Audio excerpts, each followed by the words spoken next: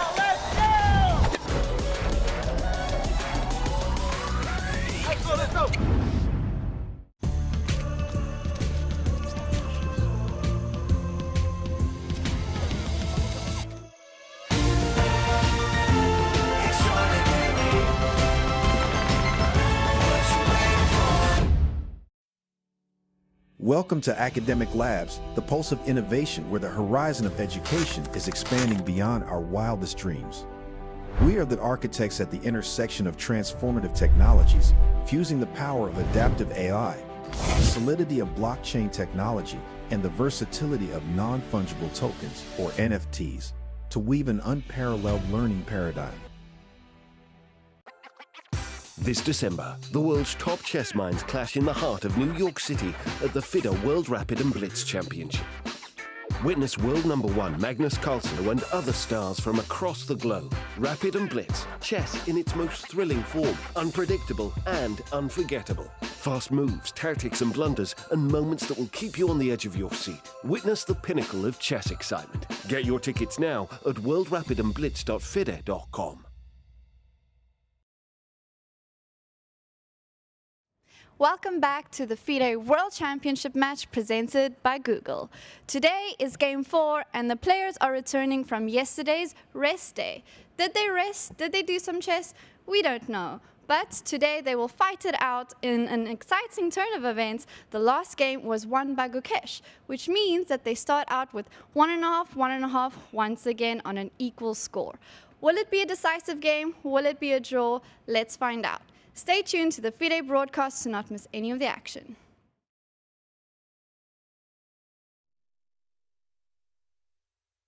Hello and welcome. And we are back for all the action after yesterday's rest day. We are ready for Game 4 of the FIDE World Championship Match as presented by Google.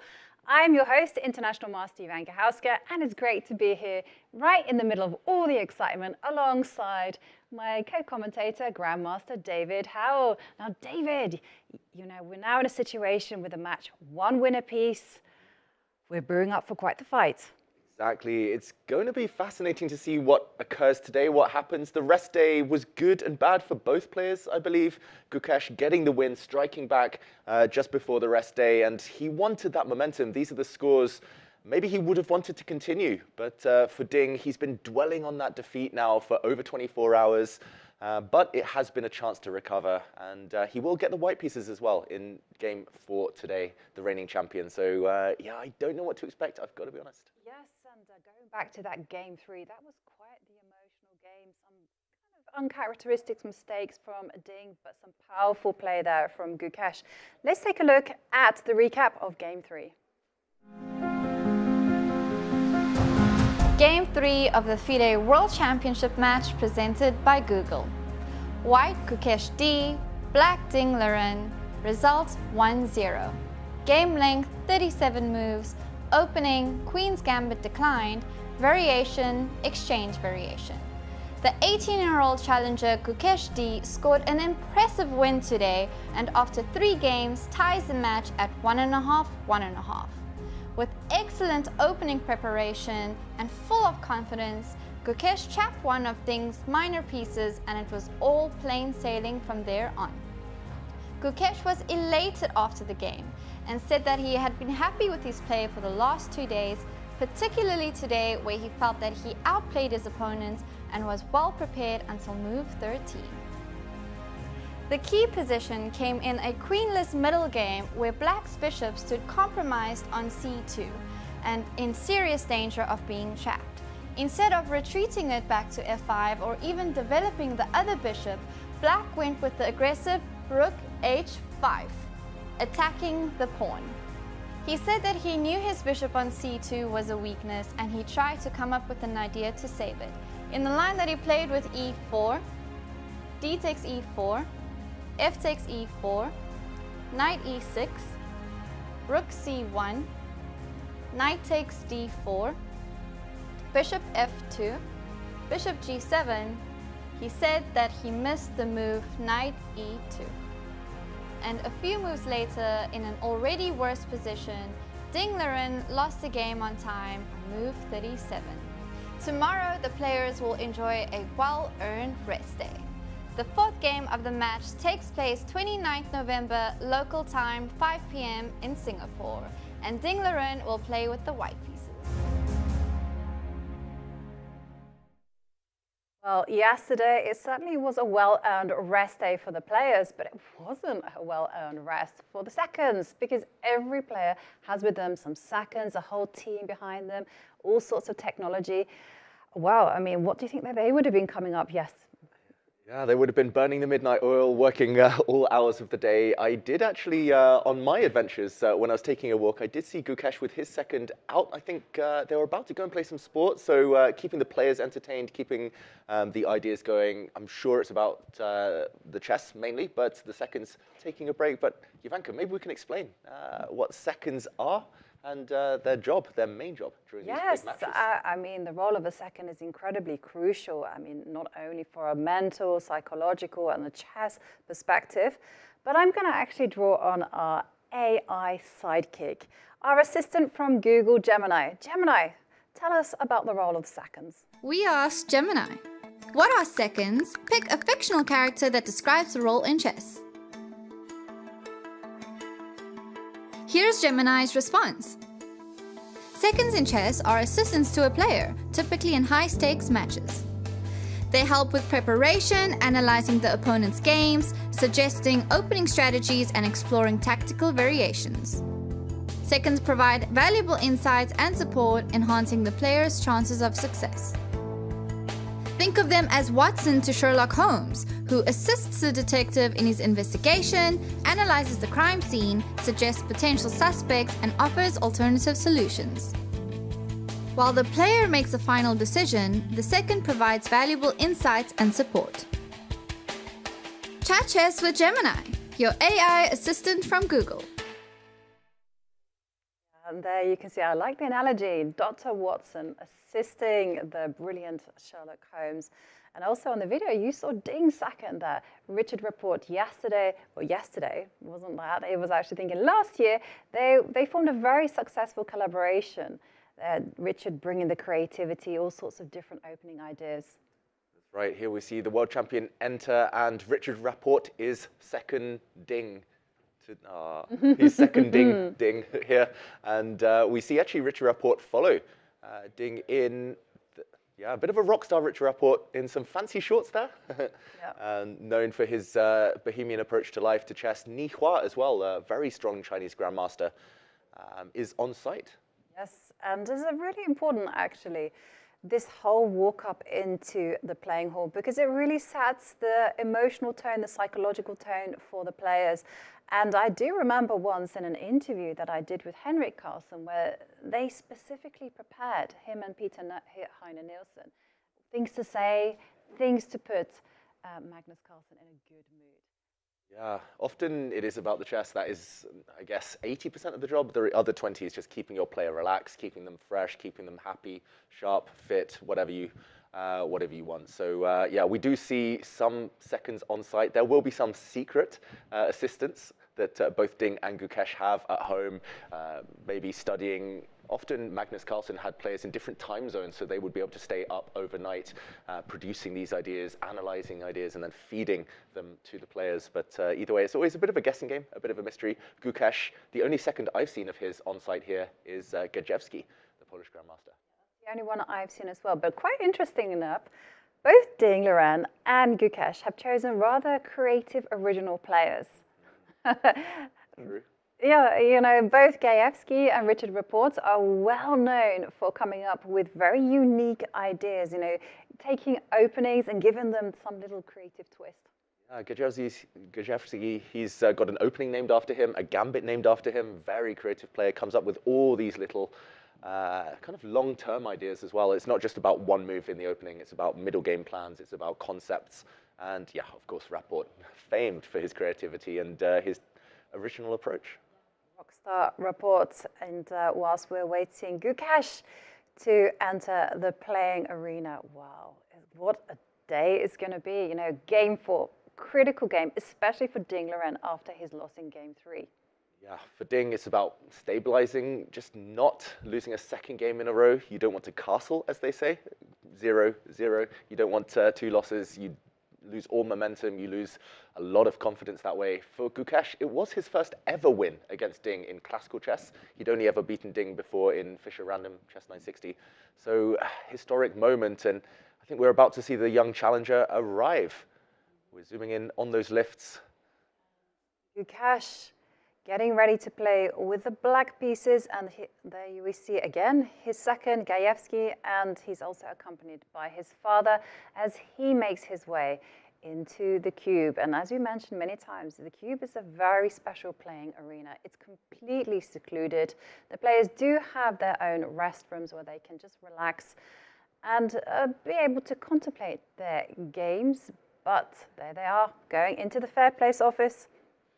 They will get scanned, they will get checked. Alexander Kolovich, very famous grandmaster there, will be doing those last-minute security checks on the players, just making sure that we get a fair game. But of course, not too much to worry about there. No. We just have 2 fantastically strong players with us. Absolutely. I mean, they've shown us such high level of play. It's been a bit nervy at times, but both players really rising to the occasion.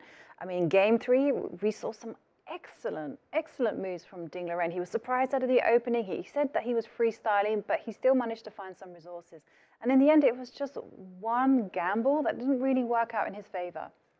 The one thing that kind of stands out to me from the first bunch of games, those first 3 games, is the time handling, the clock handling. Especially for Ding, game 1 and game 3, when both times he had the black pieces, there were these long things. One game he was 50 minutes plus behind on the clock. The second game he was an hour behind on the clock in one of them. For Gukesh in game 2, game 1 as well, the latter stages a bit too slow. So I think both players will now feel warmed up and speed up, therefore. But yeah, it's about finding those good moves, keeping that kind of high level, but keeping time on the clock as a bit of a safety net. Yeah, absolutely, because it is an unusual time control, and you can see the players do have 120 minutes for 40 moves, but there is no increment, there is no time bonus per move. That kicks in once the players have passed move 41, and they do get an extra half hour as well. This is, again, a time control that is a little bit unusual, but the players, as David mentioned, do have to pace themselves. They can't really afford those really long things, as we saw in game 3 from Ding Liren, losing in time in what was objectively a lost position. Yep, it was already hopeless by the time Ding, and his time ran out, but he did make some mistakes due to the pressure, due to the kind of stress he'd forced himself to play under by spending too long in the early stages. And here we see Gukesh taking his seat. He likes to enter early, Jovanka. He likes to meditate. We'll soon see him close his eyes, get in the zone. We'll likely see Ding arrive too. There we go, momentarily. And Maurice Ashley about to announce the start of this round.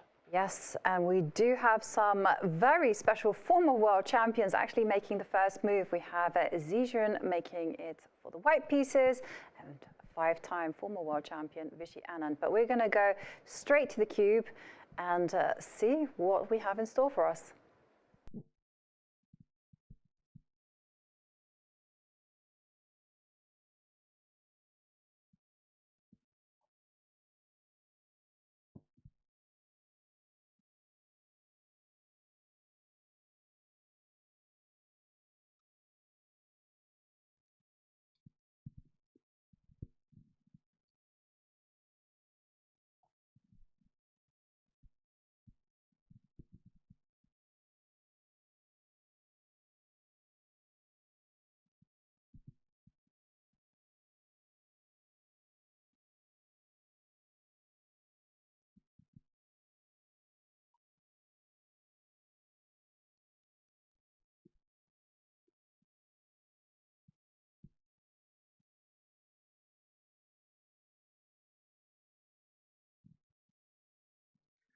Ladies and gentlemen, welcome to Game 4 of the FIDE World Championship, presented by Google, held here at the Aquarius Hotel at the luxurious Resorts World Sentosa in beautiful Singapore.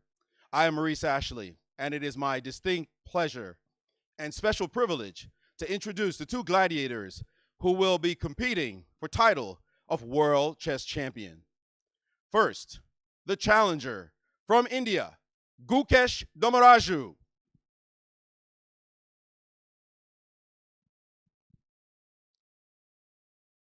And the world champion from China, Ding Liren.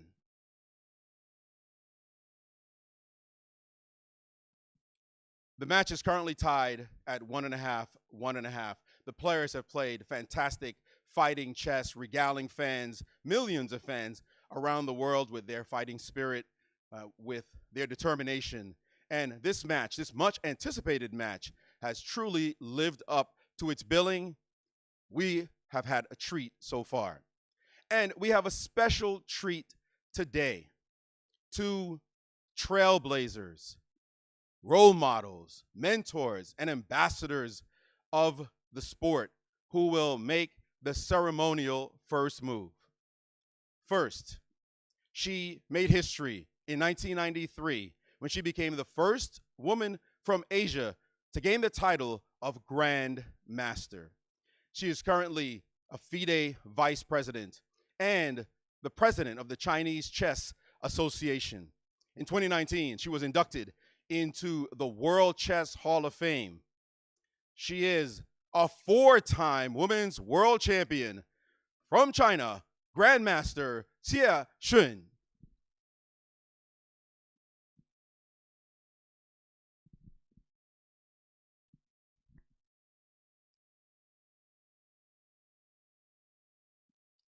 And from another chess superpower, he is currently deputy president of FIDE. In 1988, he became the first man or woman from India to gain the title of Grand Master.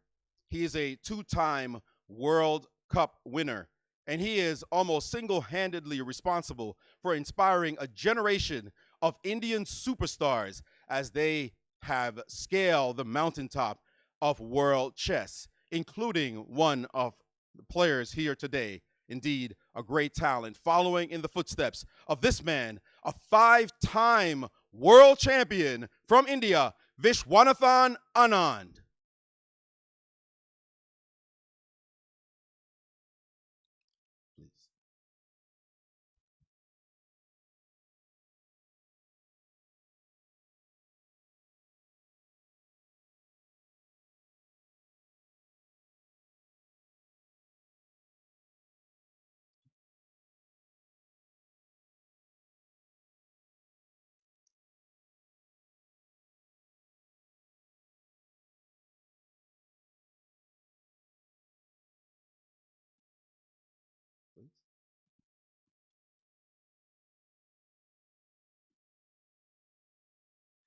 And with that, let the game begin.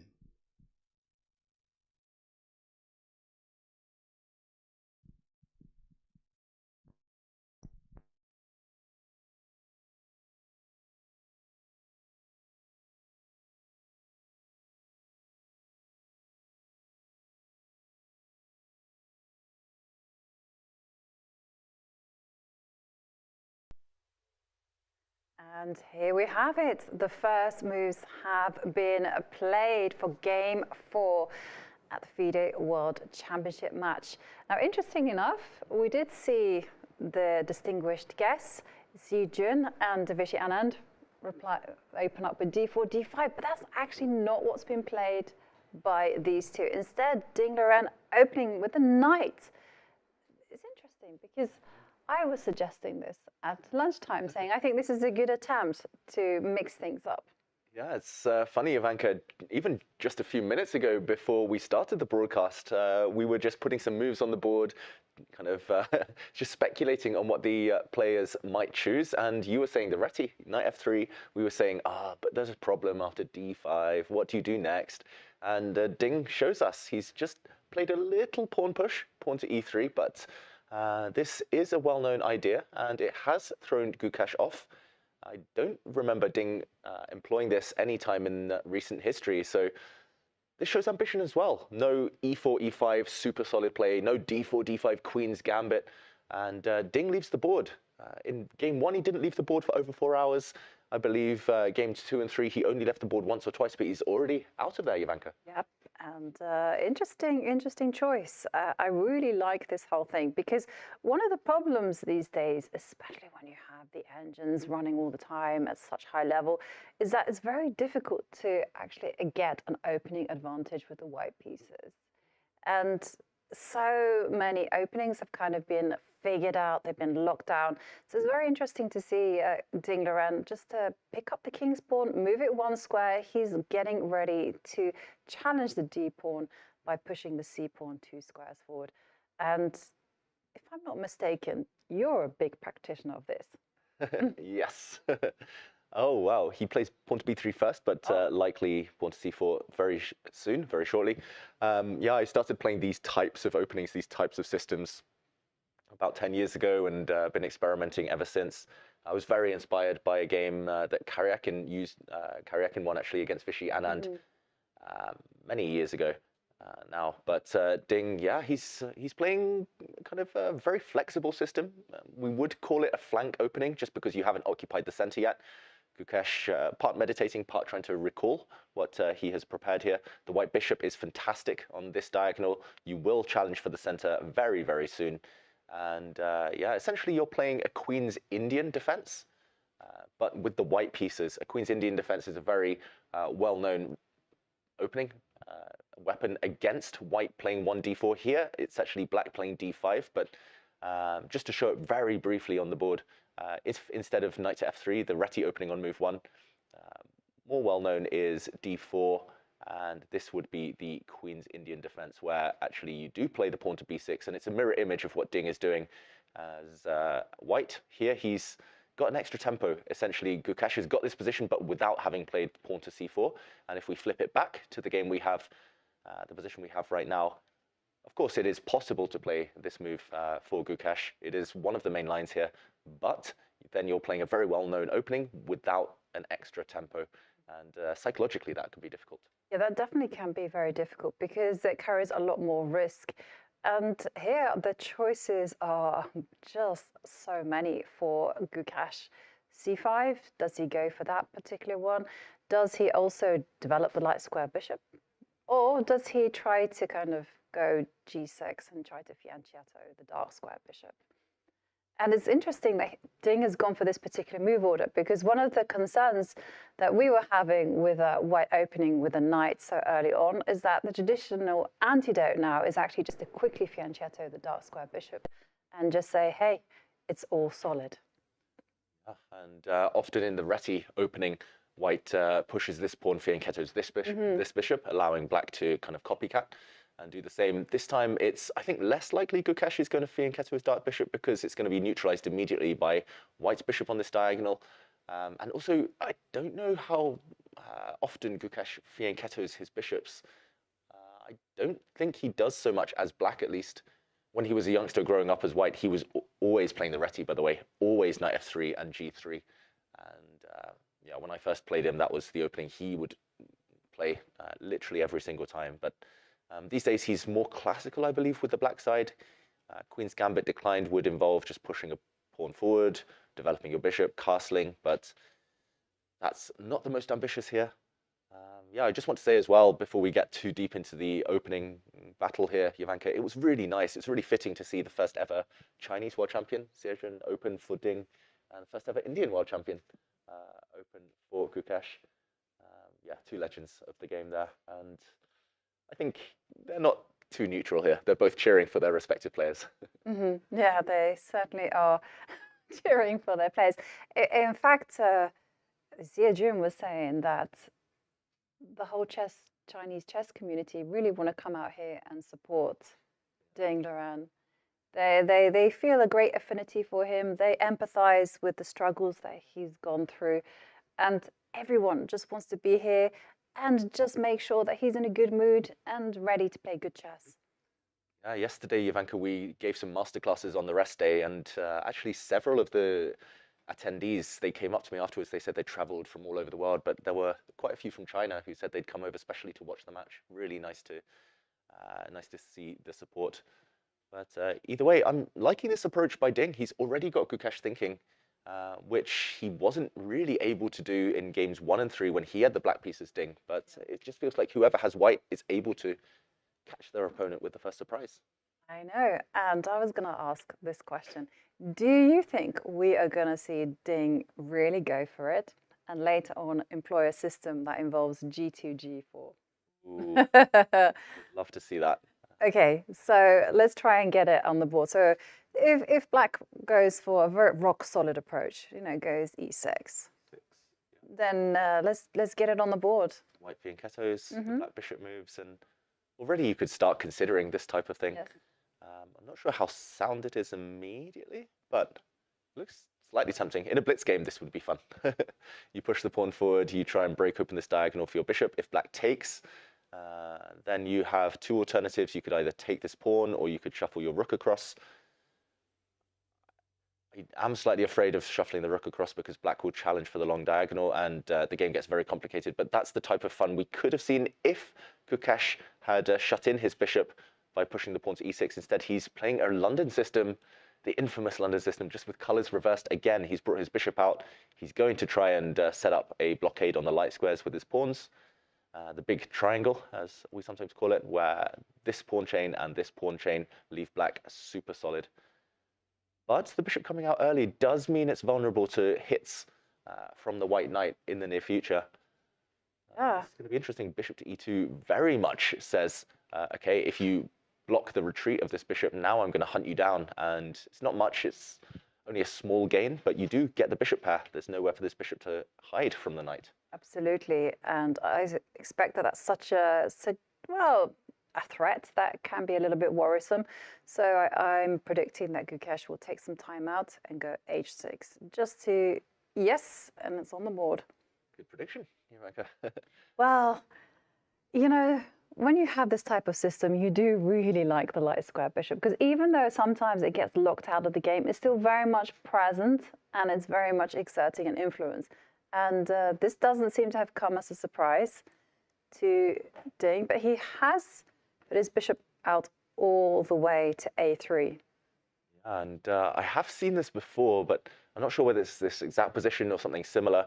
This is a really sneaky idea, a really rare idea. It looks like a mouse slip. It looks like you wanted to put your bishop on the longest possible diagonal fianchetto, but whoops, you pushed it one square too far. And the whole idea is that now black has a bit of a dilemma. You want to develop this bishop, of course. You want to connect your pawns. You want to play e6, but this comes at the cost of castling rights. Jovanka, will we see Gukesh move his king early in the game? I don't think it's the end of the world because it's going to be hard to attack that king. But either way, this would give white what he wants. Yeah, it certainly would give white that small glimmer of success. But I don't think we're going to see that. I think if Gukesh is going to forego castling rights, I suspect that the consequence of putting the bishop all the way out to a3 is that you let go of control over e5. Because I would expect the bishop to go to the long diagonal and keep a firm grasp of that square. So I'm expecting knight bd7 and then maybe e5. Very logical. If the black knight comes out, if you push, okay, you might still lose castling rights as black, but at least you've gained a big pawn center. I'm assuming Ding wants to push his pawn to stop that. Actually, there's another alternative. You could push the c pawn forward as well, try to fight for the center here. But okay, for example, if you were to push this pawn, at least now one option for black. It's time consuming, but you could play e6 and take with the knight. So I like your idea of being flexible. Now the knight will move out the way again, black will castle, and it just looks like a very, very solid position. We should mention Ding's not playing super ambitious chess. He's not trying to win straight from the opening, but he's trying to keep the game alive and ask some small but unorthodox questions. Right, and avoid preparation. Because, you know, if you do that, at least you're playing against your human opponent as opposed to a whole row of unknown seconds and engines and who knows what else. Silicon monsters. Yeah. I think Ding has had enough of being caught in the opening. He wants to be the surpriser, not the surprisee. And yeah, I've got to say I do like it. It's going to give us a lot to talk about as well. It's not testing our memories with the openings. But I've got to ask you, Jovanka, has this position been seen before? It has been seen before. So I've got in my master's database just 9 games. And interestingly enough, there have been a fair few decisive results. You'd expect something like this to be really like, you know, one win for one side and then the rest draws. But no, it's not like that at all. It's 22% victory for white, 33% victory for black, and 44% draw. And the highest rated games that I have is between Wesley So, playing this with the white pieces, and Anish Giri. I can tell you how that game went. Shall we see whether... So in response to the bishop coming out to a3, knight bd7 was the answer. Just as you predicted, not quite d4, but c4 is the idea that you mentioned, and then e6. And it's exactly as you mentioned, that once the bishops were traded off, the knight captured. The castling rights are very precious. Often the king isn't too weak in the center, but it's just easier to get your rook into the game if you do castle. This rook otherwise would be trapped slightly in the corner.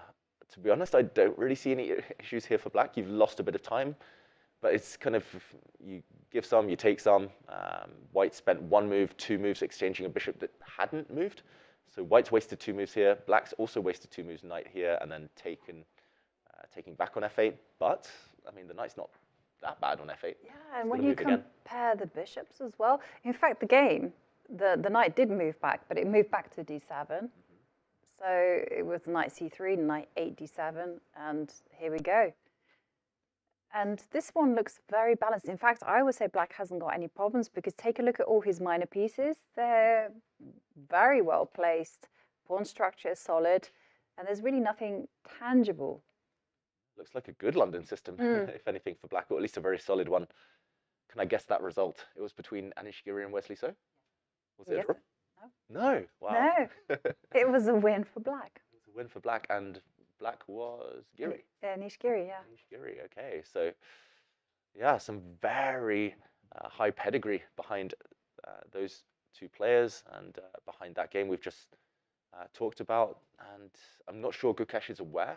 He'll probably know this is an idea, but I'm not sure whether he's aware that this has been played before by Giri. And the good thing for Gukesh is those moves are very logical. Sometimes opening surprises, you have to be really creative. Like in the previous game, just before the rest day, Ding spent, 30, 40 minutes on 1 move. He had to find the only move, rook g8, which was so weird. Not the type of move you ever really see. But here, knight d7 is normal. e6 is normal. Interestingly enough, in both games 2 and 3, Ding had to shuffle the rook twice. And I think this kind of tricked him into thinking that his position was inferior in both cases. Because game 2, you know, he played rook f to d1, and then later moved to c1, and then later moved to rook to d1. In game 3, it was, as you mentioned, moving the rook to g8, and then he shuffled it back to its starting square. And then he felt like he had to make some use of this. Very concrete. Yeah. We always say don't move the same piece twice or thrice, or you know, focus on developing the rest of your pieces. But sometimes needs must, and you have to play odd-looking moves. Like here, bishop a3 is an odd move. It asks black to plplay odd moves himself, and knight d7 to take on f8. I way forward. Just to me, to my eyes, at least superficially, it looks very equal. So Ding's idea must be later on in the game. Maybe it's just the middle game that he likes the look of there. I'm intrigued. I'm very intrigued as to what he has planned, whether it is some kind of C4 idea, maybe it's D4, maybe it's something else to just put the pressure against Gukesh. After all, White hasn't really been fighting for the center, so yeah, it is hard to imagine White getting a big advantage. You will play D4 and or C4 in the near future, but I'm skeptical suddenly. Me too, because this bishop on F5, I have a golden rule in these type of structures that once you let the bishop out to F5, you've got to get something as compensation. And we have a response, knight BD7. Either White gains some time in hunting it down, or White puts pressure on the center and creates some uncomfortable questions. If Ding doesn't do any of those, then he's just allowed Black to equalize.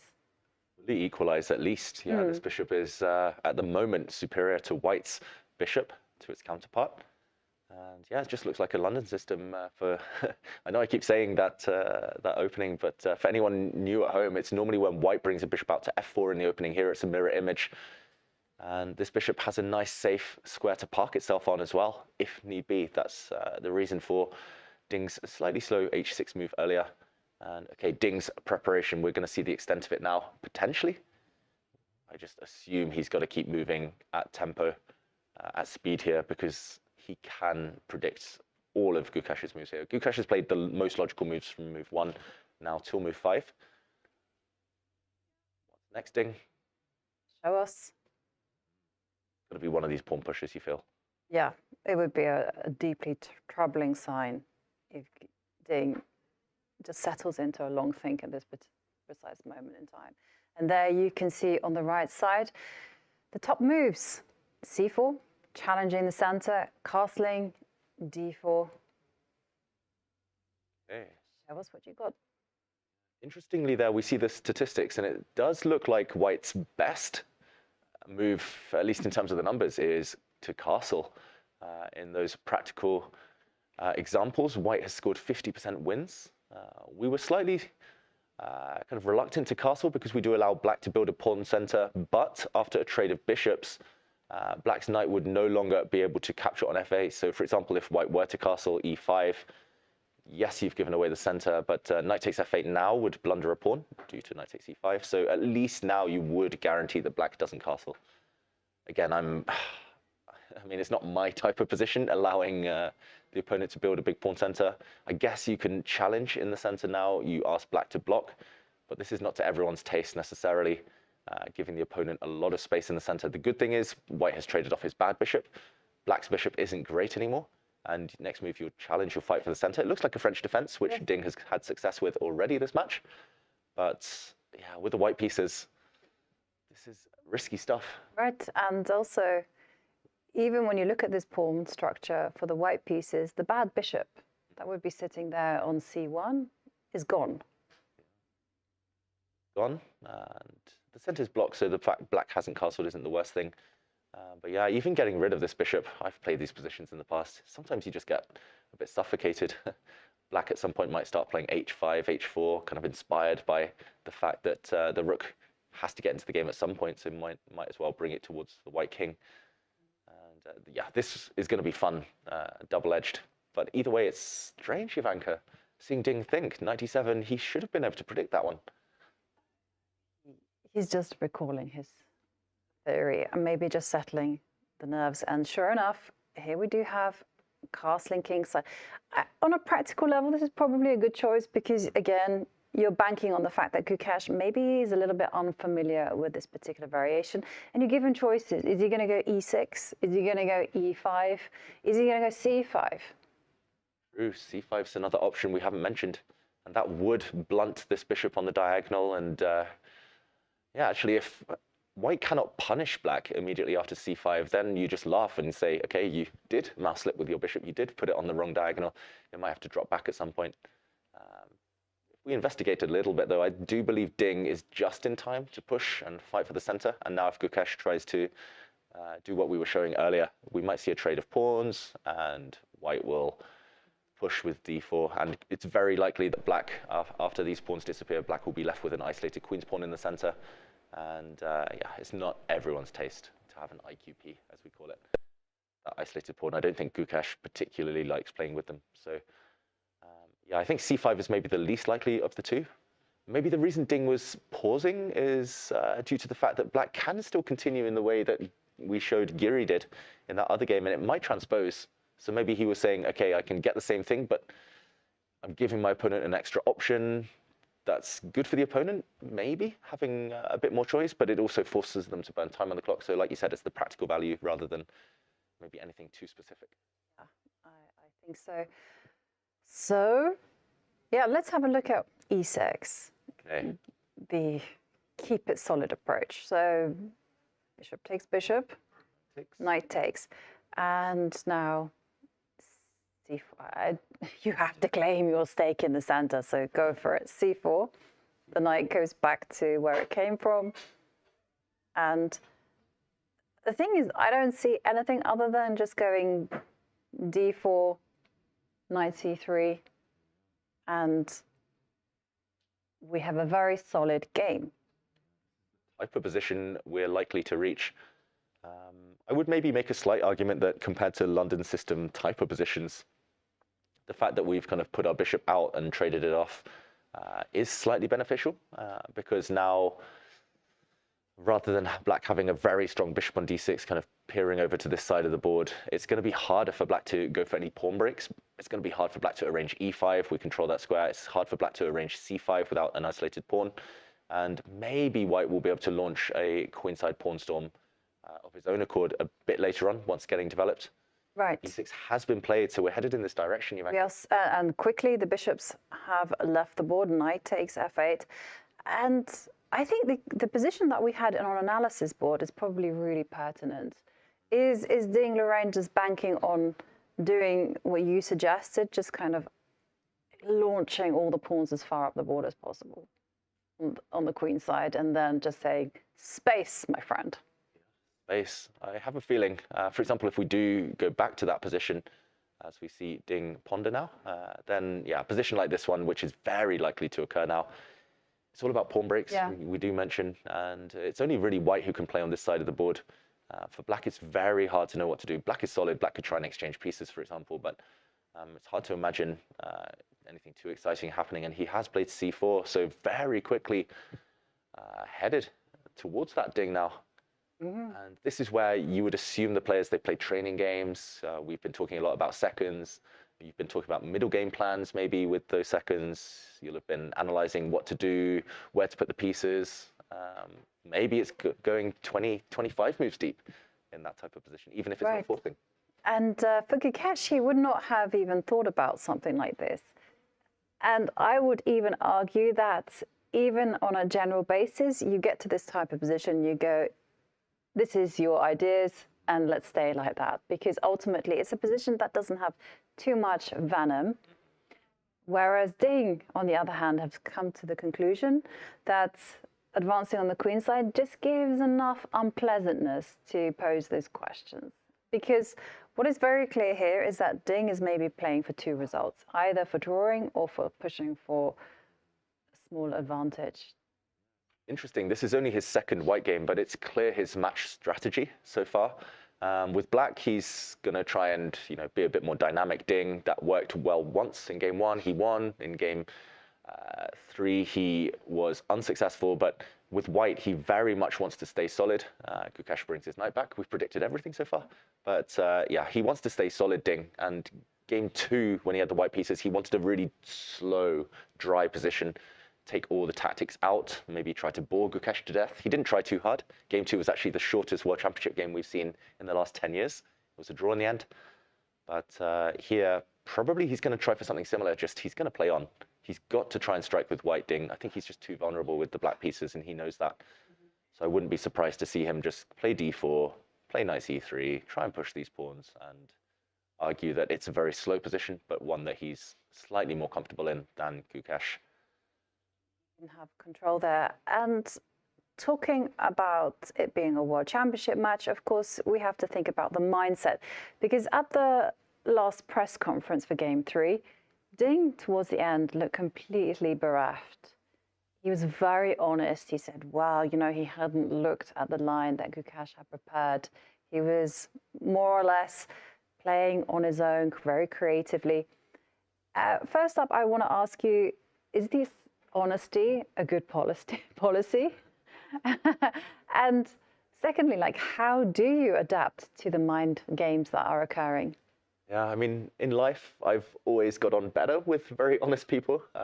Honesty is always a good policy, I believe. But in chess, it's quite rare to be that kind of open with your thoughts, especially when your opponent in a huge match like this is sitting right beside you. You're kind of bearing your soul. You're showing all your weaknesses, your kind of mental frailties, your fears, your dreams. You're airing it all to your opponent. So historically, this is pretty much never been done before. So it is refreshing to see Ding kind of wear his heart on his sleeve like this. But it was also, it is difficult to watch when a player is kind of suffering and low on confidence. And yeah, he was really heartbroken after that defeat, Jovanka. Yeah. I don't know about you, but there was 1 or 2 pauses there when he just looked really down. At the end, it just seemed to be getting worse and worse, you know. But one thing that does strike me about Ding is that he's on record as saying that losses don't bother him as long as he can work out why he made mistakes. You know, were it bad moves? Was it a bad plan? As long as he's got that figured out, then he can just put it to one side and move on. And talking about putting it to one side, well, he had yesterday, the rest day, to do that. And we are staying in an amazing place. Pretty nice, yeah. It is very, very nice. Resorts World Singapore in Sentosa. And of course, it is a premium lifestyle destination, resort. And, well, we have a venue tour with our very own Charlize, where she's showing us what it's like here and what the actual venue looks like. We are here at the entrance of the match here at the Aquarius Hotel in Sentosa. As you can see, there are a lot of excited fans behind me. Let's check the venue out. One of the best things about this match is that Google is a title sponsor, and that means we have a lot of cool things in the works, including this sort of AI pop-up.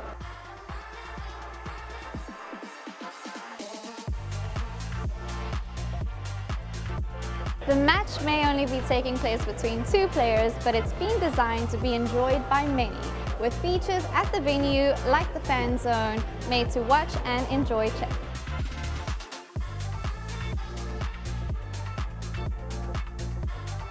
Pretty soon, this empty hall is going to be filled with buzzing fans who are all here to witness Ding Liren and Gukesh Dommaraju battle it out for the ultimate chess crown. A lot of exciting chess is happening. This is the biggest event of the year. Follow our FIDE broadcast with our expert commentators Jovanka Houska and David Howell, and don't miss any of the action.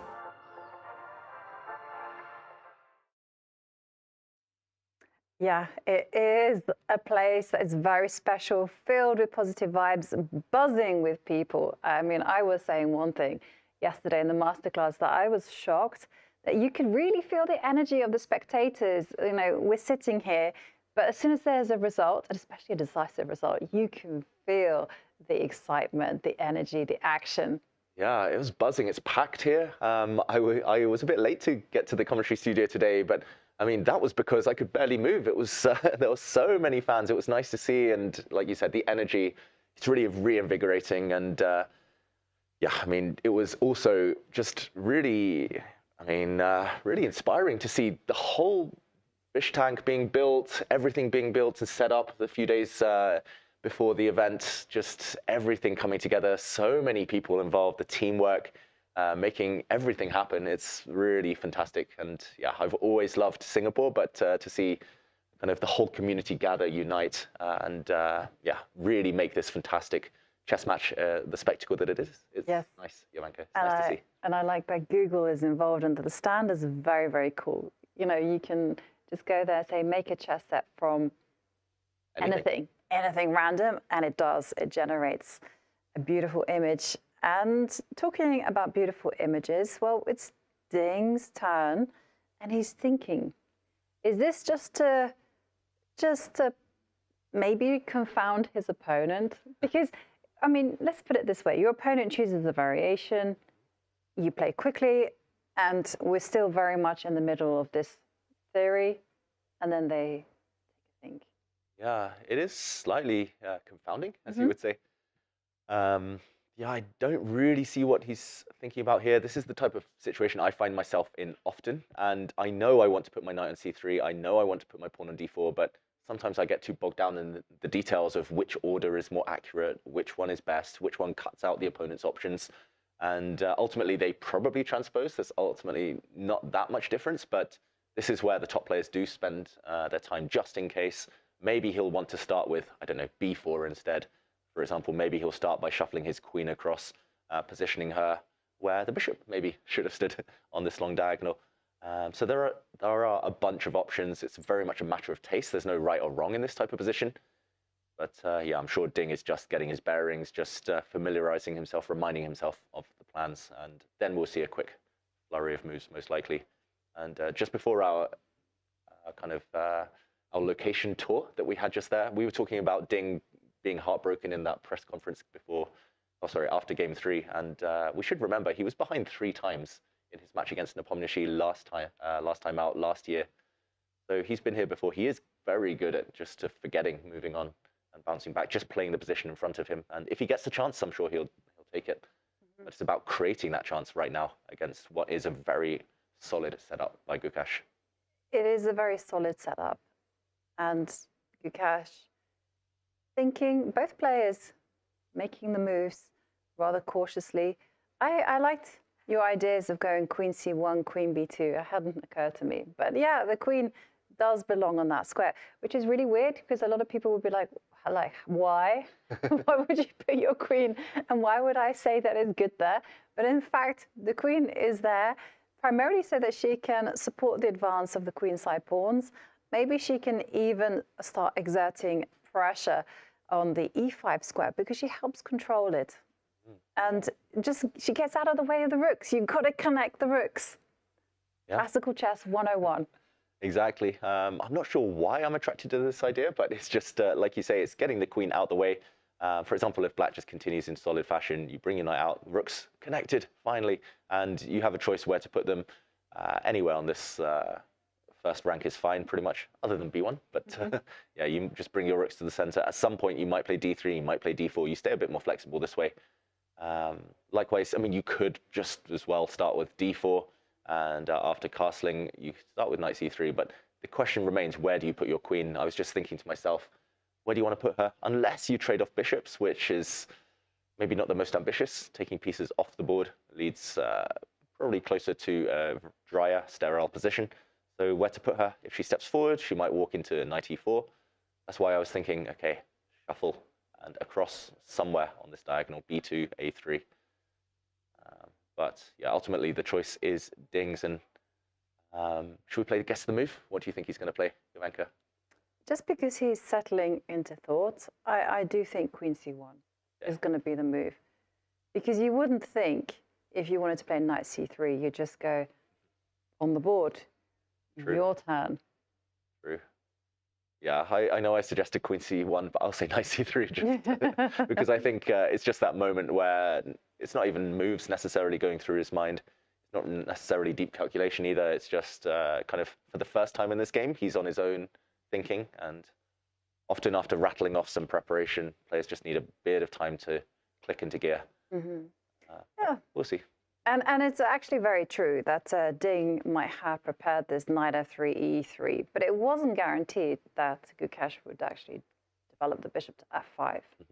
True. And he could have been preparing more aggressive ideas, such as fianchettoing, or maybe coming out with the bishop to g4, or even c5, as we saw. Yeah, most likely he has looked at this position at some point, but maybe this isn't the main topic of focus. They just kind of conceptually said, well, you just do this, and let's move on to the more critical lines. Yeah, how I prepare is I get to a point like this, it's move 8, I stop, I'm like, yeah, I'm fine. I'll wing it. Exactly. I'll outplay my opponent. And actually, that's such an important thing. Because when you get kind of bogged down by the details and you feel like you need to know absolutely everything, that's a wrong mindset. You have to have that confidence that you yourself can play this position and that your opponent will eventually make a mistake. And if they don't, you have to have that acceptance that, okay, they played a great game. It's a draw. It took me a long time to accept that. Yeah, I still haven't accepted it. Yeah. I'm still gutted when my opponent plays a great game. But yeah, you have to be pragmatic about things, especially in a match, especially this type of scenario where it's 1 versus 1. You know you're playing a world-class opponent. You're going to get outplayed half the time. You just have to kind of roll with the punches and survive and try and take your chances when they come, when you're the one outplaying the opponent. But you're right, Jovanka, it's a two-player game, chess, so you can't get all your plans your own way. This is why Ding is thinking, because he's wondering what Gukesh is going to do. He's trying to get inside Gukesh's mind. And only then will he decide upon his plan of action. Yeah, and there we do see Ding contemplating, keeping us guessing here, because we have a bet on Queen C1, Knight C3. Should have said B4. I have a feeling now he's going to play B4. He's going to B4.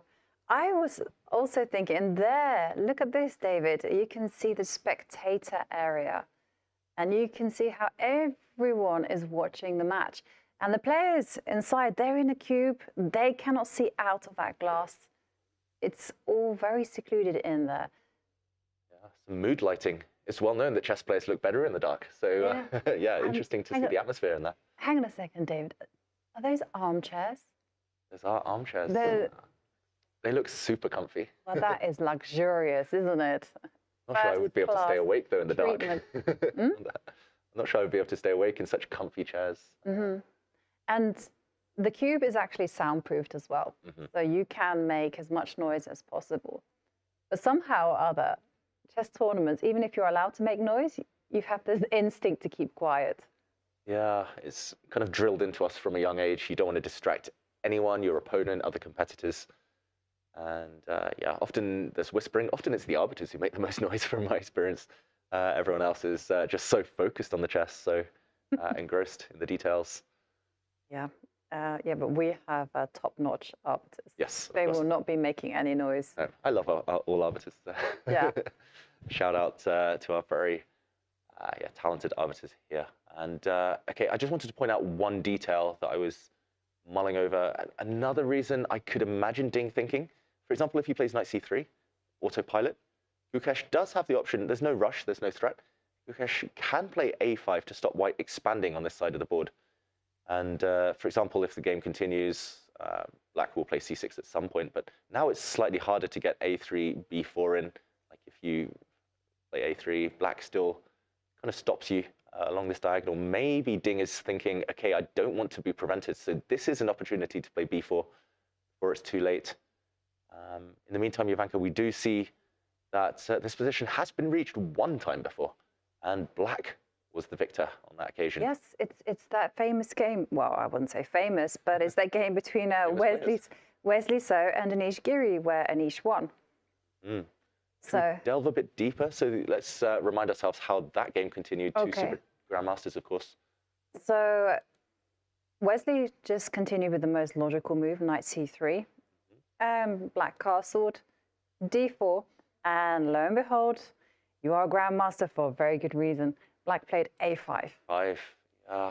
Just had a feeling, because if black gives white everything he wants, if black just takes the time out and plays C6, now white can expand.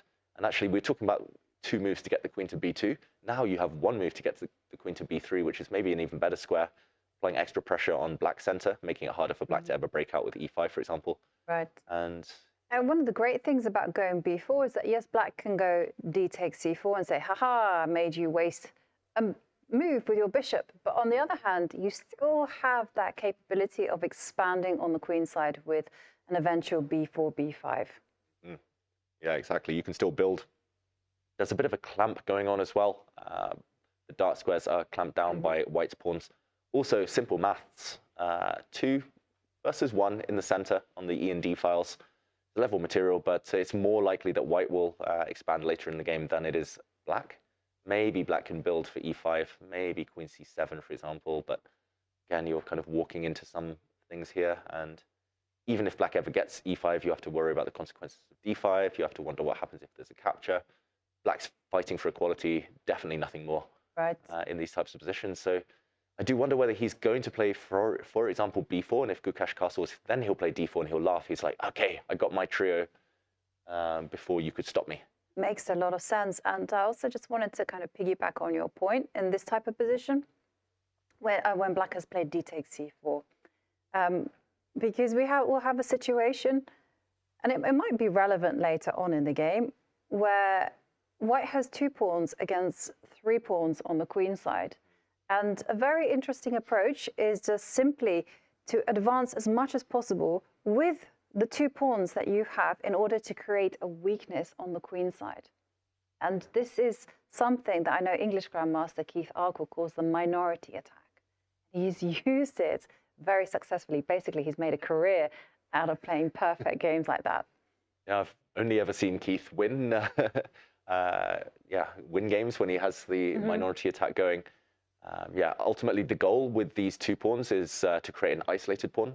So, for example, as you say, let's just put some random moves on the board, a4. Let's say black plays really slow, I don't know, bishop h7. If you can ever persuade black to allow you to capture, then you have a target, you have a weakness. Of course, you've got to time it right. I think b5 was a bit rushed here. For example, black can maybe strike out with c5, but nevertheless, you gain space. I could imagine a position like this where you clamp down, and these pawns are closer to promotion in any potential endgame. They also control the mobility of black's pieces. This black knight struggling for squares suddenly. This one I was a bit too agreeable for black. I was just doing this for instructive purposes, but exactly, you're right, just push pawns on the queen side, minority attack. Yes, it's something that you do in conjunction with all your pieces. I mean, you don't just rush with one plan. Here, it's very much about just simple kind of chess. So use the rooks, slowly advance forwards with the queens. We have a move after all that knight c3 on the board. Boo, knight c3. I mean, ultimately, the knight wants to be on c3. That is the best square. I cannot fault that move. It's now been played by Wesley So, world-class Grandmaster, and Ding, the world champion. So I can't fault it too much, but there was an option maybe of b4. And now I would be shocked, actually, if Gukesh doesn't take the opportunity now or on the next move to play a5, just to prevent all of that that we were just discussing, all of that activity that white wants to generate on the queen side. I think that would be a very healthy move. There's no rush to castle because white has no concrete threats, no direct way of attacking the king. So you have the luxury of time. And why not prevent the opponent's threats? The opponent's ideas, at least prophylaxis. Definitely. It's a very good idea to prevent queenside expansion, because when you look at it logically, there isn't anything else happening in the position. White is much better on the queen side. Black is doing very well with piece development, has a stable pawn structure. The only way that white is actually going to push for something is to actually push some pawns. If you don't do that, then you're just literally saying, hey, how about we just settle and agree a draw? Yeah, it's literal and figurative at this point. You have to push those pawns in order to create anything at all. And this is very much a strategic position. That's why we started talking about pawn structures, quite advanced stuff like minority attacks. Often we talk about pawn storms. Majority attacks are also a thing, trying to push pawns and create pass pawns. But here it's about creating weaknesses in the opponent's camp. And it's going to be very small gains, very incremental. It's going to be step by step for Ding. First, he's got to gain space. Then he's got to start kind of improving his pieces, bring his queen forward, connect the rooks. Then he's got to try and maybe create a weakness in the opponent's camp. Then he's got to attack it. Then he's got to actually win it. Then he's got to convert the endgame. So it's... It's a series of small advantages, as you say. It's a big ask as well. But you know what? I actually love this type of chess. Me too. Because, I mean, going back to the analogy of Sherlock Holmes that our friend Jeb and I came up with, it does feel like you have to play other level chess. You have to be as precise as possible. And we see castles there from Gukesh. Because ultimately, Gukesh is an incredible player. He's going to be playing at his best level too. And you somehow have to outwit the other in order to increase your advantage. Exactly. You've got to outwit the opponent. You've got to get inside their mind. You've got to sleuth away and investigate the nuances of the position. And you can really break your opponent if you manage to do it successfully. Like we saw it, Game 6 in the 2021 World Championship match between Magnus Carlsen and Dommaraju. That was a real grind, 136 moves. Yeah. And after that, Nepo just collapsed. Exactly. Not just not just the next day. It was throughout the rest of the match. I believe that match ended 3 games early after just 11 games out of the 14, because Nepo just couldn't get back his mojo, couldn't find a way to recover. And yeah, I mean, that's how I play chess these days, Jovanka. I don't know how to win 20-move games, 30-move games, 40-move games. I only know how to win past the 5-hour mark, deep, past move 80 even. And you know how to win when it counts, because of course... I try. Well, you saved the England team many times with that kind of play. I remember having dinner and we were just watching your game and we were like, David's going to win. Not because I was playing good moves, just because my opponent was tired. But that's that's also a strategy as well. You know, you rely on endurance, you rely on precision, you also rely on strong nerves and clock management as well. Time management is super important because often the real good grinders, you know, they just keep kind of your opponent guessing. They just move around, and then they strike. Yeah. And you always have to think, what's going on in my opponent's mind? Exactly. And yeah, it's, I mean, 50% psychological, that type of approach. And that's what I think Ding has gone for with his opening choice in this game, at least. Yeah, I mean, I've been lucky. I've been watching some of the top players do that for years and years and trying to pick up tips along the way. Actually, that game you mentioned with Magnus against Nepomniachtchi, he texted me afterwards. He was like, yeah, this one was for you, because he was like, okay, that strategy does work. And that was after 5 very stodgy draws. That Game 6, he decided he wanted a long game. And maybe that's the point that Ding's at right now. He decided, okay, those more direct games, he lost in, what was it, 30-something moves 2 days ago. He doesn't want a fight where it's about the calculation, it's about being super accurate. He wants to prolong the battle. In the meantime... Yeah, we're very lucky that Google is the title sponsor of the FIDE World Championship 2024. So we're going to go straight to Charlize, who's right there at the Google stand.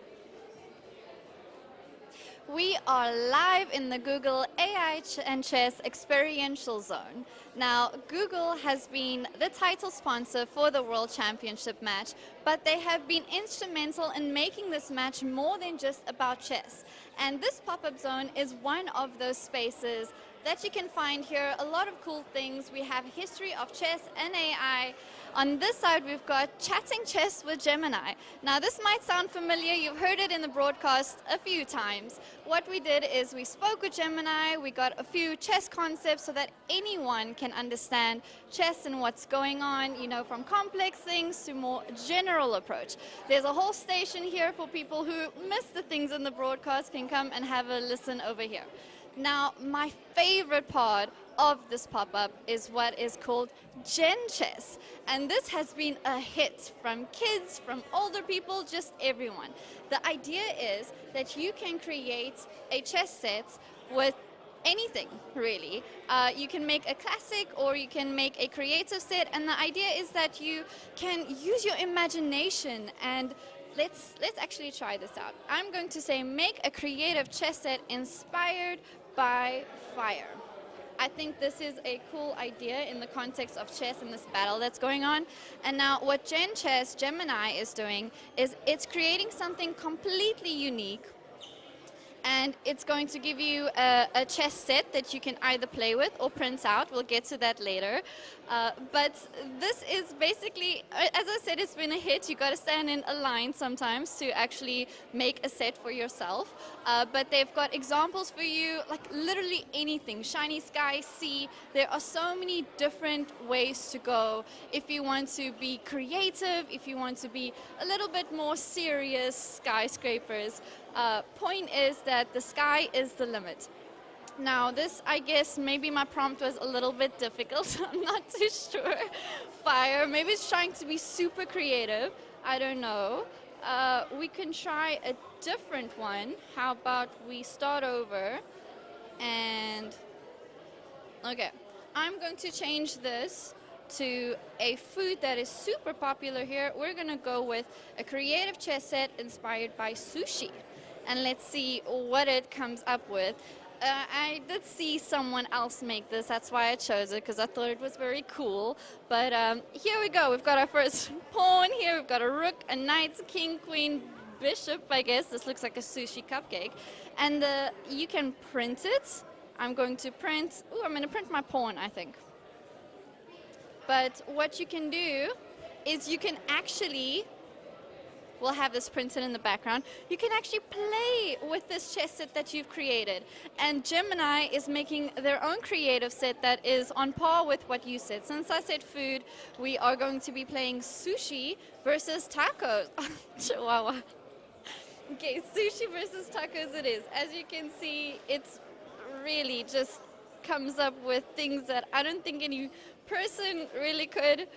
Sushi versus tacos, you can play a game. There are difficulty levels, easy, medium, hard, if you want to be beaten by a computer or if you want to take it easy. And yeah, a whole game can be played with your set versus what Gen Chess comes up with. And I did say it gets printed out, which is one of the benefits of being here at the venue. You have your little sets or your little pieces printed out, which is awesome. But everyone, this is online. So even if you're watching all the way from home, as many of you are, you can make your own chess set and have fun with Google. Back to the studio. Fascinating, a chess set made with sushi, and I like the response from Gemini. Tacos it is. But wow. I'm hungry now, Jovanka. I'm hungry, and I just had lunch. That's not fair. But those pieces, those sets, super cool. I've seen some fantastic designs out there. I especially like the skyscrapers, the buildings one. Yeah, it tests creativity, which is important for chess as well. Absolutely, and it's actually pushing the aesthetic of chess. I love this whole concept of gemstones. I want to play with a real gemstone chess set. But talking about gems, well, you suggested B3, B4 as a gem that Ding Liren could unleash. And sure enough, it's actually occurred, but in a different concept. Yeah, slightly different, but he's actually fixed the pawn structure in the center. And this is very pertinent to what you were discussing earlier, the minority attack, Jovanka. Let's do a quick rewind. We had two moves just in a quick flurry a moment ago. Gukesh had castled. This is where we last left it. And here I was advocating pawn to b4. I think the reason Ding didn't push the pawn, didn't keep this tension in the center, is because black does have the option of capturing now, trading in the center. And two moves come to mind, maybe even e5, fighting for space, trying to gain even more space, but also the move c5.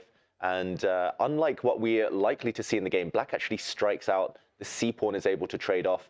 And here we do see a pawn structure we are more familiar with from the Grunfeld defense, from certain semi-Tarrasch defenses, where black has a 2 versus 1 majority in the queen side. And actually any endgame would likely favor black, an outside pass pawn potential here.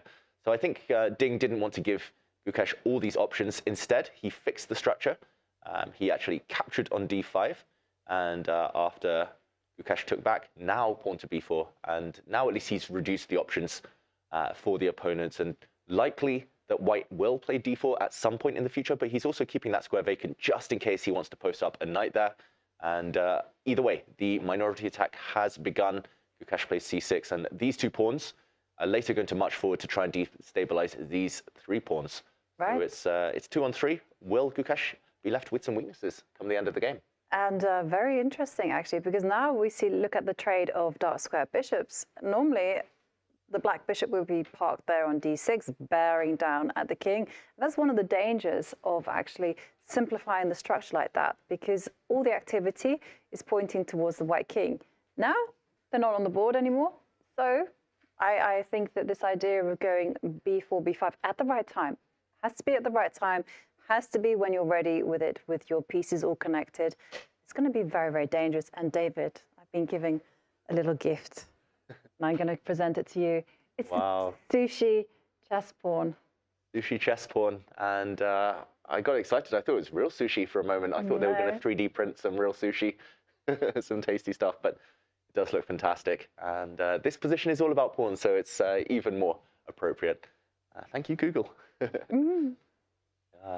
Okay, this position I talk about, it's all about pawns because I think we're going to discuss pawn structures a lot over the next hour. And in the meantime, just an interesting fact, Jovanka, that a moment ago, we'd only reached that position 2-3 moves back. We'd only seen that once ever in chess history, but via transposition, via different move orders, we've actually got 3 games now in this position.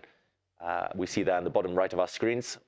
Historically, white has always played either queen b3 here, which I would say is maybe the most logical move, connecting the white rooks, or knight to d4, attacking this bishop, which is also very natural. I would say this move is not running away anytime soon, so maybe you save it for later. It's quite nice to stop the black knight coming into e5, so I would probably keep my knight, rather than committing it to d4, I would probably keep it here, controlling the square for now. But yeah, all of those games, though, did end in draws, I believe. They did end in draws, but this is from our Masters database, and we will see what the Ding Liren team has cooked up. But I think queen to b3 would be my choice. Connect the rooks, I'm a big fan of doing that. And then just seeing how black responds. Yeah, it's unclear to my eyes exactly what black's going to do. I know something Magnus quite likes doing in these pawn structures, not this exact pawn structure, but for example, if white were to push a pawn to d4, this would be, I think, slightly premature. I don't think you need to commit yet. You should keep your opponent guessing. But this would then be the Carlsbad pawn structure, one of the most historic pawn structures out there. I believe actually it normally stems from the Queen's Gambit Declined, and the Queen's Gambit Declined is the most played opening in World Championship history. And yeah, it's 3 pawns for white versus these 3 pawns for black. So slight asymmetry here, but nothing too major. And one idea that Magnus often employs that I mentioned there is to try and get rid of this potential bad bishop.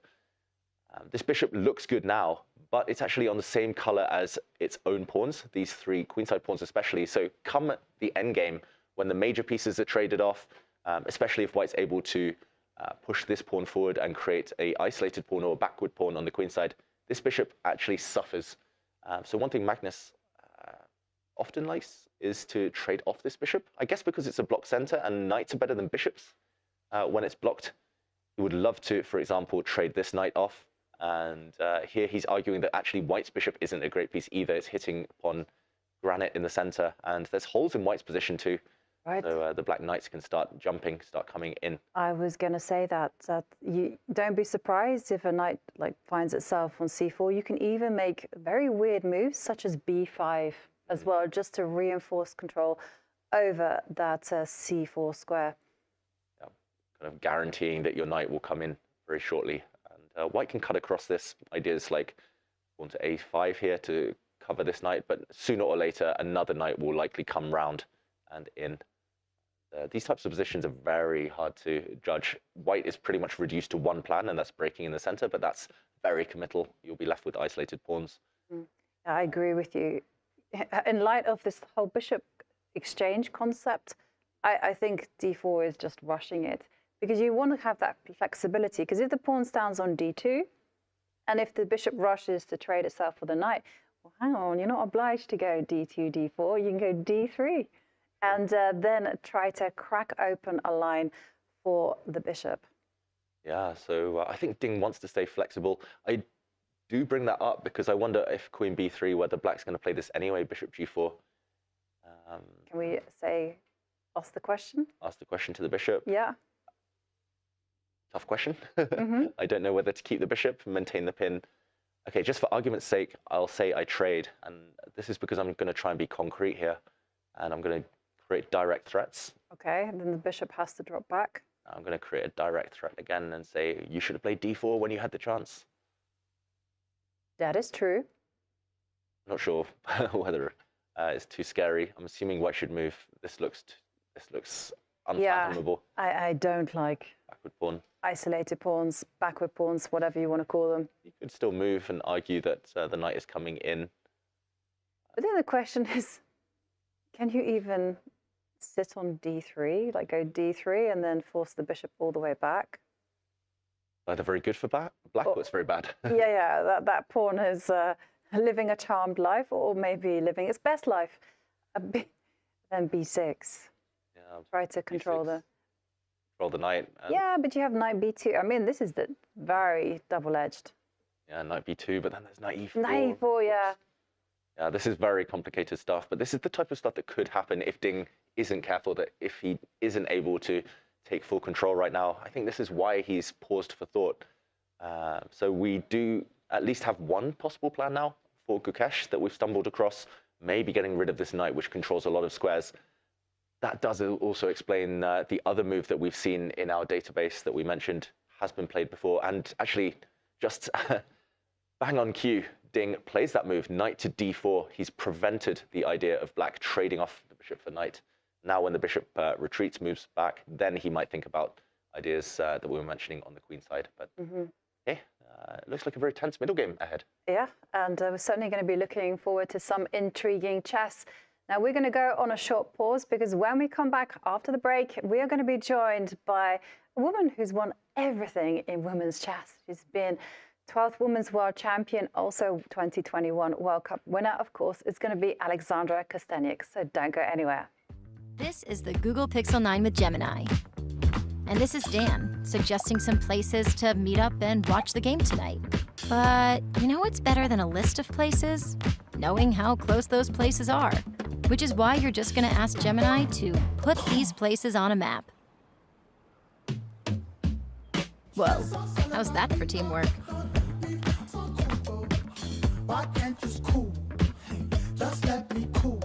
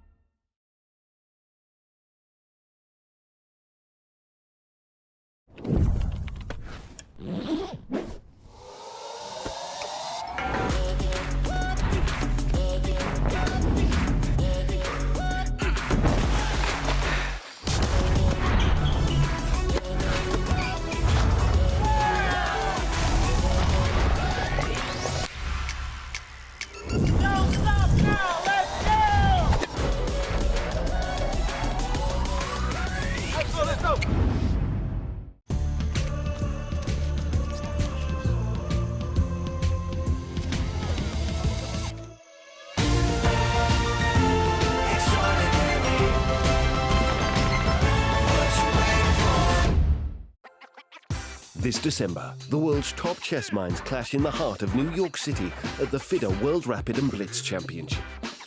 Witness world #1 Magnus Carlsen and other stars from across the globe. Rapid and Blitz, chess in its most thrilling form, unpredictable and unforgettable. Fast moves, tactics and blunders, and moments that will keep you on the edge of your seat. Witness the pinnacle of chess excitement. Get your tickets now at worldrapidandblitz.fide.com.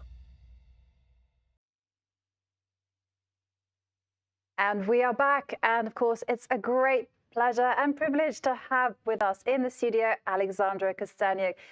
Alexandra, I've got to ask, how are you enjoying Singapore? Oh, thank you for your kind words. Hello everyone. Well, I'm not playing. I'm just a spectator, just a guest here, and usually I enjoy a chess tournament even more when I'm not playing myself, and I'm not in this kind of a stress, you know, when I don't need to think about preparation, about anything. I can just enjoy this tournament, this match, and of course I can only imagine how hard it is for the players, for their teams. But yeah, for the moment, yeah, Singapore. Well, I cannot say that I've visited a lot, but we did do some sightseeing yesterday during the first free day of the match, and hopefully we're gonna do some more in the 3 days that are coming up. But yeah, for the moment. And what are your impressions of the match in general? You know, I have this feeling, yeah, a slight feeling of dissatisfaction in a way, because there were some games, especially the third one, the first one as well. I mean, it was just starting up. You felt like, okay, it's like the momentum is coming up, and then like the tension was released too fast. So there was a mistake or an inaccuracy, and somehow we didn't see like the real fight that we're all looking for, because, okay, people were asking me what side am I rooting for, whom am I supporting. No one, I can say. I'm rooting for chess here, and I'd like to see, you know, this tension till the very last pawn, as we say. I'd love to see complicated middle game and interesting end games, and we haven't seen any end games, like complicated end games yet. So I'm sure it's we will see many of those. The players clearly are just warming up. It's a long match, so probably they have this feeling that, well, it's just the beginning. They don't have to, you know, they have the time to warm up and. Yeah. And I know you haven't played any match type situations, but you have, of course, won the Women's World Championship, and you have been in high pressure situations. Like, how did you manage to control the nerves in those situations? Well, I haven't played long matches. Yeah. My longest was only 4 games long, and it cannot be compared with a 14-game match. It's a completely different level of preparation and stress, yeah, and everything. So, well, nerves is a very important factor. How you, because it can wear you out very fast. If you're tense all the time, if you cannot sleep, nor eat, nor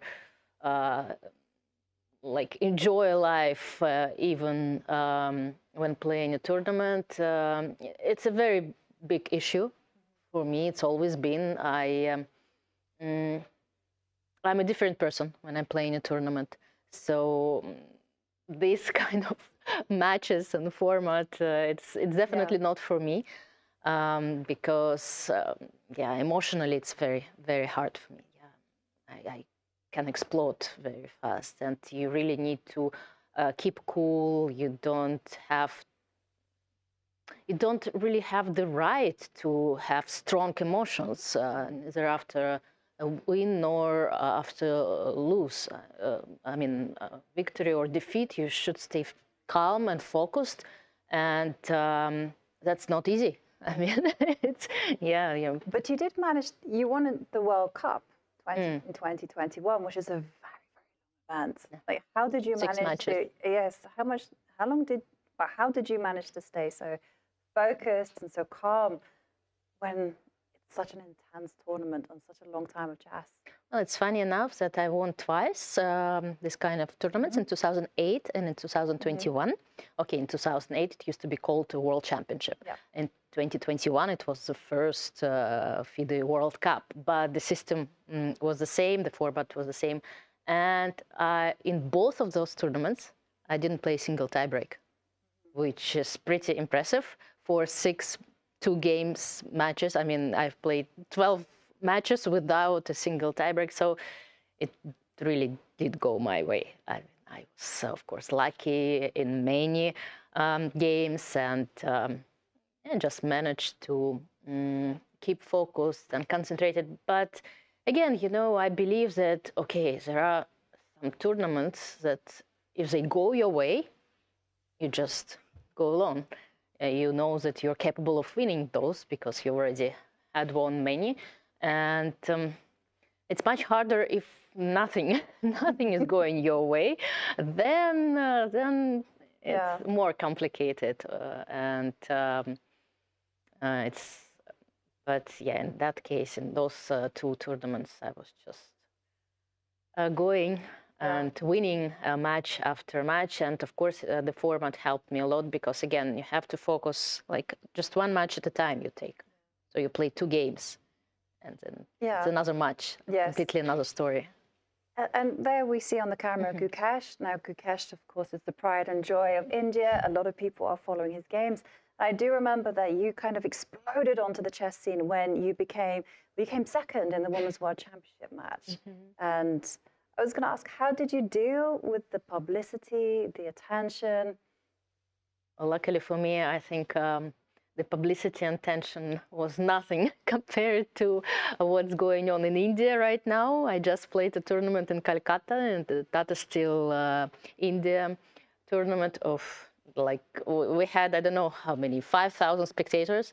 We barely managed to get into a bus every time the day finished, so it was a real struggle to just to get to the hotel. So it's hard, of course, and but okay, he's very young and he is very determined and focused, and I think he mentioned several times that his goal now just is to play chess.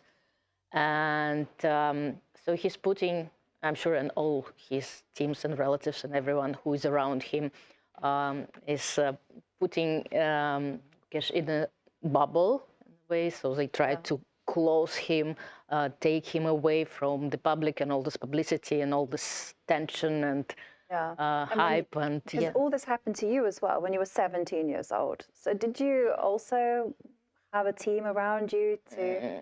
Well, it was quite a close team, I would say, my family mostly. And but again, we cannot compare like the level of attention that Gukesh is facing right now, and myself when I was 17, it was nothing comparable, I would say. So I was lucky in a way, but of course, like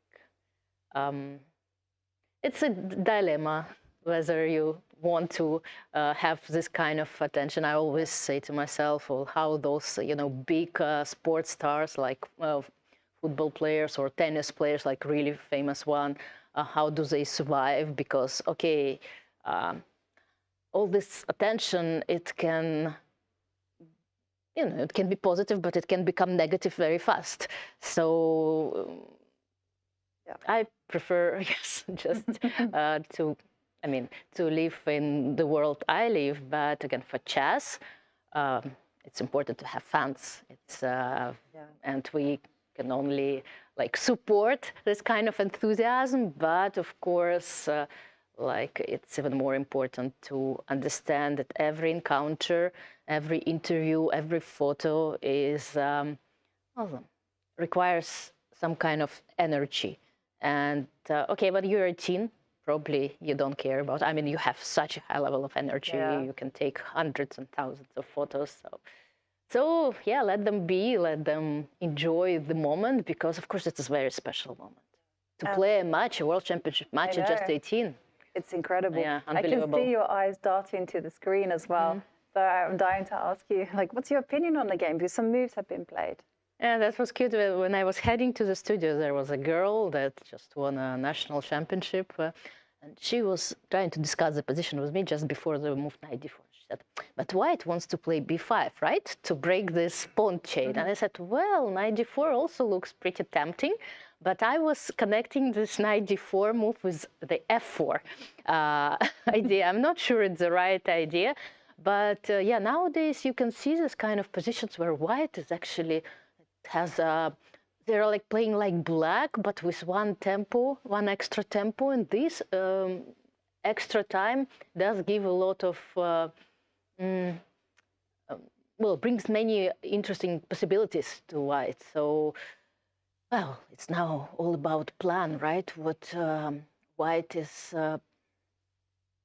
planning to do. Queen b3 was just played, so does it mean that white wants to play on the queen side, playing a4, probably a5, a6.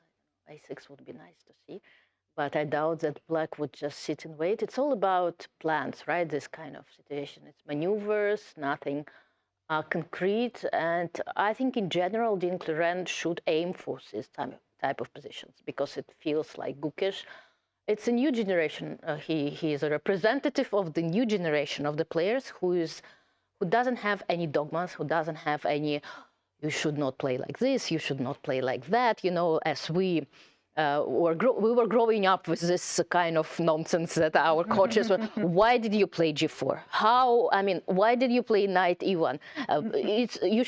You are not supposed to place your pieces on the last rank. You are not supposed to push pawns forward when your king is on g1. And now, luckily for those players, there are not such, you know, dogma and rules. It's all about concrete lines, concrete variation.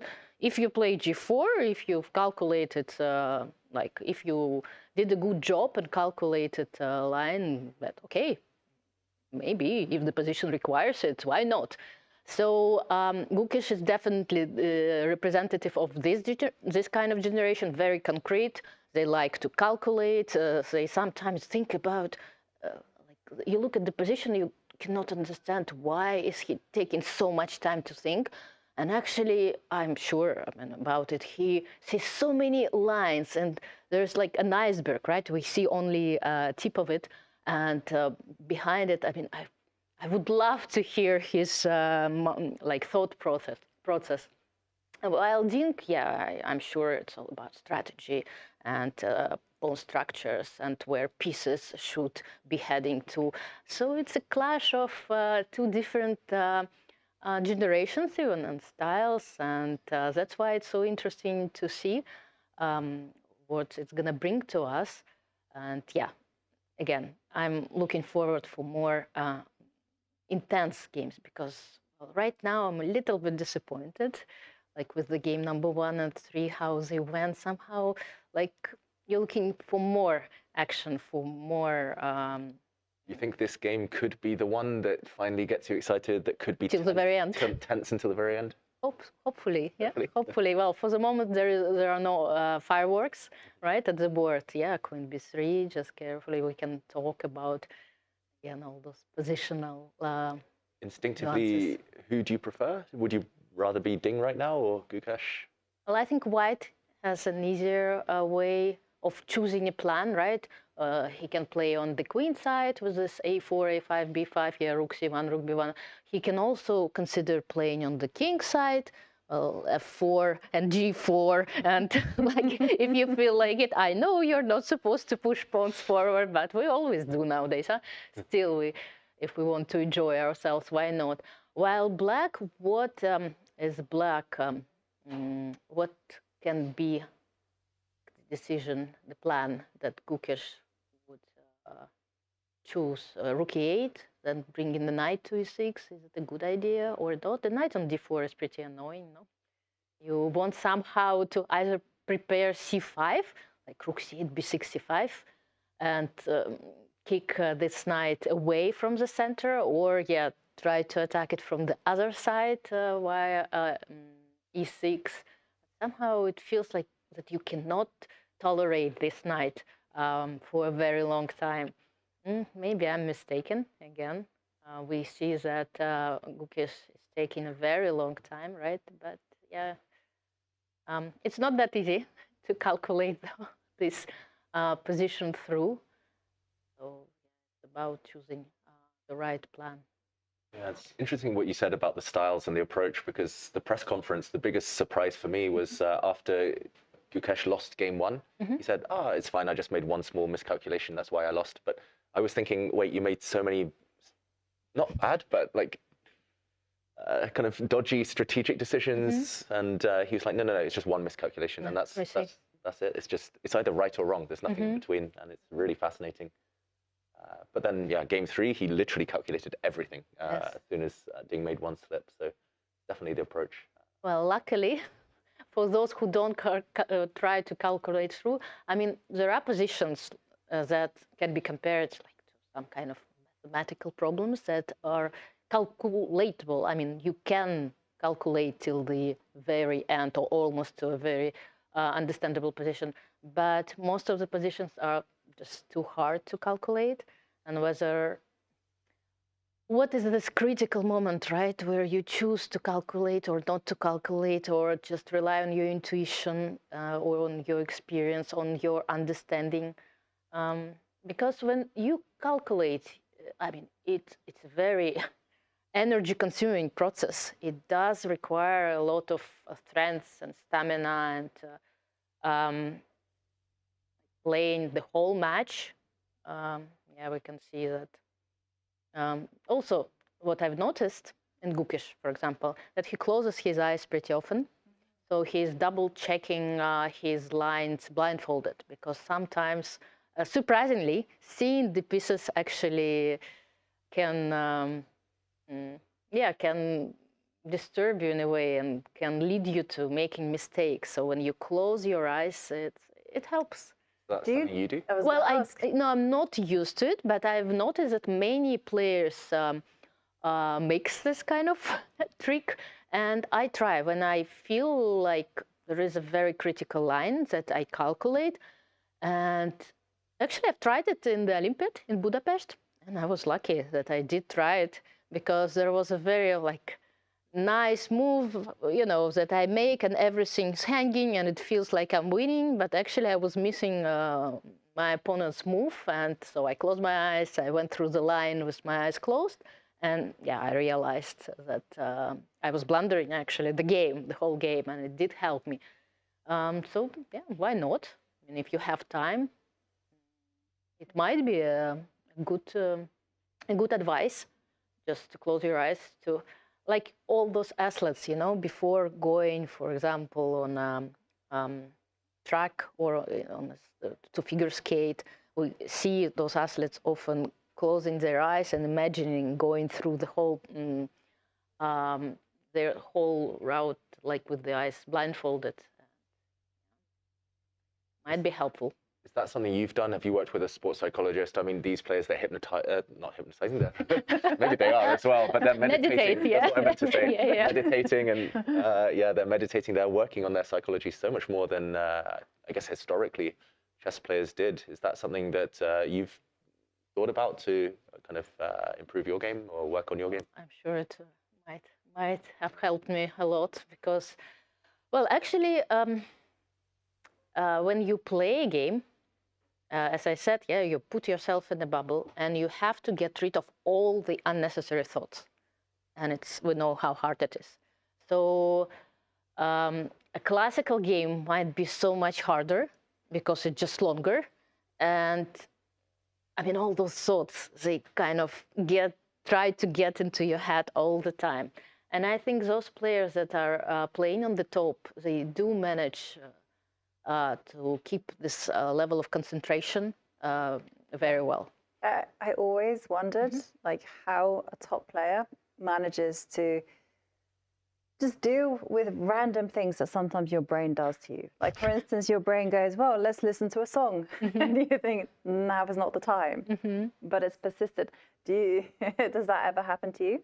Well, actually, sometimes singing a song in your head is a good way to get rid of all other thoughts that are trying, you know, to distract you so much. But I think those players, they are so, you know, getting into the game. They are so interested in with the process itself, that okay, after a few first minutes, they just forget about the world. They just in there, and well, the higher the level of player is, the better the level of concentration.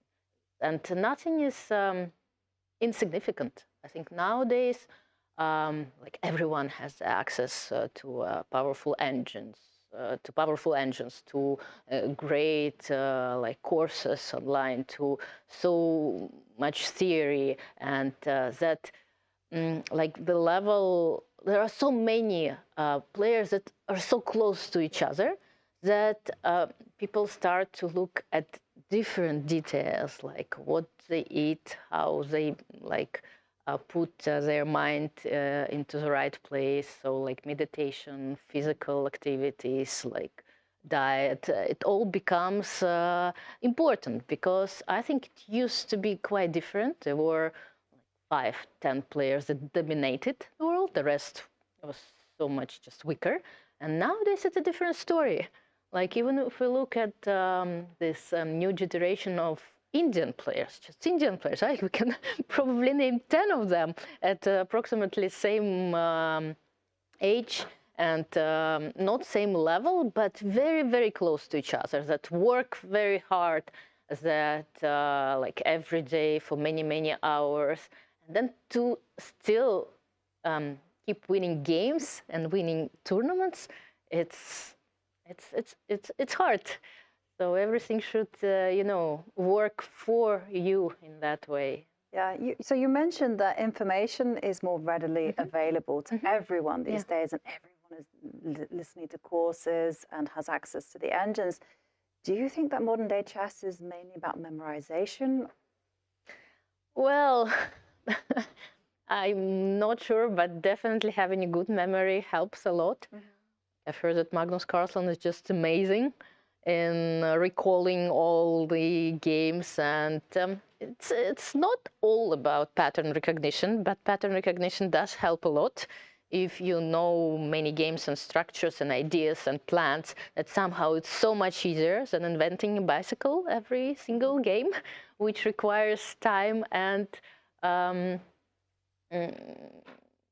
efforts and like strength and energy and everything. So memory helps a lot. It's not the only thing. Still, surprisingly, today I think I had this thought that how amazing it is that every single time we play a game, almost 99.9%, we like create something new. At some point, I mean, it's limited, right? 8 by 8 square, like limited number of pieces, so much theory, but still, like every time, every single game, we see a new position. Somehow it fascinates me so much. I mean, I cannot believe it. It seems so...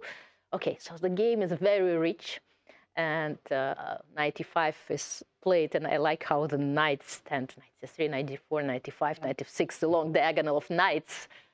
Almost. And there we actually have a tweet on our screens from Artis Nykstens, a Latvian grandmaster, and he agrees with you. He says that Gukesh's position is, well, quite unpleasant because Ding has an easy game on the queen side, while Gukesh, no counterplay. Well, 95 is trying to prove otherwise, right? I think he's trying to get ready for those complications. Definitely he wants to fire things up a little bit. Like knight g4 at some point, queen h4, you know, it can become very, very tense. Okay, now, of course, maybe he's just heading to d3 and c4 because those squares are pretty weak, right? And if black manages somehow consolidate on those squares, who knows what it's gonna bring. Earlier, you mentioned, Alexandra, f4 for white, but now he's asking for it, right? He's asking for it, and white can pretty much gain 2 moves by playing f4. Maybe knight c4 he wants to play. No, maybe... Oh, pawn sacrifice. Well, I was trying to... Or... Well, I don't think it's working, but... Yeah.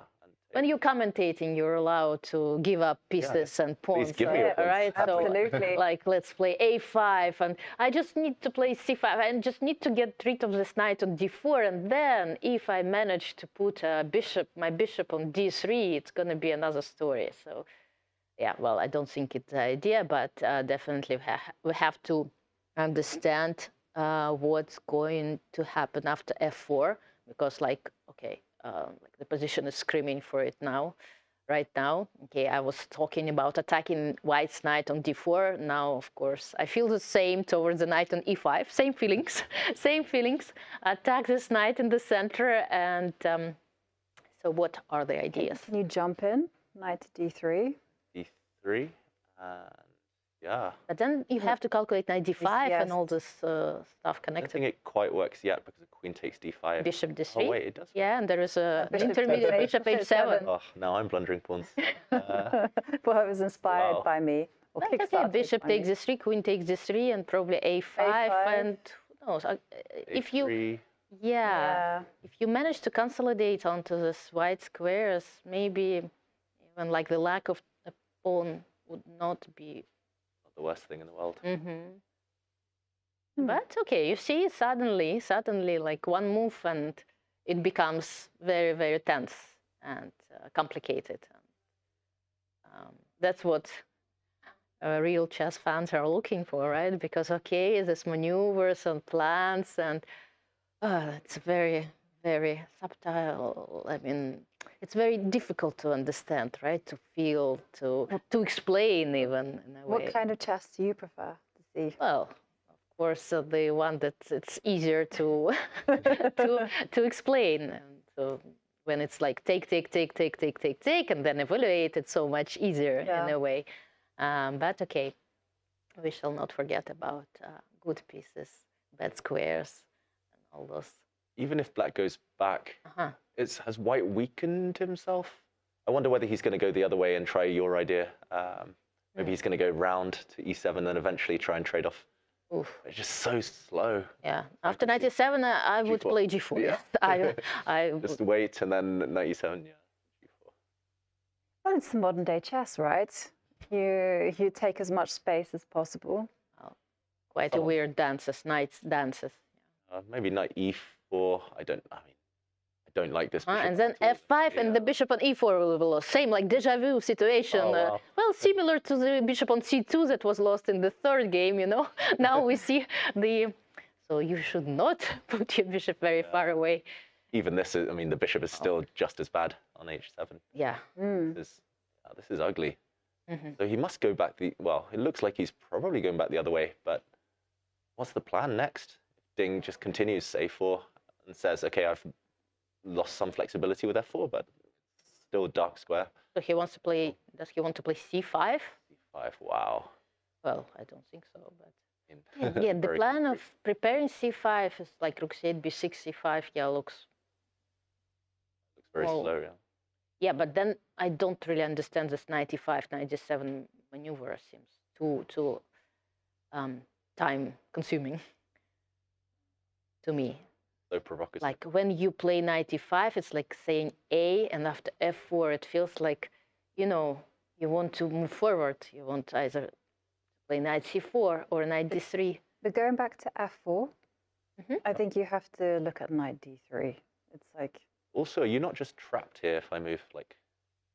Oh, am I trapped? Or knight d1. Oh, dear. So knight d5, of course, is a nice idea, but knight a4 probably... It's trapped. Yeah, b5 looks... Okay. Yeah. Very bad. Okay, so your knight d3 doesn't... Okay, knight d3. We did eliminate one move. Good for us. We know this process of elimination now. So knight d3 doesn't work. Knight g6 looks weird. Knight g4 also is like the knight is lost. Yeah. After h3, okay, what do we have? Knight c4 and knight d7, 2 moves left. So just a little bit more. Okay, knight c4. Somehow it was my first intention, but I forgot about the knight on d4, to tell you the truth. I thought that after bishop c4, d takes c4, queen takes c4, there's going to be bishop d3, which is not the case because of the knight on d4. And whether black has a compensation, doesn't really feel that way. So is it like really Gukesh idea just to go back?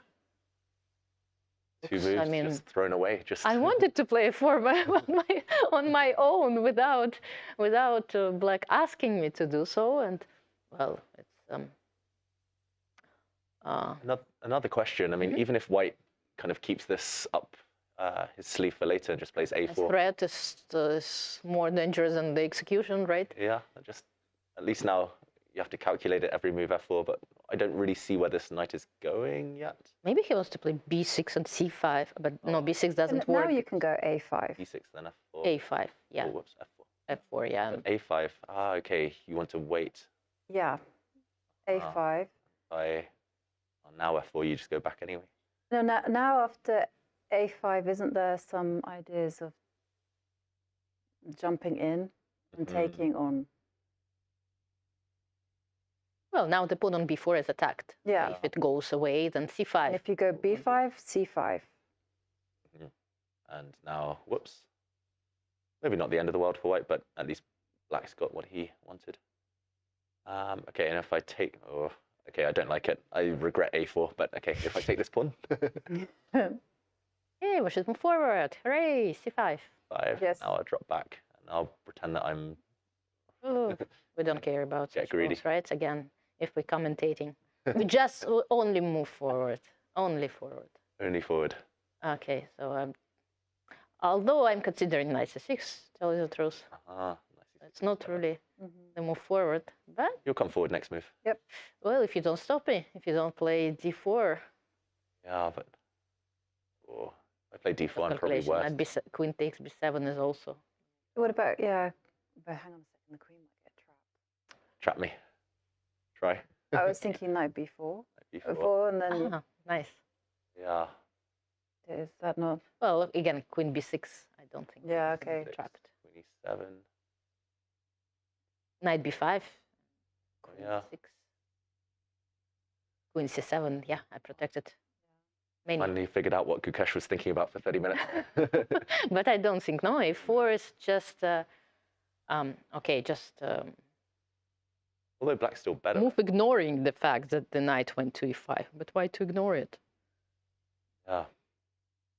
Maybe he's just arguing white has no good waiting moves and just says, okay. Maybe f4 seems so not right. Maybe it's psychological. He's thinking that Ding doesn't want to commit, weaken his king long term. Like I just checked. Confidence issues. Yes. f4 is. Are we blundering? No, no blunder, no, nothing at all. It's still very level, but the best is actually just to drop the knight back to d7. That's what we figured out by the. And that's it. And that's it. And that's it. Yeah. And that's it. Yeah. But okay. Still very level position, but. And I mean, we do see at the top of our screens the percentages according to Lila 0.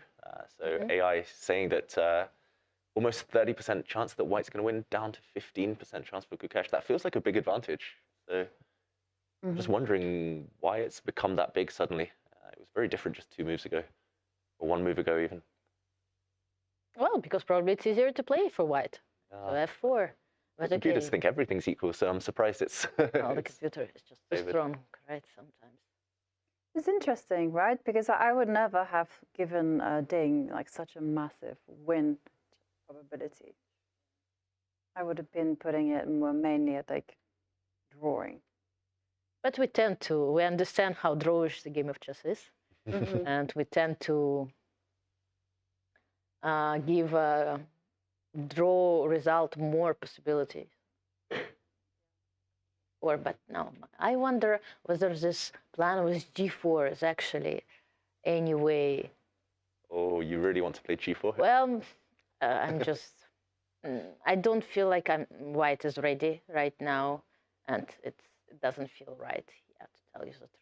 Or just weakens the king too much. But okay, what do we... In blitz.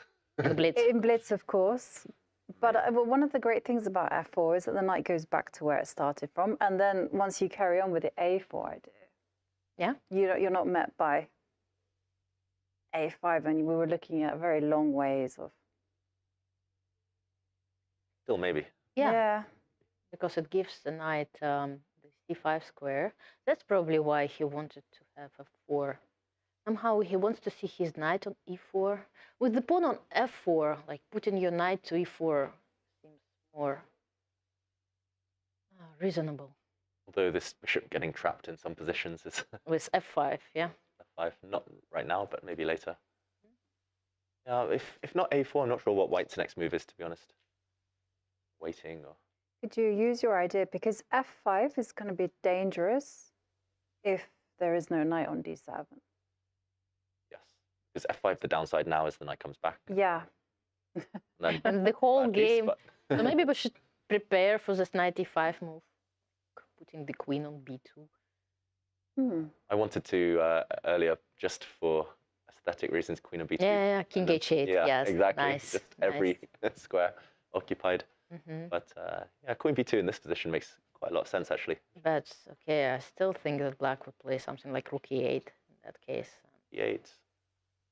Oh, I don't know, just slowly. There is no dark squared bishop, right, to put on a1 and to make a battery. I'm not really sure the queen b2 move is needed. It doesn't feel. I just like having the option later of running away. Knight a4? Yeah, knight a4. But putting the knight, you see, I tend to put the pieces on the edge. I don't think it's the right approach here. I don't really see what black's doing, though.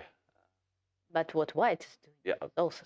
I'll pretend maybe I'm doing both sides, you know, just waiting, waiting. Who will be more patient? That's the question. I might go h3, king h2. Yes, and then rook g1, rook g4. and g4. Yes, I like this plan. Yeah. And would you say that those plans that you suggested of being patient and slowly inching forward, is that typically how top grandmasters play these days? Well, it depends on the position, I think. In this kind of situation, which is pretty balanced, right, and pretty equal, but we do remember that even though this position looks very equal, every move you make kind of, well, it loses, the balance goes one way or another, so it's pretty tricky. I mean, one move, it's very equal, very even, but then you make a move and suddenly the balance changes when the pawn goes forward. The evaluation usually changes drastically because pawns don't go backwards. So once you've moved your pawn to f4, it's, I mean, there is no way to put it back to f3 or f2. So there is something. a4. a4. Ding Liren is not a very big fan of pushing pawns on the king side in this kind of position. Okay, so a5. Yeah. This is what we looked at? This is... Yes. Yeah, this is what we looked at. Wow. Yeah. We need a pat on the back. Good work. Well done, us. Yes. a5. I mean, a5 looks like the critical continuation. Looks so logical. Not sure what else, to be honest. If not, then white plays a5, right? Yeah. And at least that's a big step in the right direction. Later, there'll be those knight a4, knight c5. Later, it's more likely you'll get a5 or a6. So interesting. I like this direct approach there from Ding a4. But going back to top grandmasters, like, and their styles and their personalities, like, have you noticed any trend? Because before, you know, we always had distinct types of players. We had the attackers, we had the real aggressive players, we had the Karpov-like grandmasters who were squeezing out victories. How would you say your style has evolved over the years? I don't think it's evolved. Making the same mistake over and over again. But yeah, in general, I think players tend to be really universal nowadays. It's all about the position. If the position requires direct attacking moves, you're gonna see them. If the position is more like strategical and quiet, then we'll see maneuvers. People, even in the openings, you tend to see more and more different moves. I mean, we used to have, you know, on E4 players, D4 players. Nowadays, it's such a rare thing to see someone who is only like E4 player. So you have to be universal these days. You have to be objective. Well, we asked our AI assistant from Google about how chess GMs compare to top athletes, and have a listen. We asked Gemini, how do GMs in chess compare to the top players in contact sports?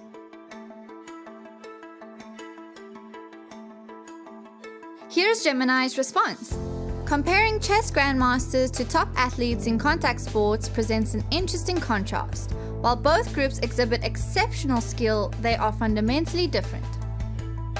GMs primarily rely on mental acuity, strategic thinking, and pattern recognition. Contact sports athletes excel in physical attributes like speed, strength, and agility. GMs spend countless hours studying chess theory and analyzing games. Contact sports athletes engage in rigorous physical training, including strength exercises, drills, and practice matches. GMs compete in a controlled environment, often in quiet rooms or online. Contact sports athletes perform in high-pressure, dynamic environments with unpredictable variables like crowd noise. Chat Chess with Gemini, your AI assistant from Google. Yeah, and a big thanks to our assistant coming up with all the answers. Technology is very impressive these days. I remember when those artificial intelligence apps just appeared, and my daughter was telling me about possibilities to use it for homework, mostly, of course. And I said, oh, let's ask this smart thing about how to play what to play against the Catalan opening. And I asked this question. The advice was not very good. So still some time for this artificial intelligence is required to master really chess-related question. How to break up the Berlin Wall, for example. Huh? Yeah. Let's try next ad break at this question. So AlphaZero actually likes the Berlin Wall as black, like it thinks it's the best opening. So that's the one it might not be able to break. But it would be like very interesting to integrate these AI assistants into the chess database world, right?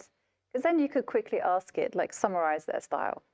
You know what would be very interesting, like to integrate and to have a pulse like of a chess player. We've had some tournaments like this, and also it would be very nice, like all this technology, like eye movements. Yeah. Like how he, to track it. And actually, I'm sure that nowadays, if you track an eye movement, you can tell the lines he or she is calculating. It's like we'll be out of a job. Like know exactly you know this like ball, whether it's in or out in tennis, for example, right? So here we can use technology, yes, to bring some more excitement to us when grandmaster is thinking for 30 minutes. We would love, that's what I mentioned. I would love to know his thought process, and here we would the door would be open a little bit for us. You could have an automated voice saying he's thinking about. Yes, right. Yeah, so he's calculating right now. He's calculating F4, 97, and so on and so on and so on. And then, strange. He's calculating the same line again. F4, 97, and so on. He's abandoned the line. Yes, he's on to the king side. It would give such an insight to us as spectators and the commentators, but I'm afraid to his opponent as well. That's true. I've been a big fan of heart rate monitors. I really want to see that in all chess, especially rapid chess. But actually for classical, I didn't think of it. But probably that gives us a lot of information, especially when the clock ticks down. Especially. I think we played, I think there was a Grand Swiss, or definitely on Isle of Man. Yes. And it was, well, the year before the Grand Swiss. I think I saw it was just a Isle of Man Open or something like this. So some grandmasters volunteered. It was not a necessity, but if you didn't mind, you could wear a heart belt or a heart watch. I don't. And some grandmasters did wear it during games, and surprisingly, I didn't see a lot of people talking about it. But for me, it would be so much interesting to see those. Did you volunteer? Did you? They didn't ask us. For women, I'm not sure they asked. I don't remember any women players wearing it, but I know that some strong grandmasters, they did wear it. I did in 2 games in that tournament. And the first game, my opponent was drinking a lot of coffee, and apparently his heart rate was just constantly up and down the whole time. Mine was just stable. The second game, I blundered a piece in one move, and I realized I blundered immediately, but my heart rate was like this. Whereas there was one moment my opponent's heart rate went to like 170, 180 when he realized that he was winning. And then it stayed very high for a long time, but it was interesting to know. Your heart rate stayed the same, even when you blundered a piece. Who cares? Peace up, peace down. Okay. I think I just hadn't woken up at that point. And it was interesting to know a bit more about myself, and maybe I needed a bit more sharpness that comes with that. Well, chess is such a conservative game that bringing this new technology and trying to use it would be, I think, interesting. Or how to combine, how to marry those two things, but it might be a possibility to make chess more exciting. Alexandra, I want to ask, do you remember the first time we met? That we played a match in London. I was going to say, because... Was it the first time? Well, at least it was in 2002, I think, 2000 or 3 or something like very... I was going to say that's my first ever match experience. Yeah, we played a match on a big garden chess. No, I was surprised because we were playing a match. I think we had to play 4 games. Yes. And so we played some theoretical line. And of course, I felt like checking it out before the game. The next game was the same color. And you you were reading Harry Potter, a book, and I was like so shocked. I said, how is it possible just to read a non-chess book during a match where you do need to play a game, like your next game will be the same game, the same opening, and you did lose, I think. Yeah, you crushed me, I think. Because the first was a draw, and then you won 3 in a row. I remember it. I remember it vividly because I was so... Yeah, impressed. I haven't grown up, I still. Yeah, I mean, that's what I do nowadays, but at that time, I think it's very, but again, that kind of came as a big surprise to me. Rook c8. It's because Jovanka earlier mentioned, like, you just come second in the World Championship, and I remember that was the moment, and I was like, oh, I was playing someone who nearly became World Champion. I was like, oh, what a cool experience that was. Yeah, well, that was nice, playing in London, in the very center of London, on a big garden chess set. And giant chessboard. Good weather, chess games. Yeah, so Rook c8. So you see, he does, I think, prepare b6, c5, something like this. So he has this plan in mind. And we were talking about white playing a5 and b6 anyway. b6 still coming up. And yeah, what are we gonna see if we just take and play rook a7, for example, or something? What is gonna bring us c5? And suddenly white pieces. No, I don't like this knight on e5. I don't know. I feel like it has to be asked. Let's do it now. Yeah. I don't see how it's possible because the knight on e5. Well, we know that the knight in the center, right? It's best position in the center. 8 possible squares to go to. Well, 6 here, so that's why you try usually to push your opponent's pieces towards less exciting position. Squares. I mean, does this help driving that black knight back? If we go a5 now. a5. Okay, just to be consistent. But here I can say, I want to take and play b5. Yeah. Or if I have to take. Why I didn't play that with the knight on e5 because after c5 there was no knight c6, right? But okay, now after b5 there is knight c5 though. It does change. I mean, the position changes, and maybe that's not the end of the world if we just move the queen. Where should she go, though? Yeah, you kind of want to put her on a3 or somewhere where knight d3 or bishop d3 doesn't come with tempo. Maybe we can play queen b2. Yeah, maybe even queen b2. Okay, knight d3 comes with a tempo, but the pawn on c6 is hanging. So take and win. Not sure. But you've got rook takes knight. Pawn on c6 is still quite a dangerous creature. Maybe king takes f1. Why? I was thinking about rook f1, but then I asked myself, why should we move our rook away from the open file? I know, yes, king on f1 is a little bit vulnerable. The knight b5. Yeah. If you take, I take, and queen e2 I have. Okay. Yeah. Some unnecessary line. a5 it is. Okay, so he could still be the same thing. He's very calm towards the knight on e5. Yeah, it can be actually. After b6, he can always include this f4, right? So unless, but here knight c4. No, knight c4. Knight c4 is a possibility because if you capture, suddenly the c5 idea that I was so eagerly asking for. Bishop's swinging in. Whoops. Yeah. It's really bad for white suddenly. So what does he have in mind after b6? You don't have to capture, of course.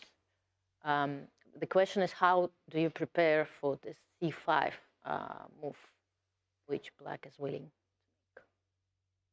Is he just... Maybe we open the a file for our rook? Oh, it feels like, it feels like opening. Maybe he's just going to go knight f3. Back. Kind of. Boring. Yeah, why not? Again, attacking the knight on e5, but with the knight.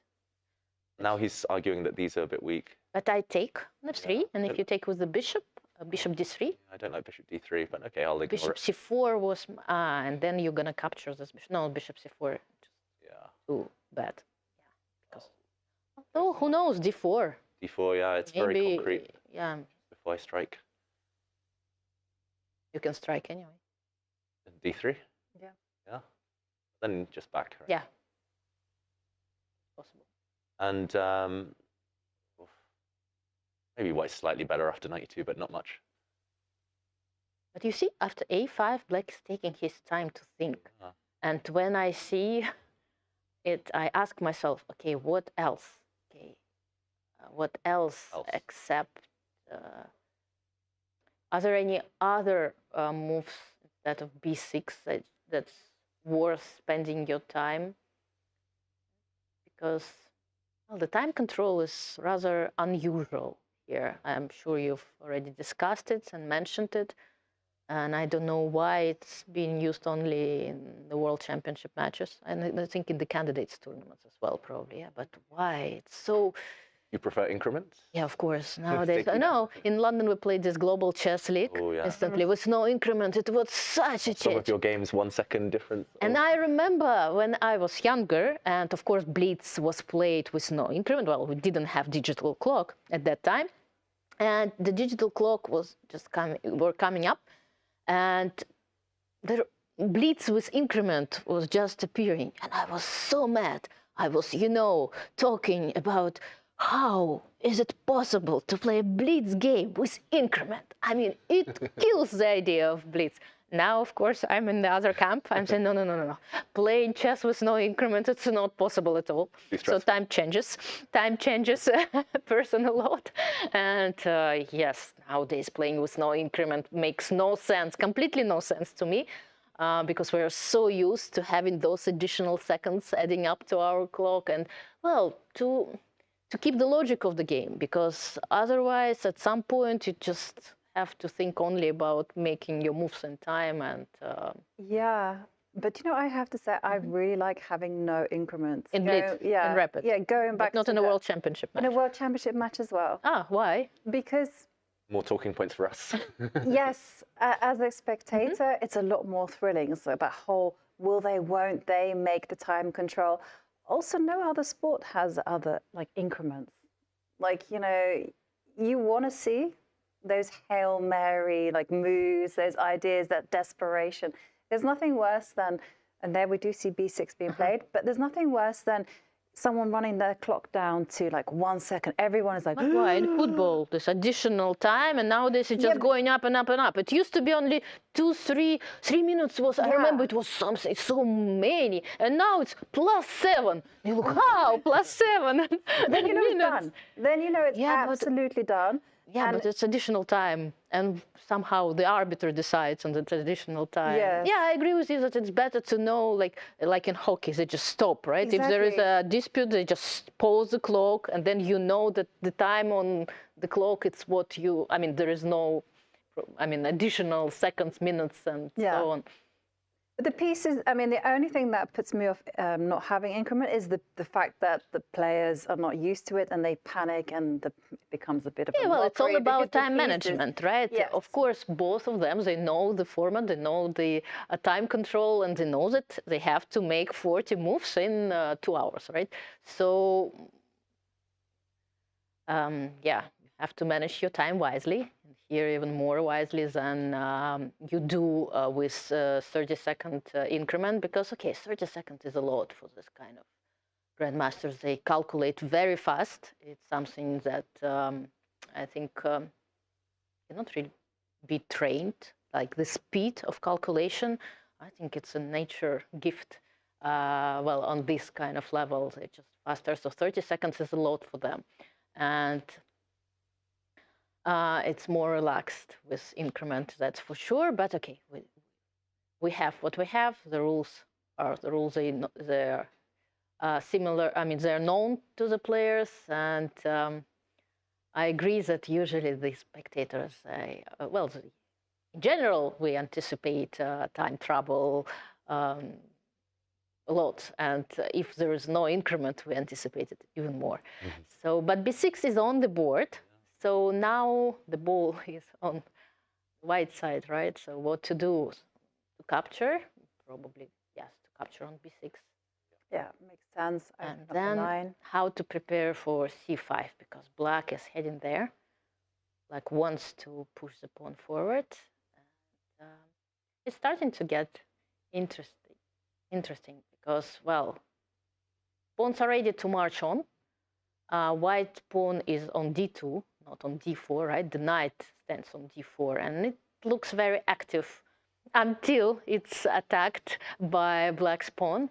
And, well, the position either can fire up very fast, or vice versa. It can be, you know, there can be a lot of exchanges, and it will just,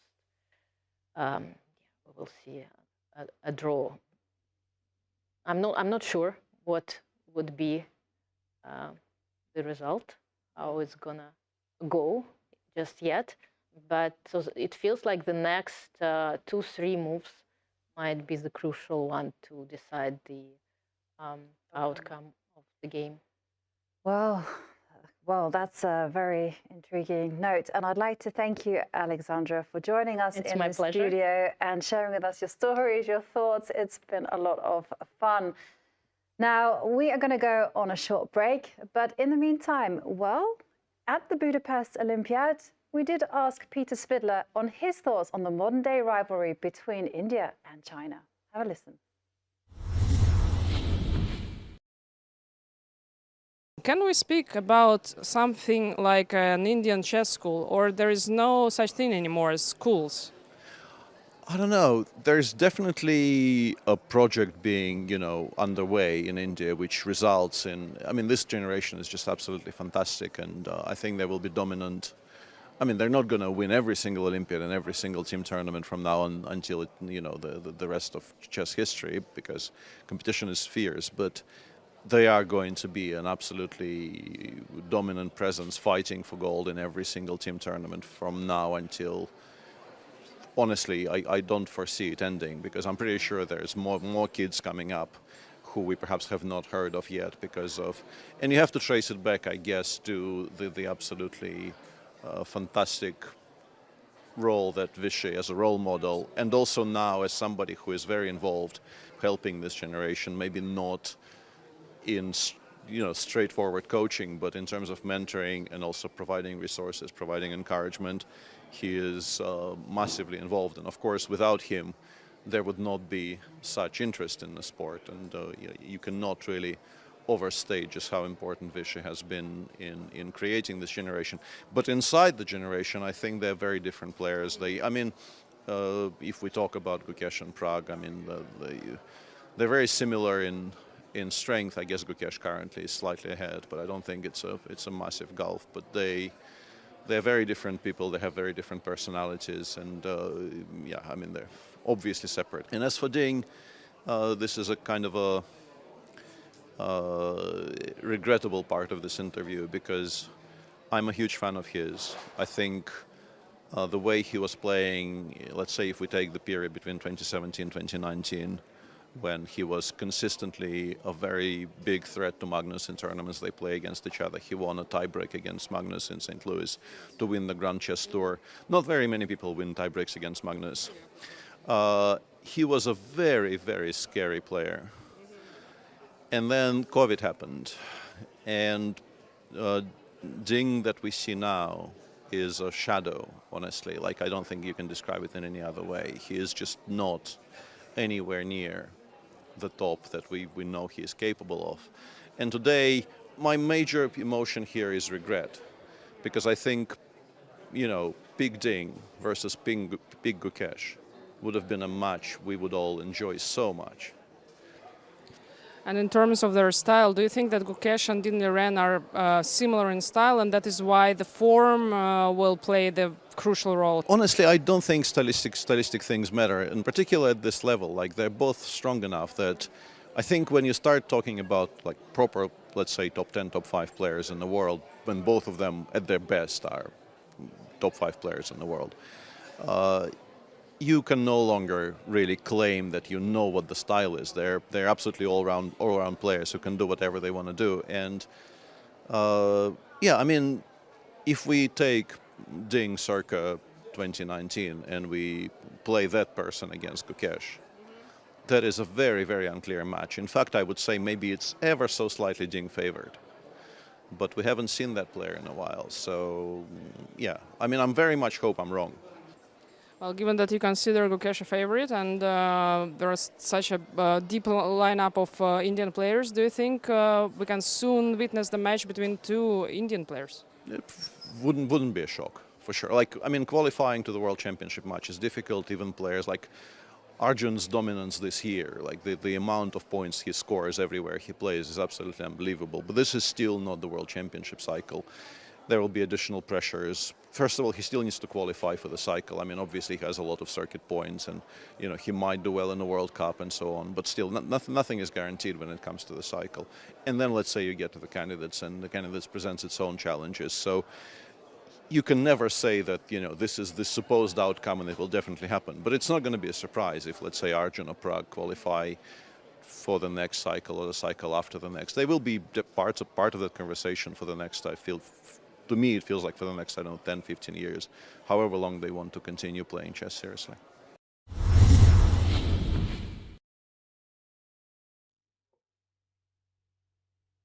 And we are back with a lot more of the action of Game 4 of the FIDE World Championship Chess Match, as presented by Google, and some interesting thoughts there by Alexandra Kostaniuk, saying that the next few moves are going to be very critical in deciding the outcome of the game.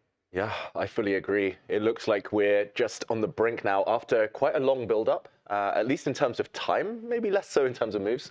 But it feels like that was the calm before the storm. It feels like we're reaching now the climax of this middle game, and either Ding will get a position where he still has some long-term chances and can play on and on and on forever, or this position might just explode and fizzle out towards a draw.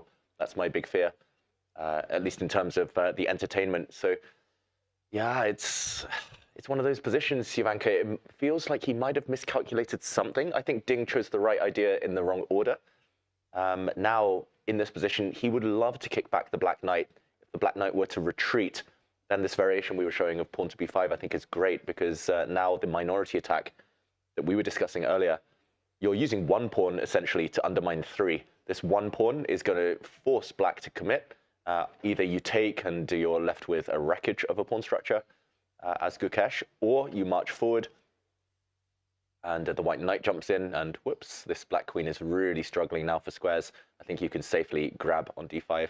We also mentioned knight to c5 here, but after the white queen retreats, again, black, one of these pawns will be isolated at least at the very end. But unfortunately, he might have forgotten that if we go back to the game, f4 just very strongly met now by knight c4. And it's not the end of the world for white. You can retreat knight f3 maybe, or I don't know, defend this pawn. But yeah, the problem and what he might have missed is that it's too late. Now c5 is possible, which wasn't available on the last move. And when the white knight moves, there is trouble ahead. Yeah, you don't want to be allowing that bishop coming into d3.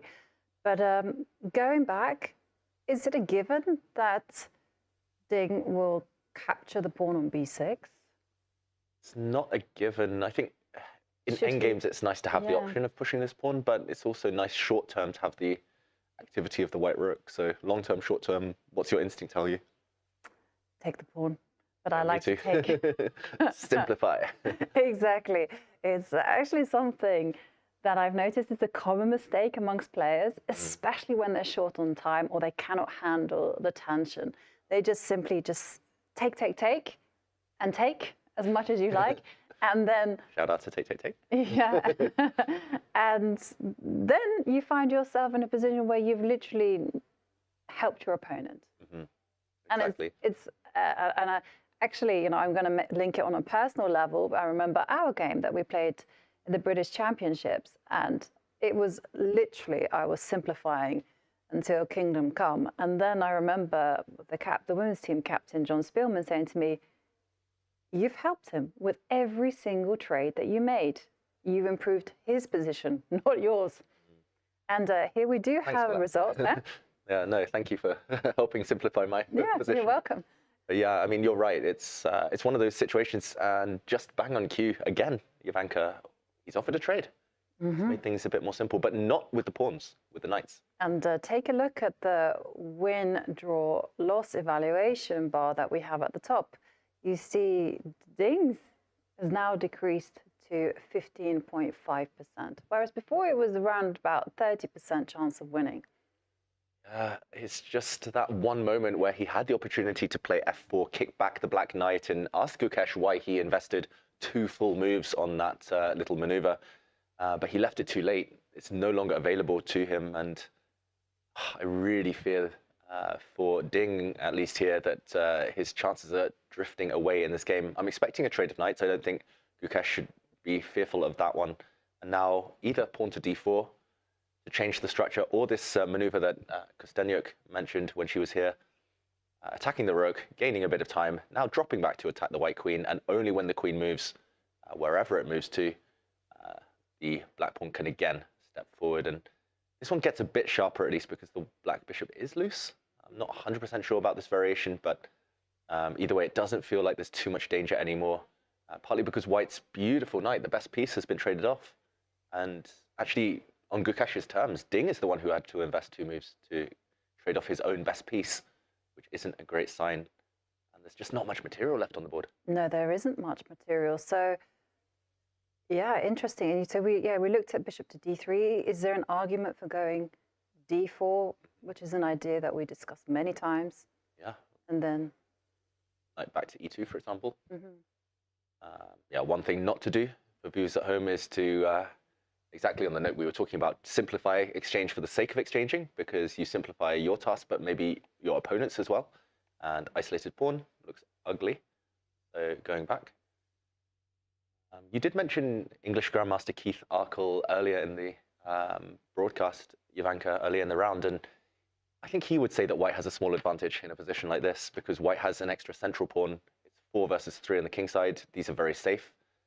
Whereas black does have weaknesses. Yes, it's 3 versus 2 for black, but maybe an isolated pawn to target later on. Yeah, this is actually his strategy in a nutshell. So he will trade as many pawns as possible on the queen side and try to make sure that black is basically playing with that extra pawn. Just one pawn. Hang on, let me phrase it properly. He'll be just playing with one lone pawn on the queen side. He will pounce on that pawn, and then it will be a 4 versus 3, maybe in a rook and pawn endgame. And those are actually notoriously difficult to defend. Yeah, then he'd sit there for 6 hours and yeah, he's fantastic at that. In the meantime, okay, we're headed in this direction yet again. Yes. Knight takes knight. It's a check. Yeah. And captures. By the way, the players are not allowed to offer draws until they've passed move 40. So even though the position may be equal drawish, some might say, they're not allowed.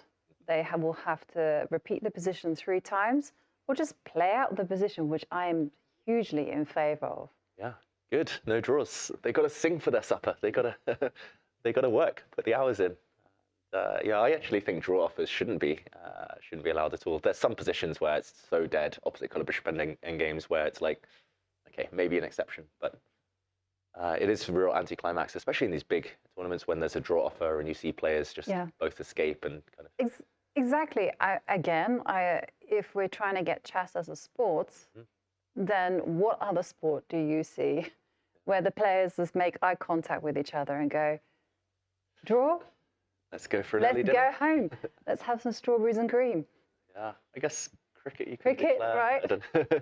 But I mean, it's different. It's different, right? It's it's not one of those positions where I think either side is tempted to offer a draw yet, but it is maybe getting to that point. And I just want to mention one thing, Jovanka, in terms of the chess itself. I do start to like the fact that Ding has left these pawns on the board. For example, that variation we mentioned, if things do start to simplify, for example, if black ever tries to kind of get rid of this weakness and trade it off, we might see a situation where black has this isolated pawn, and without the 2 A pawns on the board, I don't think it's a big deal, because even if black were to lose the C pawn, it's going to be hard to win an endgame 4 versus 3. We're actually, again, headed this way. But just the fact that white has this A pawn, you can park it on the A6 square, hope to one day win black's A pawn, and simply try to promote long term.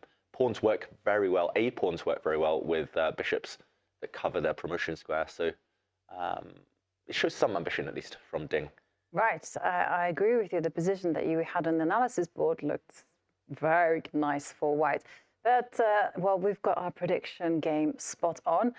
And there we see a tweet from former Women's World Champion, absolute legend of the game, Susan Polgar. Ding's game strategy is simple. Just wants to take Gukesh off his excellent home preparation and force Gukesh to spend a lot of time on the board. Yeah, fully agree. It's clear, especially with White, that is his match strategy. Oh, wow, they're really following this line that we showed. Now it is 4 versus 3 on the king side for White, 3 versus 2 on the queen side in terms of pawns for Black. It's going to be intriguing, right? Because White still has that pressure against c6, as you've highlighted. You can't break out with c5 so easily.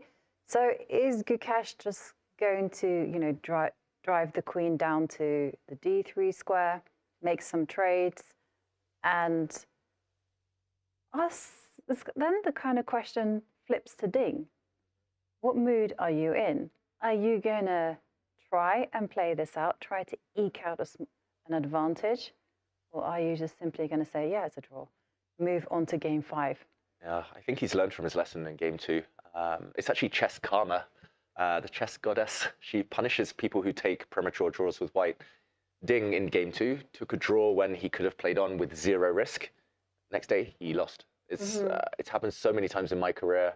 I've been in a kind of pessimistic mood. I'm like, okay, I'll take a draw with White. I'll play it safe. The next day, I always lose with Black. It's 100% guaranteed. You just have this, even if it's not necessarily chess karma, but like you have this in the back of your mind. You're like, oh, I feel a bit guilty. I should have pushed. Maybe that was my chance. Maybe I won't get another chance. And then you start this negative spiral, and it happens all the time, not just myself. A lot of players I know, it's a phenomenon that I think the top players are aware of. So Ding, he's unlikely to repeat that mistake. I really hope he plays on, even if it just ends up king versus king, just keep going. Yeah. Kind of end the game with a clear conscience, even if it's a draw. Also, it's on a psychological level, it's an issue of dominance as well, right? So you have Gukesh, who's prepared to press and play for the win. And if Ding is unwilling to do that, then he's basically conceding. Animal Kingdom, you've got to show you're the alpha. You've got to show you're the, you're the one who's... you're at the top of the chain. Exactly, at the top of the food chain. Yeah, I do think Ding might be able to avoid the queen trade. You mentioned queen to d3 specifically. I could just drop back and say I'm keeping queens on the board, unless you're going to chase me around, but at least it's on slightly better terms now. I was going to say he brings his bishop in instead, and that's very clever, I believe, because bishops are better than knights with pawns on both sides of the board.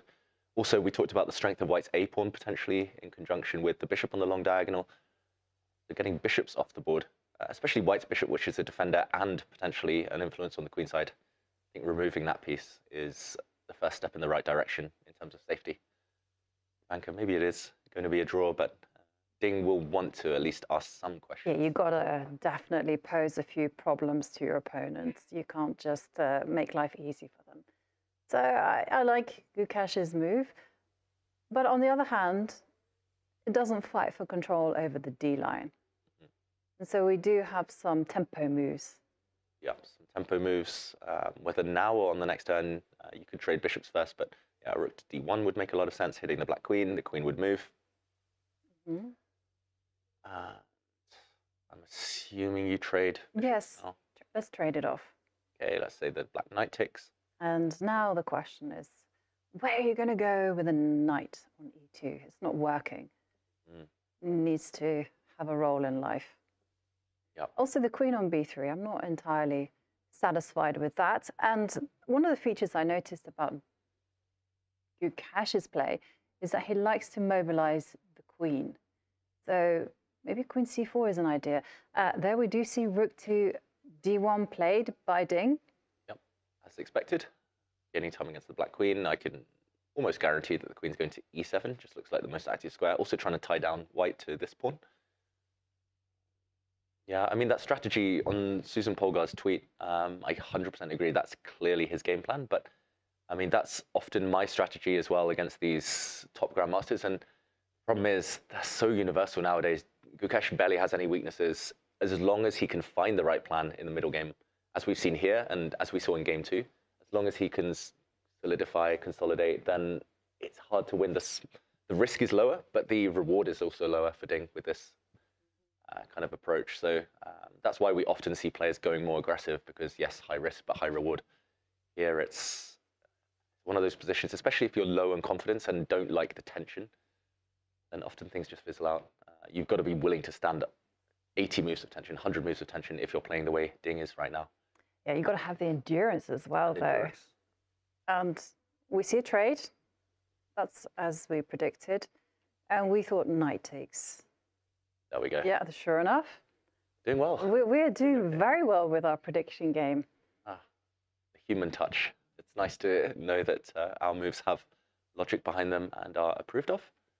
I like your queen c4. It wasn't on my radar, but actually it's quite nice for multiple reasons.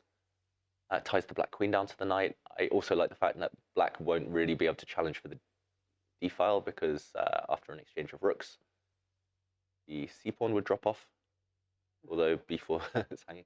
But now maybe knight d4 ideas. Yeah. Gets tactical though. There's some. Yeah, you have to be careful. There's knight takes f2 ideas, and as you point out, queen f6. Yeah, it's still sharp, but I do like slightly improving this piece. I would also not be surprised if Ding plays knight to d4 or rook to c1, for example. I'm fully expecting knight d4 as well. Moves that I wouldn't be expecting, but is it too much to go f3?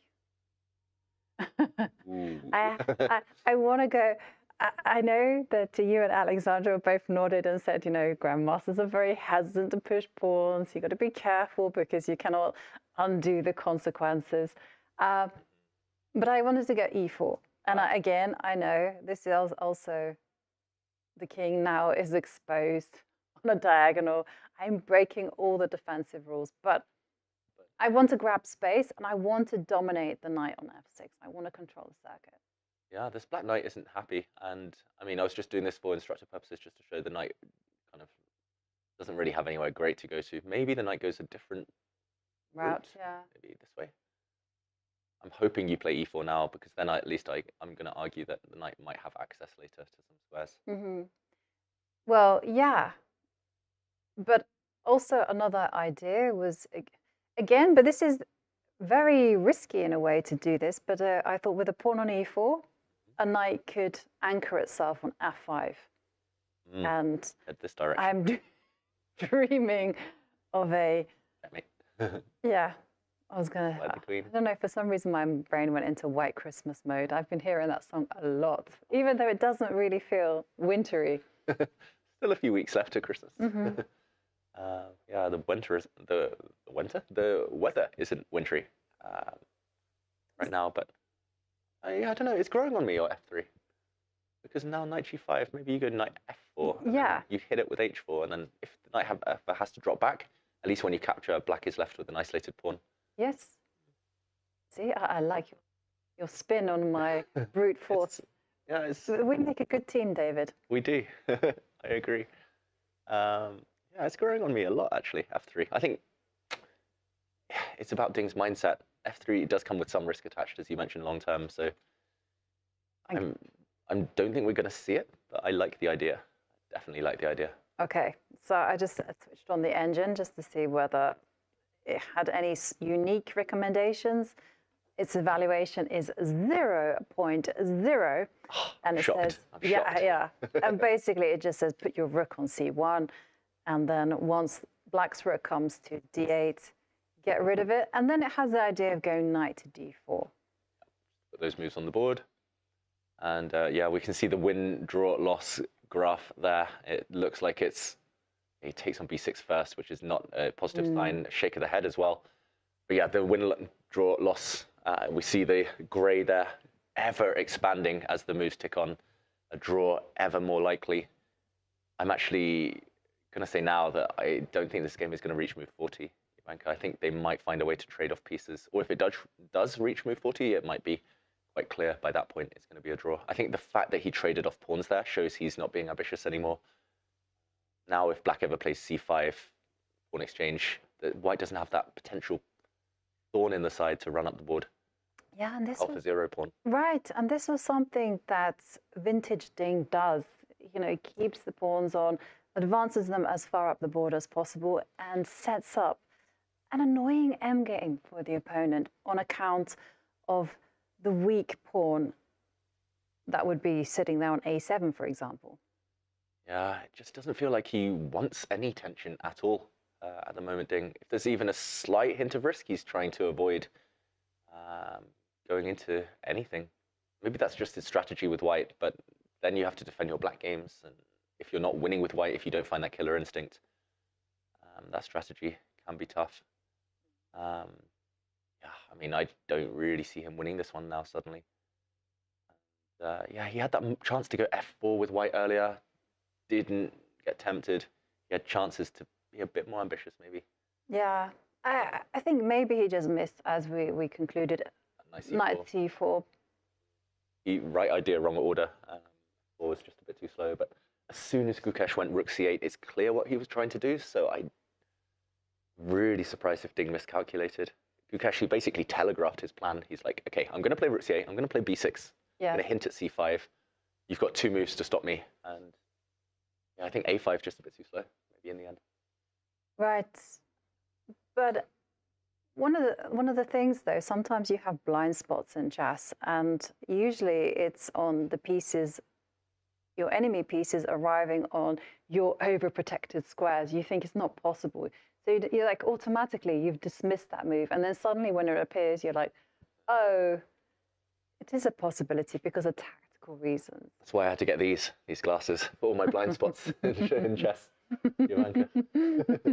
Too many blunders. Yeah, I should have some glasses too. No, I totally agree. Like, it's always the move you just that doesn't work in 80% of the positions that suddenly works that one time. That's always the moment. That's always the thing we miss. And very human to do so. Okay, well, we're expecting this game to finish in a draw. It's very drawish, but how does Gukesh actually achieve it? So after rook ac1, it would be like naturally lining up the rooks on the d line. Yep. Try and trade off some rooks. And actually, rook ac1 doesn't really make a whole lot of sense, actually. Can I rewind? It made sense when the pawn was on a5. Just open this one up. Literally, yes, exactly. That's been open, so let's go maybe now knight to d4. Okay. Let's improve a piece. Knight d4 looks good. And okay, what if I don't want any pressure at all against my pawns and I just step forward now? Mm-hmm. Yeah, because that's a nice move, because if you hadn't done that, white would have played b5. Mm-hmm. Yeah, I was a bit scared of that one. For example, if black just plays slowly, b5, and now c5 allows you in, nice outpost. And if you're going to have an isolated pawn, you want the c pawn rather than here, where this is definitely weak. And actually, the d4 square is a nice jumping point, a nice outpost for the white pieces, white knight maybe. Just as opposed to c5, where, oh, sorry, c5 here. Yeah, I'm assuming you're going to take me. Mm-hmm. And at least this pawn is mobile, can march forward, unlike a b pawn would be, and it also kicks away the white knight from its beautiful post. Okay, so you have to draw on tempo move to get knight to f5. Knight f5, and where do I go? I'll go f6. You can go there. I think I can get away with queen to d5. I have a tactic. Tic-tac. Yeah, no, there's no tactic. No, there is. There's knight to e7 jack, so you can go. Queen to d7. 7, but at the end, a1 is hanging. This one's hanging. Boo. The check. Yep. I'll move. And yeah. Close, but no cigar. And he plays knight c3. He actually wants the knights off. He's scared of these knight forks that we saw a bit of there. This is not looking like it's going to last too much longer, Jovanka. That's true. But actually, if we get like a scenario where this b pawn is holding back the c6 and the b6 pawn, then white will have that free rein with advancing the kingside pawns. In order to do that, you also need to swap off the queens. So there's still something that you can work with. It's small. Yeah. It's small, David. Work with me here. I want to agree. I want so badly to agree that this game is going to continue. I think I was biased as well, because I saw on the camera a moment ago Ding's eyes. He was looking at Gukesh being like, let's find a way. Let's find a way. Oh. Or maybe he was just thinking, oh, suffer now in this endgame. You never know. I agree. If the queens come off and white still keeps this pawn, maybe there's some chances. But if the queens are on, there's definitely hope. Just to highlight one thing that I don't really want to see is, for example, all the rooks come off. And yeah, I mean, I don't really see this game going on much longer. I just think that this one is going to fizzle out quite quickly. Yeah, how do you keep the pressure then? Let's play some moves on the board. Rook d8. I'll play it safe. Okay, so I will let you capture on d1, so I will just h3. I don't want no back rank mates. Okay, and let's say okay, you wanted me to. Yes, I'll go for it. I'll play c5. And I will take. Take, and I'll take back. And I'll step up with the queen. Okay. Yeah, I'll play, I don't know, h5. And then here, e4. e4, I'll just e6. Rook to d5. Maybe I've just been a bit too passive here.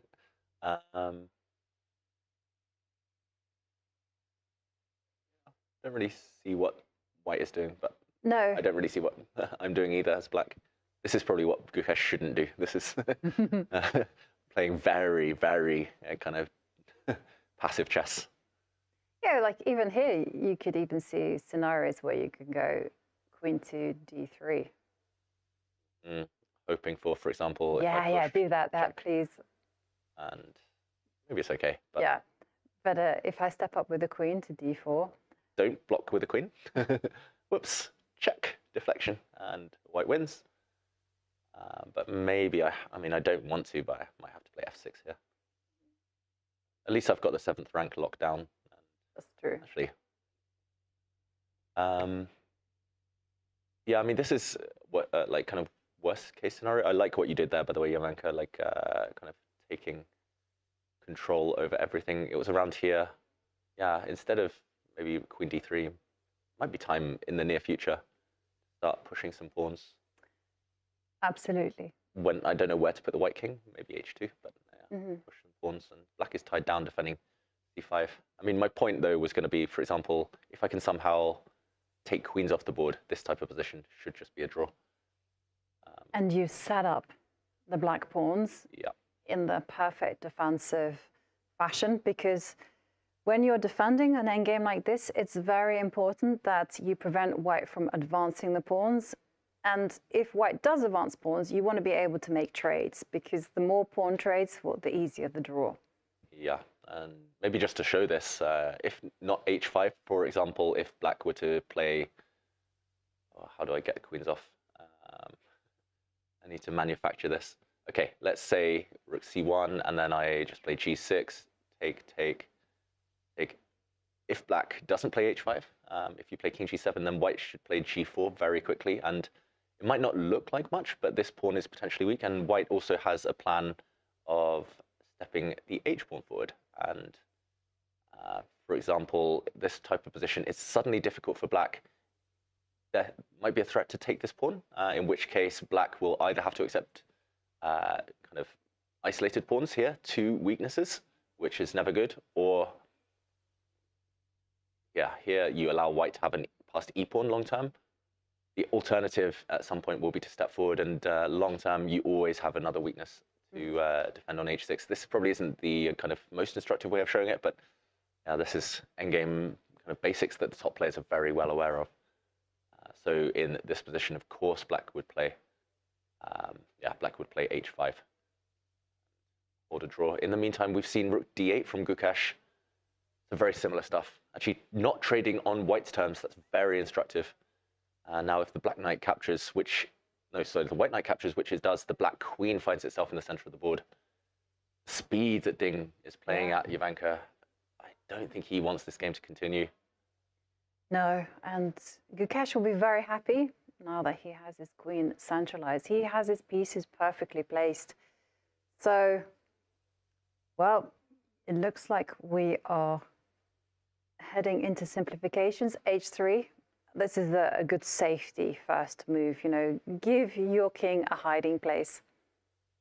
Yeah, you don't want to suffocate on the back rank, get checkmated there. So always some luft, some air is good for the king. I think he also has the idea to trade off and then invade the 7th rank. So yeah, maybe some hope. There's still a target on 7. Not quite over. No. Yeah, I mean, how to neutralize this? I mean, could you be doing rook to d5? d5, okay, accepting an isolated pawn. Yes. Which way Queen will takes. Queen takes. Okay. This looks drawish as well, unfortunately. You can go rook a6. Yeah, rook a6.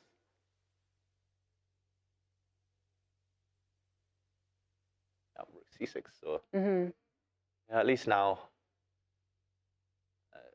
the white king starts to come. Yeah.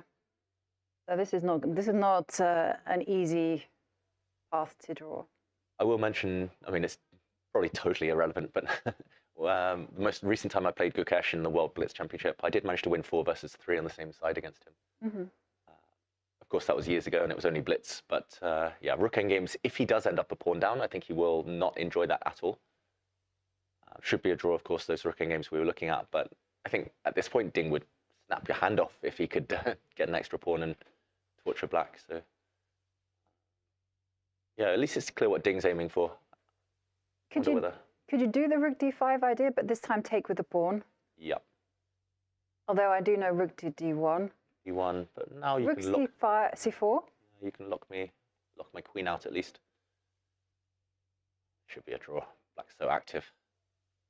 Yeah, how are you going to save the b pawn without? Forward. And then you go rook c5. Yeah, and then I'll offer a draw. My next move is queen c4. You're not allowed, actually.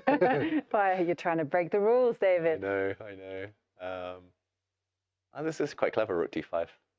Grown on me, and I think it's very instructive. We made that mistake initially of trading off the queens, but if we compare the queens, black's queen is far stronger than white's centralized. So definitely only trading on your own terms. Yeah. Yeah, I mean, queen c4, black's risking precisely nothing, but I guess white should be able to hold with active place somehow. Yes. Although still some work to be done. Yeah, rook d5 might be a very instructive move here. It might be a way to initiate easy simplifications. And whilst we're waiting for Gukesh to make his move, we're going to take a very quick break. And when we come back, we are going to deep dive into this position and see whether Gukesh has made a move. So don't go anywhere. Gemini, can you help me plan my 3-day vacation? Generate a photo of a muscly capybara. Explain the concept of supply and demand with OpenStax. Hi, Gemini. Quiz me on the rise of industrialization. Can you help me find an email? Yeah, I can help with that.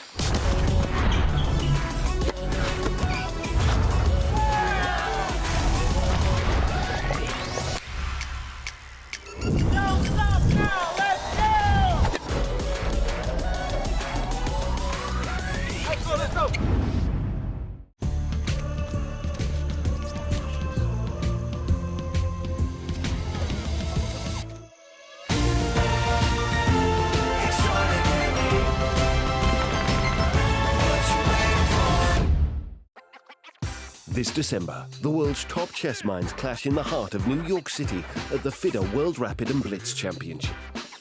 Witness world #1 Magnus Carlsen and other stars from across the globe. Rapid and Blitz, chess in its most thrilling form, unpredictable and unforgettable. Fast moves, tactics and blunders, and moments that will keep you on the edge of your seat. Witness the pinnacle of chess excitement. Get your tickets now at worldrapidandblitz.fide.com.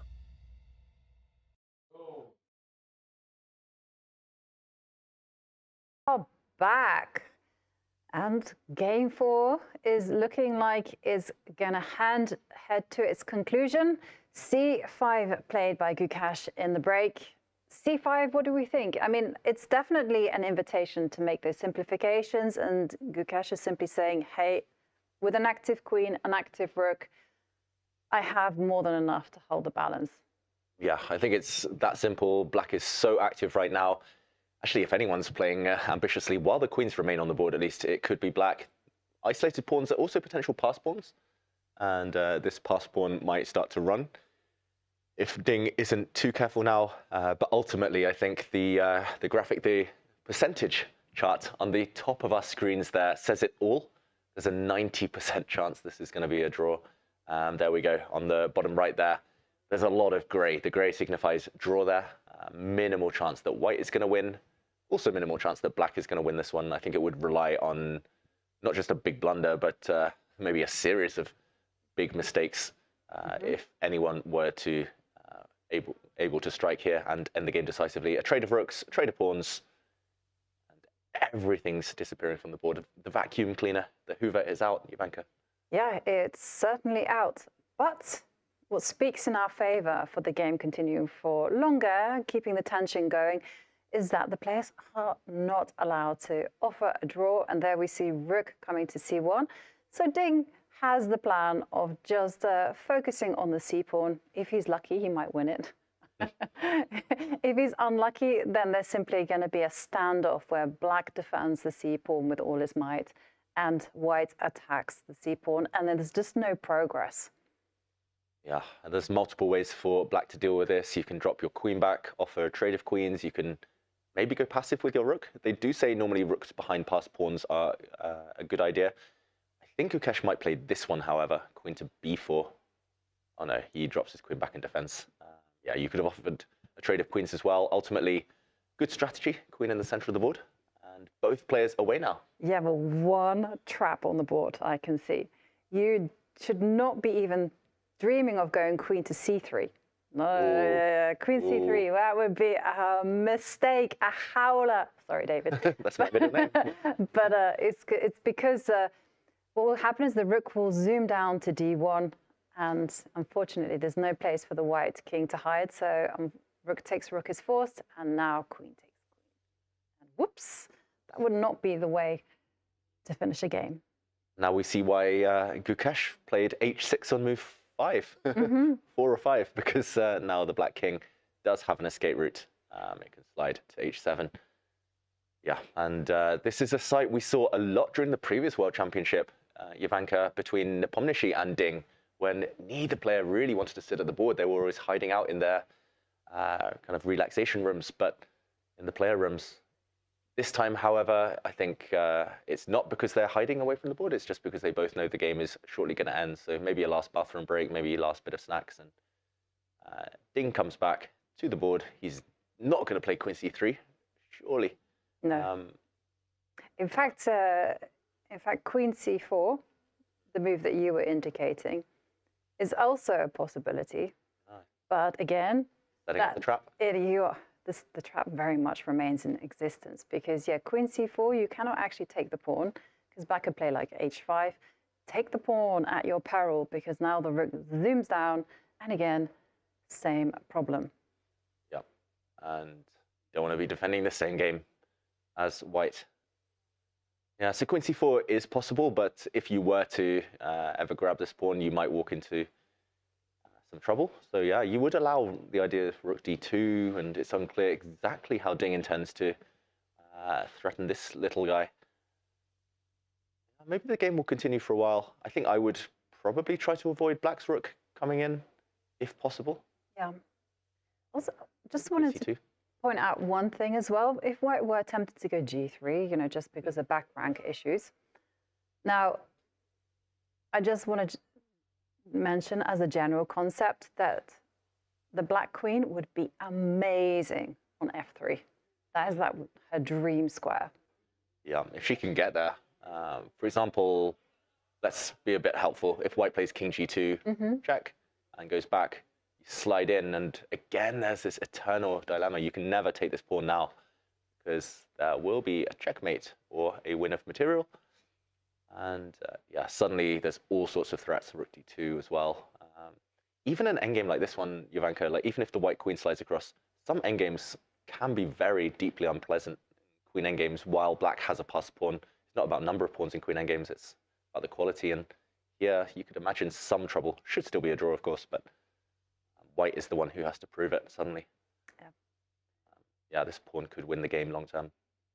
I agree. I mean, we've seen 3 or 4 ways now of Black having a little bit of hope with a helping hand from the opponent, but how does Ding end this game? He looks impatient to get it over with, to be honest. He's been looking at the clock. He's been looking at Gukesh quite a lot the last few moves.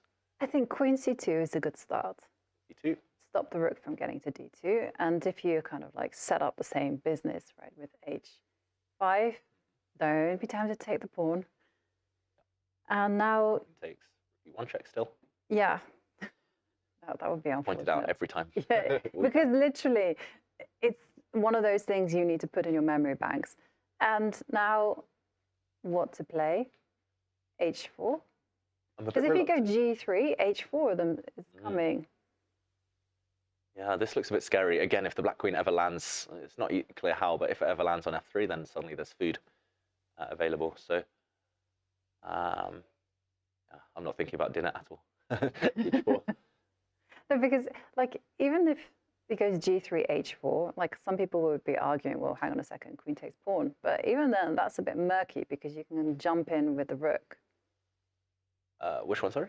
No, okay, no, I'm just running. So yeah, I like this H4. Yeah. Okay. And now you still can't take on C5. So now Black can still make a move. 6. G3. 3. Now I've got to start wondering whether you're threatening Queen takes pawn. For example, here it's very different because suddenly the White King can move. And no checkmate, no way to win material back suddenly. And this would be a win of a pawn for White. He plays Queen C2. Good move, I believe. Preventing any incursions. I think we're going to see H5. I think so too. It's a very GM move. Like when in doubt, try and push your pawns in rook endgames to H4, or like kind of fix your opponent's pawn structure. We always nowadays see H5. It's always met by H4, like autopilot. Yeah, I think we'll. Ever since Alpha 0. Yeah. Yeah, Alpha 0 really changed the game. Game changer. Yes, yeah. It was nice. But one of the things that I noticed is that Ding Liren was one of the few, or not one of the few, one of the first to adapt to its playing style. You know, you can see many of his games where he started advancing his H pawn, making trades so that he could actually get a pawn all the way to H6. And he utilized that in game 1. He pushed his A pawn and in the French, so not quite towards the king, but it was a thorn in Gukesh's side. Ultimately helped him win the game, Ding. Yeah.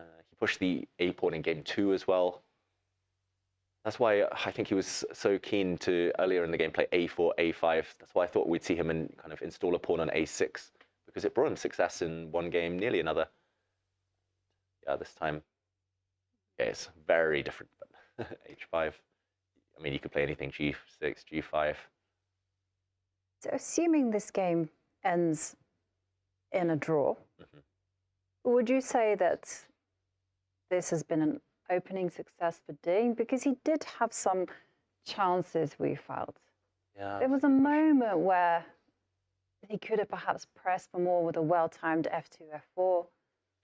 Yeah, it's an interesting strategy. I don't know how long throughout the match. I think it would depend on whether he ever falls behind Ding. But I think as long as he's equal on the scoreboard or ahead, I think he'll keep doing this with white. Just slow game, very slow, no risk, no tactics, no fireworks. But if he keeps drawing and kind of the white pieces, you only get 7 of them in these matches. He'll now have 2 of those games out the way and no real kind of major chances. It might feel like missed opportunities at the same time. And yes, I think objectively a success, and he definitely made Gukesh think, but 3 moves into that middle game, Gukesh was totally equal already. So it's like what Alexandra said when she was here. It's as if they can't stand the tension, the players. There's no long kind of meaty bit to the middle of the game. It's very quickly clear who's going to win, who's going to be better, or it's very quickly going to be a draw. It's very strange to see. We've not seen any game continue past the time control, really. But in fairness, though, when we think back to previous World Championship matches, they've always been very close-knit affairs up until a point. And then I'm again thinking of that 2021 World Championship match. It was the first 5 games felt like chess had been solved. True. Yeah, Magnus just couldn't break down Nepomniachtchi at all. Yeah. With white or black. Right, and the same with Nepo. You know, they were playing such finely tuned chess that it was incredible to watch, and you understood that there was a lot of work behind this, but it felt like these 2 guys were killing the excitement. And then, you know, last year we had this incredible World Championship match with so many decisive games. Nerves were very much in play. As they are here. As they are here, you know, as they would be for most humans, right? Because this is such a high pressure situation. So, I mean, can we blame them for releasing the tension? I mean, it's a long match. There'll still be 10 games after this. So I'm definitely expecting some fireworks, especially if one side takes the lead again. And yeah, it's strange. It is strange. This kind of lack of that meaty middle bit. But yeah, early days. And I don't think we'll stay disappointed for too long. And we know that Gukesh with the white pieces, so far he's had white. It's been 2 decisive games. So when he has white, he goes for a real fight, a real scrap, for better or worse. And that's what we love to see. So yeah, this one might be a bit anticlimactic, but tomorrow it's going to be. Tomorrow, Gukesh will have the white pieces, and we'll see what he brings to the table and what kind of mentality he's going to show. And also, I can't wait to see what opening preparation they bring, because they've been, you know, ducking and diving, using a lot of anti-theory openings, so to speak. And there we see Gukesh settling into thought. I mean, the question for him, he knows he's within a whisker of obtaining a draw. And the question is, like, how does he achieve it? Should he perhaps use the fact that Ding wants to play for a draw, and he's making that pretty clear? Should he try to be ambitious and, like, I don't know, make a move like rook c8? There could be the forced draw. Rook c8, the queen comes to c4 to stop the pawn from advancing. Rook to d8. And smile at the opponent, like wink. Just, come on, mate. It's very important to make eye contact. Have you ever agreed a draw with someone just by making eye contact?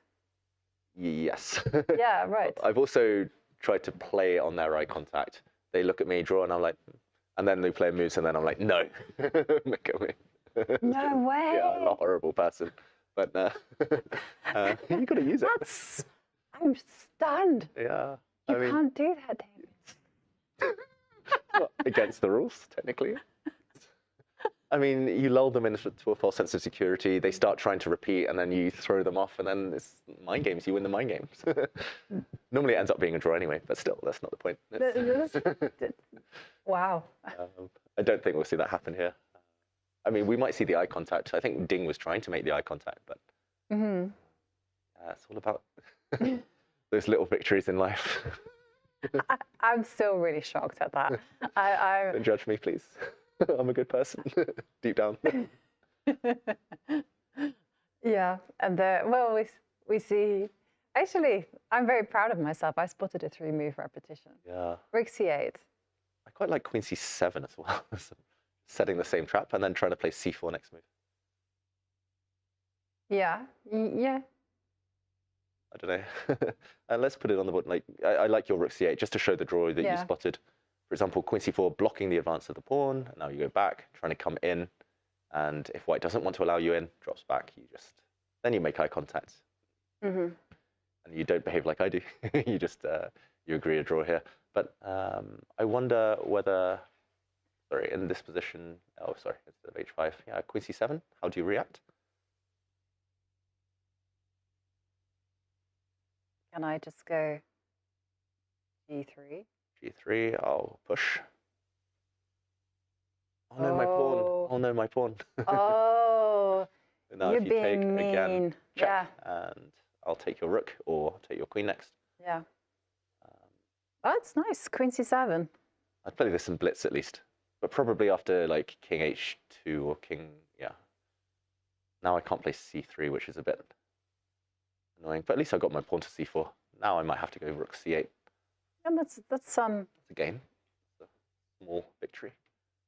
And then you. And then queen c3, and you agree a draw anyway. But Yeah. But I don't know. No, I don't know. Queen c6. Yeah, queen b6. Now we have the square that you. Yeah, the beautiful square. I could see this going slightly wrong for white, at least uncomfortable for white. Yeah, it is. In fact, look at the evaluation, the win, loss, and draw. It says 2.3% chance of Ding winning, 5.1% chance. I would say more than 5.1, just because there are blunders in the position. But yeah, 2.3 for white feels very appropriate. But that shows it's at least easier to play with black. White answering some questions. Maybe Gukesh is just thinking, do I force it immediately? Is there a way to force it immediately? Or do I keep the tension? This is the dilemma, right? I think he just has to forget the fact that Ding might want the draw. I do really like h5 just as a safety move. And a lot of you might be like, well, why is that a safety move? And that's just in case you ever lose the c5 pawn, you really want to set up a pawn chain as a defensive formation. Any rook endgame, that is always the ideal pawn structure. Yeah. Trying to think what else could be going through his mind. Of course, you could defend with rook d5 and hope for e4 as a weakening move, but the rook on d5 isn't great. Unless you could play rook d5 and try to slide behind and then come in. Okay.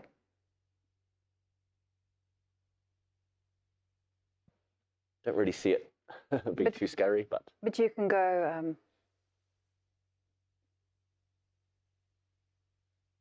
how are you going to win the pawn? This is annoying questions. You don't want to be going rook to d1. Ooh, that would because suddenly, as David has indicated, in queen and pawn endgames, it's the quality of the pawns, not the quantity. And yeah. This is a bit scary suddenly. Very scary. So yeah, you want queens off, but not rooks off. And you only want rooks, you only want queens off the board as white if the opponent's rook is not behind the pawn. Pushing that one forward. Although, yeah, the pawn is so close to the center that probably that's manageable when the white king comes over, if queens are off the board. Imagine rook d5 and queen d6.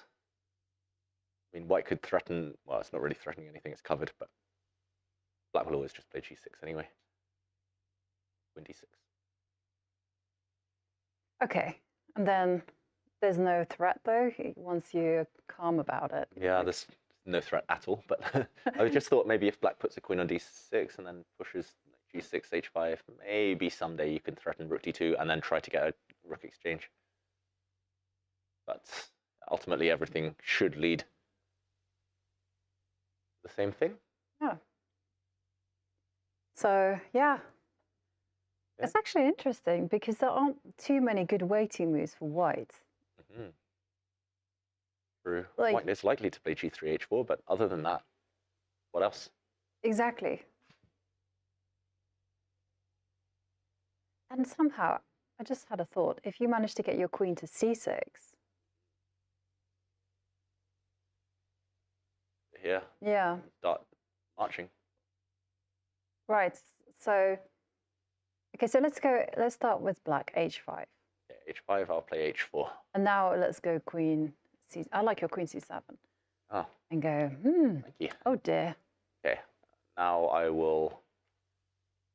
And if you go g3, now queen c6, same idea. Oh, now I might have walked into something. Unless I've got... Okay, I've walked into something here. And then queen f3. Whoops. Whoops. And Panic. Panic. Save me. Okay. Now c4. And, oh, ugly. This queen is so dominant suddenly, and the white king is so bad. Okay, this is what not to do as Ding. But I don't know. I quite like this queen c7 idea. Just yeah. At least in practical terms, it asks white to do something other than just the automatic h4, g3 stuff. Okay, so hang on a second. So do we throw an h5? I always feel like it's a good move, right? h4. Okay, queen c7. I have an idea. You hold your horses and you go queen to e2. Okay, I'll take a timeout. Yeah, and now you can go queen.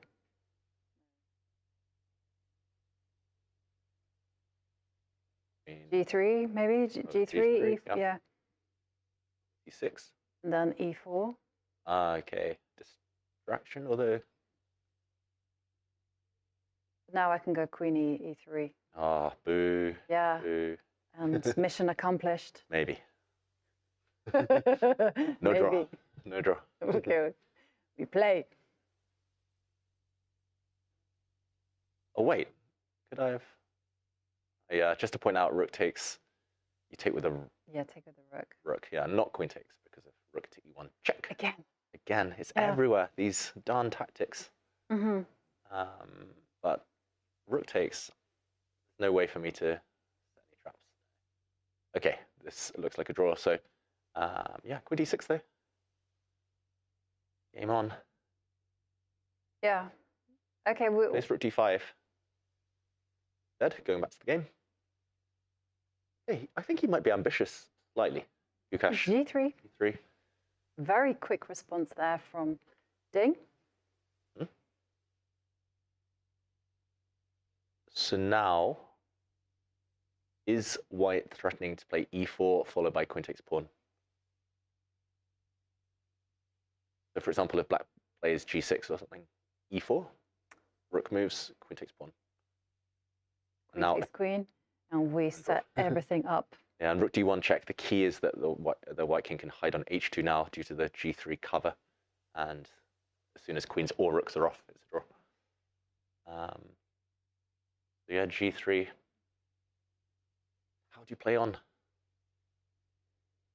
Yeah, this is the one downside to rook d5. You can't get your queen to f3 now. Sorry, h5. Can I do the same thing? e4? Sure.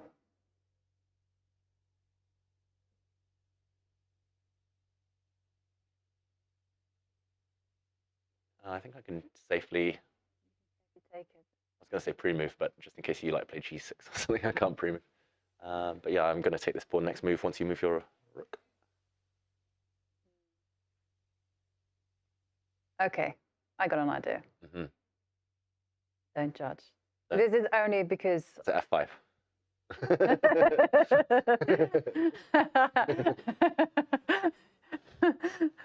Why are you like this, David? Why are you guessing all my moves? Yes, like it was. Yes, it was f5. We were talking about Sherlock Holmes earlier, Dr. Watson. I feel like Moriarty now. Just be evil. I'm trying to preserve this like rook and queen, and this is just because. Keep the game going. Yeah, keep the game going. Exactly. It does look quite impressive. They talk about controlling the center. You've occupied everything. It's a bit like that moment earlier in the game when Ding had the opportunity to play f4. It's like, I don't know, just by instinct the top players don't do it, but I don't think there's anything wrong with f5. And no way, he plays f5. He plays f5, Jovanka. He wants to win this game. Wow. Yeah, well, that's gonna set the cat amongst the pigeons. I like that, f5. Because, yeah, e4 was... Yeah, e4 was a threat to draw the game immediately. Also, some rook endgames, like even after you play queen e4, if you can cut the board in half, for example, if white goes king g2, I don't think it works immediately, but this type of idea, if you can cut the board in half and imagine that the black king is in time to get to like e5 or d6, then suddenly the white king can never cross over. The c-pawn might march, but okay, not yet probably, because there'll be rook c4 type ideas, but I don't hate it. No. Normally I hate pushing pawns in front of my king, but f5. Well, you know, even if the game is a draw, on a psychological level, this is Gukesh saying, I'm not happy to draw against you. I want to win. Yeah. And psychologically, this isn't going to be easy for Ding. He will feel a bit kind of empty when you kind of play for a draw with white so directly like he has been doing the last few moves. You do feel a bit guilty inside, or at least I do. And I think a lot of the top players do. So as soon as things start turning, you're like, oh, why was I so passive? Why was I like that? That being said, Jovanka, on the top, on the percentages, suddenly it's 6% for white. F5. No, but you got to gamble in chess, but take a look at the drawing margin. You're not gambling that much. But, you know, F5, taking control of the center, preventing E4. And David, here we can also ask our AI assistant from Google. Let's ask Gemini all about controlling the center. Yes, please. We asked Gemini, explain what it means to control the center to new chess players in a way that will stick.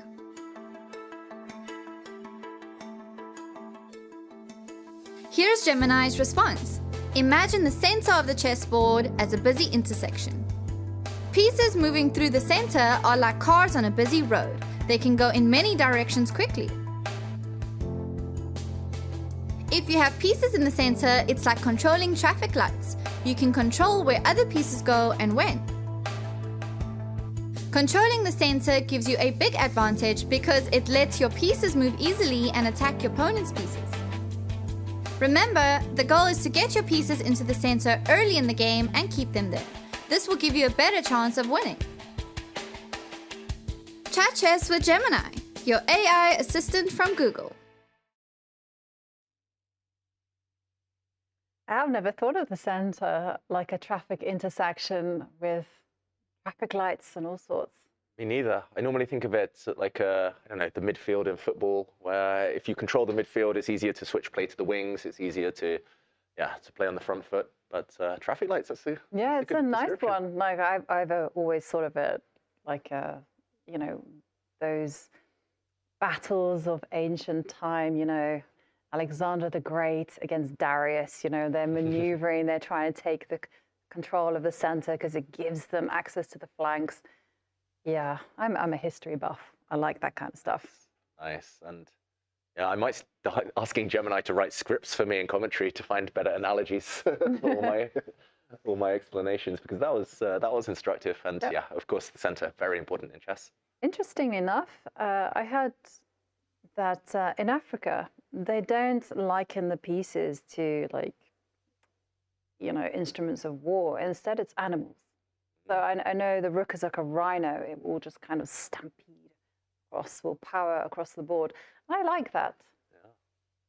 Elephants, lions, giraffe, king. Okay, hang on. Okay. We have a move from Ding, king g2. And the question for Gukesh is how he makes progress. The one downside to f5, and the reason I think we were laughing about it, we were half joking when we said f5. Right? Or, like, I mean, it's a very good suggestion actually to keep the game going, but the downside is the black king is a bit weakened on diagonals, for example. Also, it can't really hide out here happily long term. There might be some issues. Also, Jovanka, the one risk, we said he's not risking much, it's 91% drawing margin here, but the one risk is if the queens come off and you lose your c-pawn, now you might be in some real trouble. So for example, this type of endgame, okay, black of course will not give up this pawn willingly, but this type of endgame now is fraught with danger because this is such a weak pawn and it can also be traded off, for example, g4, and suddenly you see white with connected 3. This is going to be hours and hours of suffering for Gukesh. Yeah, so suddenly this pawn on f5, pros and cons, but The optimism of youth, would you say? It is the optimism of youth, but I actually think it's psychological. He knows it's going to be a draw, Gukesh. He does actually play King H7. It's fine for now. But yeah, I think he's trying to say to Ding, how do I say this nicely? You ended the game prematurely with a draw in game 2. Mm-hmm. Now you want another draw. I'm not going to give it to you. I'm going to assert my dominance. I'm going to test you. I'm going to push you. I'm going to try and get you. I'm trying to take your title. And I think it's just a psychological ploy. Yeah, I think that too. And I'm a little bit concerned about this last move, King H7, because it's literally on the same diagonal as the Queen, which I'm not enthusiastic about. So G4 is the move that I would be aiming for, trying to trade off queens. Ding instead plays Queen C4, which is totally fine as well. But just to go back one move and show that, G4, I think there's nothing wrong with G4 at the moment. I think on principle, though, it's Gukesh who's playing G4 every game with white, not Ding. Yep. Because even the rook and pawn ending, it doesn't feel like it's that clear, right? Because the threat would be queen takes F5. Yeah.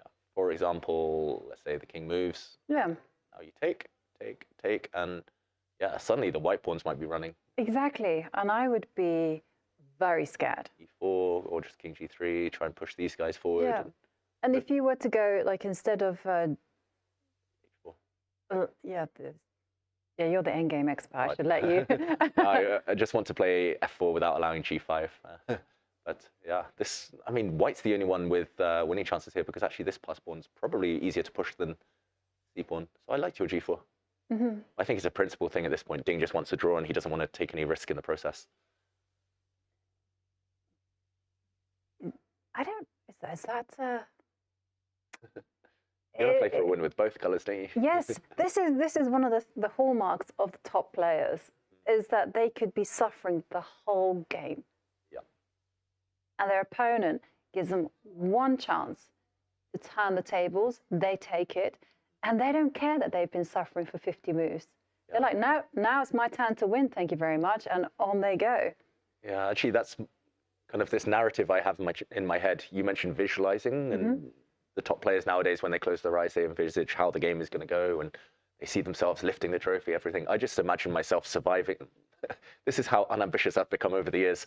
I see myself surviving the opening, and then I'm just thinking, okay, my turn now, my turn. And sometimes it's defending a horrible middle game, then you're like, okay, I've survived, now it's my turn. Yeah. That's, yeah, you're right, that's what the top players often do. And here we see a little explanation of the longest time spent, and it's just this game. There have been longer thinks earlier in the match, on, but 20 minutes for one move by Gukesh earlier. Other than that, it's been mostly Ding, I would say, with some long thinks very early on, back as far as move 9. But yeah, it's been a while now since the longest thinks. Rook d5 from Gukesh after 14 minutes showed that he wants to win this game, but ultimately he should not be successful. And I think this last move, he's accepting it should be a draw. If Ding wants, I think he can play e4 and get this pawn off the board, try to open up the black king. And that should pretty much force proceedings. For example, e4 might be met by rook d4, and then we would see the position fizzle out. And I say draw. I mean, Ding might play on a few more moves. G4. Plays e4. Okay, it's on the board. Yeah, he has sped up, Ding. It feels like he always speeds up when he knows what's coming, when he sees the horizon. In game 1, when he knew he was winning, he sped up. And, yeah, here he knew it's a draw. He sped up. Gukesh is the one trying to invest the time. And one thing here is I wouldn't necessarily recommend that Gukesh play f takes e4. Because suddenly the black king is very unsafe. It really reminds me of that tiebreak where Ding self-pinned, where he put a rook on g6, voluntarily similar pawn structure with the black king. Yeah, this looks really risky. And if you go back, then if a white rook ever lands on the back rank, that's checkmate. Instead, okay, rook e5. And okay, this is still going to be a draw. I was a bit scared initially, rook takes pawn, queen e4, but you can get the queens off. Yeah. And this one is... Yeah, this one is a lot more elementary because 3 pawns versus 2, again, is the same principle applying, that you want to advance your pawns as the defender in order to prevent white from advancing their pawns without making trades. Yeah, this one, even without black's c5 pawn, is much more simple to draw than some of the other rook endgames out there. And interesting that he's pausing now. Maybe he's planning to throw in a check. Yeah. Queen c6, and then rook takes f5. Yep. Then maybe we'll get queen f3, the move that I've been raving about. Yeah, true. If black gets one more move, slightly uncomfortable for white. I probably will pin, though. Asking you if you want to trade queens before it's too late. Yes. I mean, you can play queen g6 if you want, I will grab your hand and say absolutely. Yep, and just before the rook gets awkwardly pinned. Although now I want to kind of play on. Yeah. Okay, now the king steps back. Rook d1. Yeah. Weak king. It is the weak king. Probably is still a draw, but... No, Gukesh has made life difficult for himself. Yeah. Probably you can still play queen f3, though. Check and block.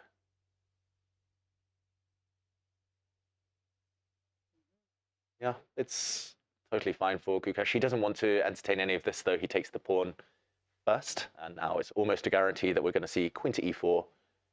Black will play queen to d5. Queen's off the board, 3 pawns versus 3 pawns, rook endgame. It's just a countdown now, Jovanka, to move 40, where they finally will be allowed to offer draws. We're at move 34 right now. Plenty of time for the players and a very calm position. It's just, as David mentioned, just finding that path to easy equality. Draw. On the bright side for Ding, I would say this is the best he's handled the clock throughout the match so far. He does play queen to e4, it looks like, on the camera. There we go. And anything other than queen d5 feels reckless now. Or queen e5 from Gukesh. Yeah, because if he doesn't do that and gets like feisty and plays queen to g6, you're literally just self-pinning. But yeah, queen d5 played. Queen takes queen. Rook takes. Yep, we'll see Ding probably play king to f3. Yep. There we go, brings his king forward. These are the closing stages. I don't think there's too much to explain on the board. It's a very elementary endgame, totally drawn. So we'll see the players race through the next few moves, most likely. Okay, Gukesh pauses. He might give a check with his rook, for example, or bring the black king forward. There we go. He brings it forward. And I'm expecting Ding to race up. And now maybe rook to d4 check. Yeah. Looks like we might see a draw by force anyway. So no convoluted ways of repeating the position. It looks like a check. The white king, if it steps forward, would abandon its kingside pawns. I think we'll see Ding retreat his king instead. Unless he's feeling ambitious. Well, he's hesitated. Now is the chance to play on if he wants to do that with king e5. But, okay, black is simply going to go rook to d2 and start menacing the kingside pawns. But the draw is within grasp if he just simply retreats the king back to e3, and then the Gukesh will step the rook back to d5, and we'll see a repetition of moves that way. And what do you make of this? It feels like a fair result, Jovanka. Ding tried something in the opening, Gukesh neutralized it, and thereafter it was just very level. But who do you think is going to be the happier of the two? Gukesh, because he had the black pieces. And it felt like a very sophisticated game. You know, the margins were so small for pushing for an advantage that Ding will perhaps be unhappy that he didn't put more pressure on Gukesh. Yeah. Fully agree. And I like what Alexandra Kosteniuk said earlier about the iceberg. There was a lot beneath the surface. There were nuances, little details. Ding maybe missed an opportunity to play more aggressively, and then that chance disappeared. But other than that one moment where, I mean, it was no guarantee that was even the strongest move. After that one moment, it was, again, stuff hiding beneath the surface, but ultimately more margins at this level. And, I think just very, very balanced throughout. Ding deciding whether it's too late to play for a win. Don't think he can realistically do so. It's just that final think before the flurry of moves at the end. Well, he has a lot of time now. He can, and he's making eye contact with Gukesh. What do we expect, David? I think he'll retreat. Yeah, even stepping forward, I think ends in a forced draw. I think no matter where the king goes right now, we'll see the black rook either harass the white king or the white pawns. Oh, he steps back. Last few moves now. The black rook will also drop back. We'll see a little dance between these pieces. The black rook defends the pawn. Second time we've seen this position. Another check. Second time we've seen this position too. And moment of truth, we're about to hit move 40. The players will get an extra 30 minutes on their clock. Or they have just reached move 40, sorry. And, okay, probably the last move for each player. Gukesh retreats. Ding will step his king forward. 3-time repetition. It is a draw, handshake, and a very balanced game in the end between Ding Liren and Gukesh. There was not that much in it. Ding Liren trying a different opening approach, and in the end, Gukesh was just simply too solid. Yeah, credit to both players. Ding for trying to be creative, trying to apply some pressure. He did cause Gukesh some nervy moments, especially in the early middle game. But yeah, Gukesh there showing why he's our challenger. He really fought well and ultimately neutralized it quite effortlessly, or at least it looked that way in the grand scheme of things. And he's going to look very content as the players set up their pieces. Game 4, a draw, 2-2 now. It is, and there you can see the overall match score. Tomorrow, it will be Gukesh with the white pieces, and we'll see what approach he takes in that game. There we see Gukesh folding up the score sheet, getting ready to go to the press conference. And, well, whilst we're waiting for the players to get ready for the press conference, we are going to take a very short break, and we'll be back in a few moments with some exclamations of what happened. This is the Google Pixel 9 with Gemini, and this is a look behind the scenes of a heated Fantasy League group chat, where Gemini has already made an image of a quarterback with noodle arms, a running back that's a snail, a Swiss cheese secondary, that's a new one, and now coming in hot, some wide receiver gloves made out of butter. Oh, let's see how they come back from that one.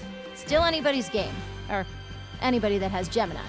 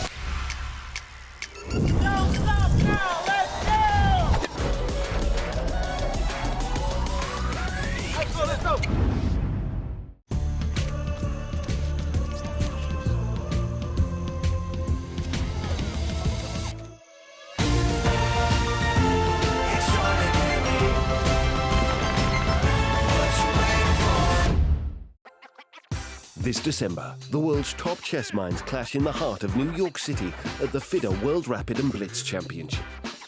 Witness world #1 Magnus Carlsen and other stars from across the globe. Rapid and Blitz, chess in its most thrilling form, unpredictable and unforgettable. Fast moves, tactics and blunders, and moments that will keep you on the edge of your seat. Witness the pinnacle of chess excitement. Get your tickets now at worldrapidandblitz.fide.com. Game 4 is over, so let's take a deep dive at what happened in the game. So it began with Ding Liren with the white pieces, playing black against Gukesh, and he opened up with knight f3, which was somewhat of a surprise, but it does make sense because Ding was the one just testing, seeing what his opponent had prepared. That's right, so the Reti opening chosen by Ding, something different from what we saw from him in game 2, where he opened with the king's pawn. Gukesh here occupied the center, showing he's willing to enter the queen's gambit by transposition. Instead, though, Ding chose what we call a flank opening, a flank approach here, fianchettoing his bishop, or it looked like he would do that. Gukesh reacting with a reverse London system, which means bringing out the bishop to this nice long diagonal very early on. But it was just 2 moves later, after the bishop moves, a square is covered, a square is created even for the black bishop now back on h7. And it was Ding who surprised Gukesh with this move. Very unorthodox stuff. The bishop nearly never lands on this diagonal. The whole idea is to try and prevent black from castling. And Jovanka Gukesh reacted in really classical fashion, really solid fashion. Yeah, absolutely. He followed tried and tested waters by developing the knight. And this is a nice flexible move from Ding Liren. Doesn't commit his pawn structure in the center just yet. But Gukesh actually adopts the most solid approach. We were discussing maybe just going e5, but Gukesh, nope, he just wanted to go e6 and get a very solid game. And after the bishops were traded, the whole point is that you capture with the knight. And here, so many options for white, but in the end, Ding decided to play c4, challenging the center, and now the knight just returns to where it came from. And this is an interesting moment because Ding took a lot of time to play this very natural move. We were curious as to whether Ding was considering maybe going b4 at the right time, but instead he opts for simple development. Yeah, he brings his knight out, which cannot be bad. And we see Ding's idea in a moment. He actually exchanges pawns in the center and only now plays the pawn to b4, going for what we call a minority attack. White has 2 pawns now on the queen side. The idea is to undermine these 3 long term. And we also saw Ding install a huge knight in the center of the board, a really powerful piece, first hitting the black bishop, kicking it back. And this moment was key. Gukesh, after a long thought himself, actually the longest think of the whole game, put his knight on e5. It's very difficult to find a plan for black, but here provocation was the idea. He was hoping that Ding stepped forward with a pawn to hit this knight, kick it back where it came from, but weakening the white king in the process. Jovanka, this was maybe the one moment Ding could have gone aggressive. Yeah, it definitely was an idea to go f2, f4, just to rise to the challenge, because we analyzed that the best move for black, if that were to happen, was actually to retreat the knight all the way back. And now Ding could go about in the same manner that he did in the game by going a4 with the idea of going a5 and perhaps weakening the queen side. But this was not the approach that Ding went for. Instead, he played a4 directly. And Gukesh set about challenging or aiming to challenge this knight on d4. It is so powerful with the idea of going b6 and c5. And again, Ding had the opportunity to play this move f4. This was the last viable moment for it, forcing the black knight back and then maybe continuing with his plan. This might have been the way to keep the game going, keep maximum tension. The most valuable piece right now is this white knight in the center. However, he slipped here, made a different decision that I think he might regret. He pushed his pawn to a5 because now the difference is if pawn to f4, the knight actually retreated to f3, black has this beautiful move, jumping in. It's a pawn sacrifice temporarily, but only at the very end do we see, when the dust settles, black plays c5, kicking away this knight. This wasn't previously available, and once the knight eventually moves out the way, there's a nasty, nasty bishop fork here on the queen and rook. And this opportunity meant that Ding had to play a move he didn't necessarily want to, retreating this knight, Jovanka. Yes, and at this position, we do see Ding trying to establish some trades here. So knight to f3, trying to release the tension. Gukesh obliges. There is a trade of knights. And I like this next very principled move from Gukesh. Where possible, it fits his style to go for the most direct way. He just simply goes d4, just inviting white to capture pawns. Of course, Ding says, no, no, no, no, I don't want to be ruining my pawn structure. And now Ding just retreats the knight. And after pawn takes e3, pawn recaptures, we have more simplifications as Gukesh aims to trade off white's best minor piece. Yeah, this white bishop protects the white king, but also had a lot of influence over on the queen side. So neutralizing that piece, really, this was the moment that Gukesh could guarantee he was out of any danger of losing in this game. And we saw a hit on the black queen. The bishops did leave the board. The knights very shortly left the board as well. And we did see this position fizzle out into a drawish endgame. Just 1 or 2 moments of intrigue. It was around here that black here, Gukesh, had a long, long think and decided to take a couple of small risks to try for the victory. Yeah, we were dabbling with ideas of pushing the h-pawn 1 square further and ideas of putting the queen to c7 and just setting up some tricky traps there, utilizing white's potentially unsafe king position. But Gukesh went for another idea, which is just to centralize the rook right in the middle. And after Ding just quickly responded with the move g3. And here, there we saw another idea from Gukesh. He just simply played f5. And this was the moment where we were like, whoa, it is a very risky move because it does weaken the black king. But ultimately, it was nothing too more concerning. Yeah, it's very weakening for black, but the whole idea is to prevent white from ever pushing a pawn forward to e4. Without pawn to e4, the position is likely to stay tense at least a few more moves. But Ding defended very well here, just lifted his king up the board, shuffled his queen up the board this time, and the problem for Gukesh, it is maximum centralization with his pieces, but you cannot improve any further. The 2 black heavy pieces, the queen and rook, are tied down defending this pawn. Eventually, he felt obliged to drop back with his queen. Ding seized the opportunity to step forward, and a few exchanges later, we saw the queens disappear, and a dance between the white king and the black rook, a check. The king drops back. The rook drops back to defend its pawn, and the position repeated itself with a draw.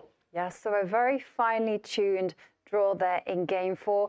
Game 5, we'll see Gukesh having the white pieces, and it'll be so fascinating to see what he's going to bring to the table. Will he come out swinging with something aggressive, or will he also go for that jumping around in the opening, going via unorthodox means? Yeah, so far, when Ding has had the white pieces, we've seen 2 draws. When Gukesh has had the white pieces, we've seen 2 decisive results. So I have a feeling there's more action ahead. Certainly going to be a lot of action, and that's going to be incredibly exciting to see. And also, will Gukesh really bring an A game? Will he play aggressively? What do you think, David? He showed in the last stages of game 4 that he wants to take any chances he can get. I think he's just going to play a long game if he can. Keep putting Ding under pressure. His openings are very strong, Gukesh. Yeah. I think he's going to bank on winning this next game. And thinking about Ding Liren, so today he had the white pieces. Maybe a success, maybe, he'll be feeling a little bit disappointed that he didn't put enough pressure on Gukesh. What do you think his approach will be tomorrow? I think Ding would love to survive the next game, just stay on the scoreboard. Another loss with black would be heartbreaking. But in the meantime, game 4 is done. And let's go to the press conference. We will see you soon. Hello, everyone. Welcome to the post-game press conference. I will ask the players a few questions, and then I will open up the floor to the press. The microphone is on my left. You may line up now if you choose to. Please restrict your questions to just 1 initially, but you may go back to have follow-up questions afterwards. My first question is to the world champion. How did you feel coming into today after having a difficult game 3? What was the strategy playing today with the white pieces? Well, since I have a rest day to recover from the tough lose, today I'm in a very good mood, and I choose this opening idea to try to surprise my opponents. and yeah, it worked well, not so bad, and but the position, but the advantage is very small, and it neutralized my initiative. So the draw is it's a very balanced game, and maybe a good played game. He mentioned he tried to surprise you. Were you surprised in this opening line? Yeah, I mean, it was not a completely new line for me. I had seen it before somewhere, but but it was a bit of a surprise, and I was playing over the board from very early on. But I think I reacted well enough, and yeah, at some point I felt like he had maybe some slight edge, but I quickly neutralized it, and then I was kind of pushing. But okay, it should never really be anything serious for either of us. Were there any critical moments in the game that you were looking at? Anything sharper, maybe anything risky, or did it just seem like it was just a solid game and he played very well? Well, after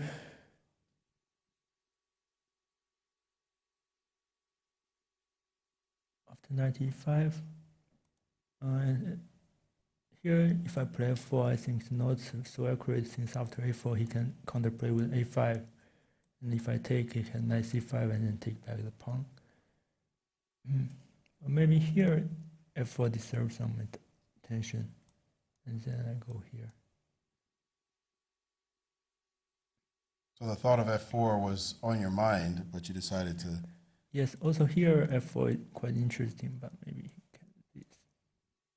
this, and I cannot take due to take, and c5, bishop d3 is coming.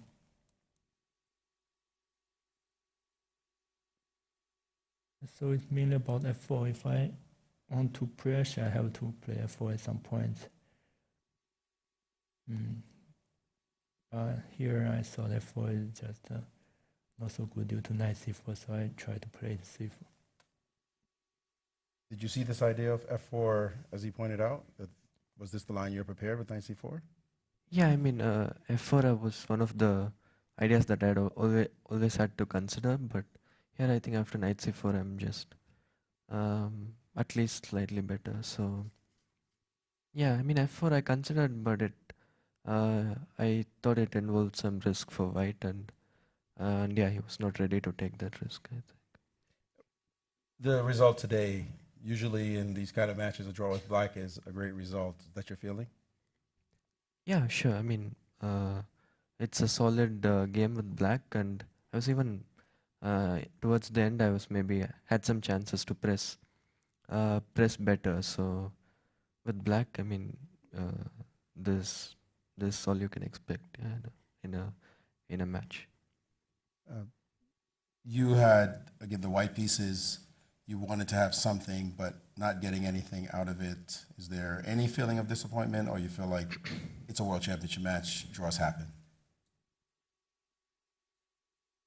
Well, when I saw this position,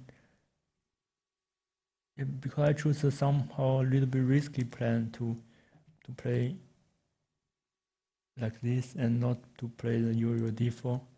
So actually, I'm not sure the evolution after that. And he surprised me with this knight e5 low in f4. And here, yes, I thought maybe it's time to settle for the draw, and I didn't see the way to press. Maybe the computer point out some great ideas with bishop a6 first, but I didn't see it. So I guess my question is, again, with the white pieces, usually you want to get a little bit more action. Didn't get it today. Is it no big deal? There's still 10 games left. Yeah, today with this line, I tried to play it safe, and it turns out I get a little bit advantage. But the score is still balanced, so there are more games to come. All right, I'll take the first question from the press. Again, you may line up to prepare for the next question. the media, and this is for Ding Liren. So Ding, you had never played this setup in the past. At least I didn't notice any games with this setup for you. And it seems like you're hitting a brick wall against Gukesh with the white pieces. So following up on Maurice's question, will we be expecting this type of unconventional openings in the future, or will you be playing more mainline variations in the coming games? Without going into too much detail, I understand.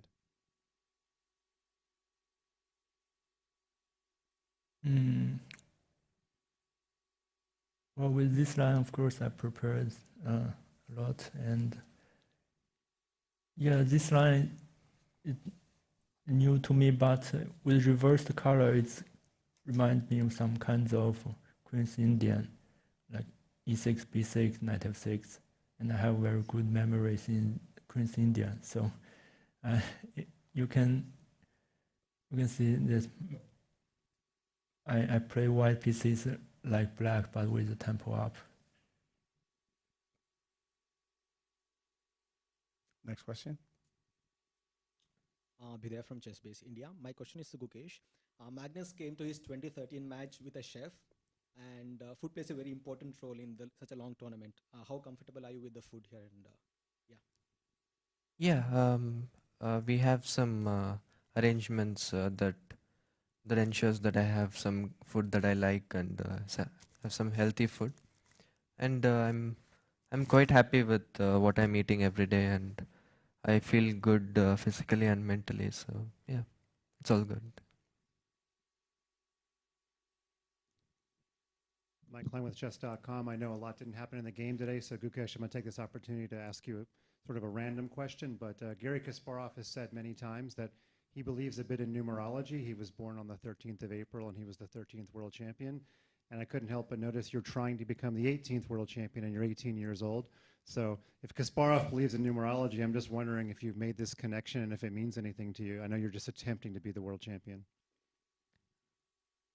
I guess I should say I kind of believe more in Fischer's quote. I believe in good moves. So yeah, I'm just trying to make good moves. Yeah.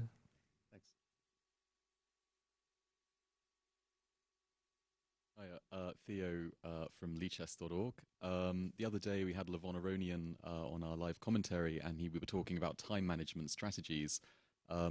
I noticed today that the time management of both players was far more even than it has been in previous games. I'd like to ask both players if you have a time management strategy, or like Levon, you just see what the position is like on the board and then decide how to use your time. You first? I think it depends on positions, because the day before yesterday, my position very dangerous after Rook G1, HG, HG. So I had to come up with ideas to not to be much worse. I need to find the critical move in this position, so I had to spend a lot of time. But today the position quiet, and it seems not so much happens, so I can play a little bit quickly. Yeah, I think mostly the time management depends on how the position is. I mean, some positions you need to spend more time, some positions not so much. And today, yeah, the position was mostly quite simple with not a lot of sharp stuff happening. So I guess that explains it. But yeah, the previous games there were some very sharp things happening. So yeah. Both players, do you do something to maintain your poker face throughout the game? I know it's a bit of a random question, but when you see your opponent making a mistake and you know it's a mistake and now you have the advantage, but you do not want to show any signs of body language that you know the opponent has made a mistake. So do you just look at yourself in the mirror and maintain a poker face? Well, since I cannot see my reaction during the game, since I'm the one who is playing, so I don't know if I'm able to maintain this kind of poker face if my opponent made some mistakes. I think I will maybe show some inspirations when I saw some mistakes from my opponent.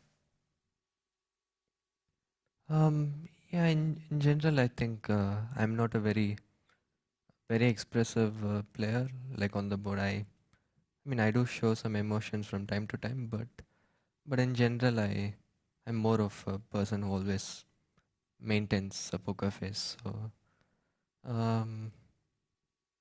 yeah, I mean, if there is some important moment where I have to like maintain some poker face, mostly I remember some instances where it was important and I managed to trick my opponent with a poker face. But in general, I don't really think too much about it. Yeah. Asking again on behalf of FIDE social media, but this time from someone who wishes to remain anonymous, and it's for you both. What do you think are your opponent's strengths and weaknesses?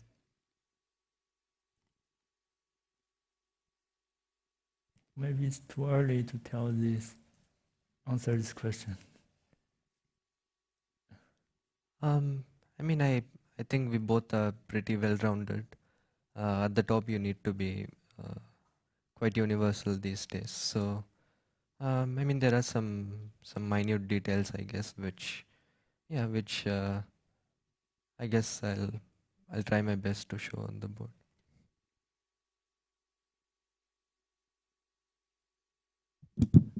I'm from the organization. I have questions for Ding Liren and for both. First of all, 请丁立人谈一下今天的对局。So I'm translating. I have a question for both Mr. Ding Liren and Mr. Gukesh. The first question was to Mr. Ding Liren. Oh, okay. 我有两个问题 ，Sorry, this is in Chinese. So, 我有问题想问那个丁连先生和顾开世先生。我们先问丁连第一个问题。第一个问题就是请丁立人谈一下今天的对局，用中文就行。这盘棋，表面上看起来是一盘波澜不惊的和棋，但实际上中间应该还是有点内容的。然后，比如说就什么时候走 F4，是否要走 F4，这个在一些关键的局面中，然后我后来还是屈从了内心的软弱，选择了一个比较稳妥的下法，推了马 F3，然后在这之后这盘局面就导向了和棋吧。So the question was to Ding Liren first, if you could describe the course of the game in Chinese, and Mr. Ding Liren replied that he had maybe some chances for some slight initiative with F4, so there were some subtleties in details in this position, but eventually it headed towards sort of calmer territory and the game sort of fizzled out towards a draw towards the end. 第二个问题就是想问一下两位棋手，如果可以在任何一个时代和任何一位伟大的棋手对局的话，你们会选择是哪位棋手？谢谢。So the second question is to both players. If you had like a time capsule and you could travel back and play any player anytime, which player would you prefer to play? I think Fisher. I mean, he's someone I really admire, and I think, yeah, it would be cool to play a game against him. Okay, thank you. 应该是回到古代吧，就会一个人去世的世界冠军，我想到可能是塔尔吧，他有着别具一格的风格。Yeah, I'd like to travel into the past, someone who's already no longer with us. I think my pick would be Mikhail Tal to play some games with. Thank you. Next question. Troll Scat from Danish Chess Magazine. I would like to ask a question to both players. What was the most fun non-chess activity that you did yesterday on your free day? I mean, I played some sports and I rested a bit. So, yeah, nothing too much fun, but some relaxing activities. Well, I go for a walk in the morning, and then in the evening I go out to have some dinner.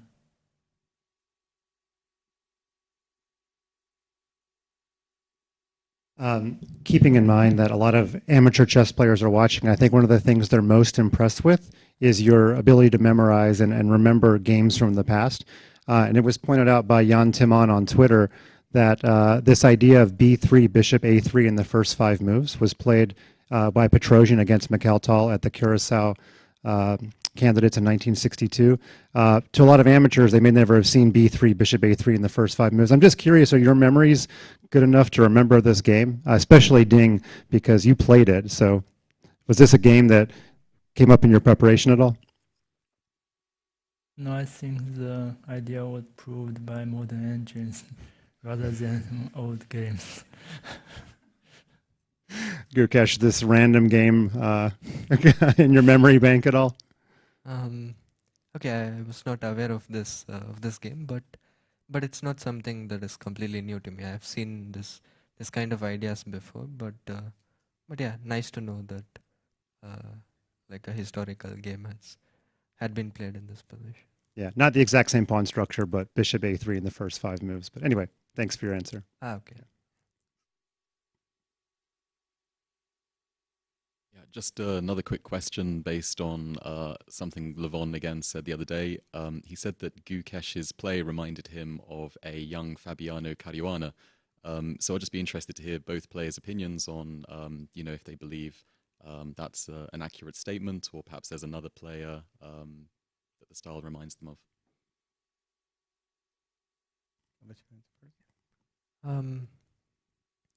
Yeah, I think. We are a bit different, but I can see both me and Fabi. We are we also had similar styles when we were younger, and also still as styles as mostly like sharp and fighting. So I can see that, but honestly, I cannot think of many players whose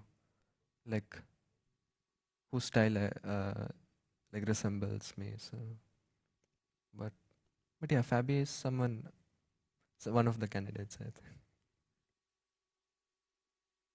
Yeah, another question to Gukesh. What was he? Was it for both players or just him? I thought he said both. Do you think that his style resembles Fabiano Caruana's style? Your opponent's style resemble Caruana's style? Yeah, Fabiano Caruana, he calculates a lot during every course of the game, and yeah, they also have very good opening preparations, and but before I didn't make the comparison between them. Next question. Another question to Gukesh. What was your idea when you played the move knight to e5, and what were your ideas if the opponent had played f4 in that move? Yeah, knight e5, I was basically trying to kick his knight with some b6 c5 at some point. And it just felt like a good move, knight placing on the center, and then f4 I thought in general it's a bit weakening, because if I manage to exchange his d4 knight, then he can never play d4, and it's yeah, f4 just looked like a move which would turn out to be risky in the long run. So it was, maybe I would have gone knight g6, knight e7 or something, but yeah, it was mostly based on the fact that after f4 he can never play d4. So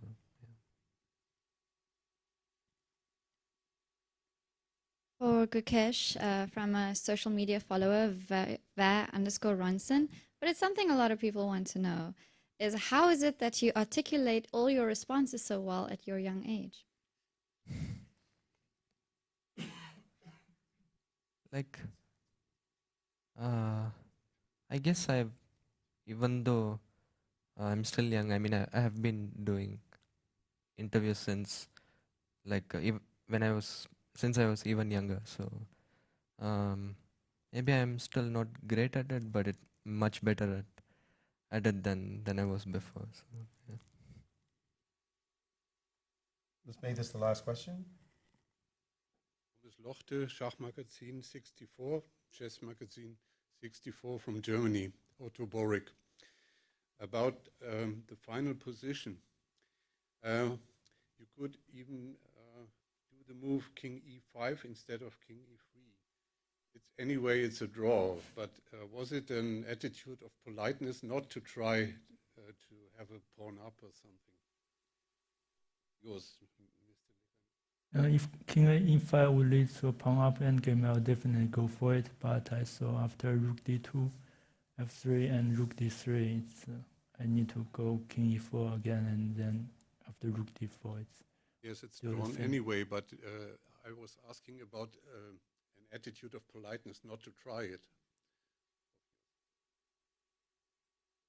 Yeah, just try for 2 more moves maybe.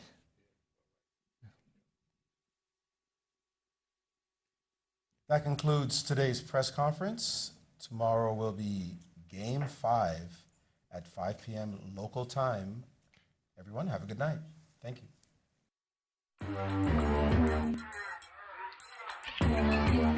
Gemini, can you help me plan my 3-day vacation? Generate a photo of a muscly capybara. Explain the concept of supply and demand with OpenStax. Hi, Gemini. Quiz me on the rise of industrialization. Can you help me find an email? Yeah, I can help with that.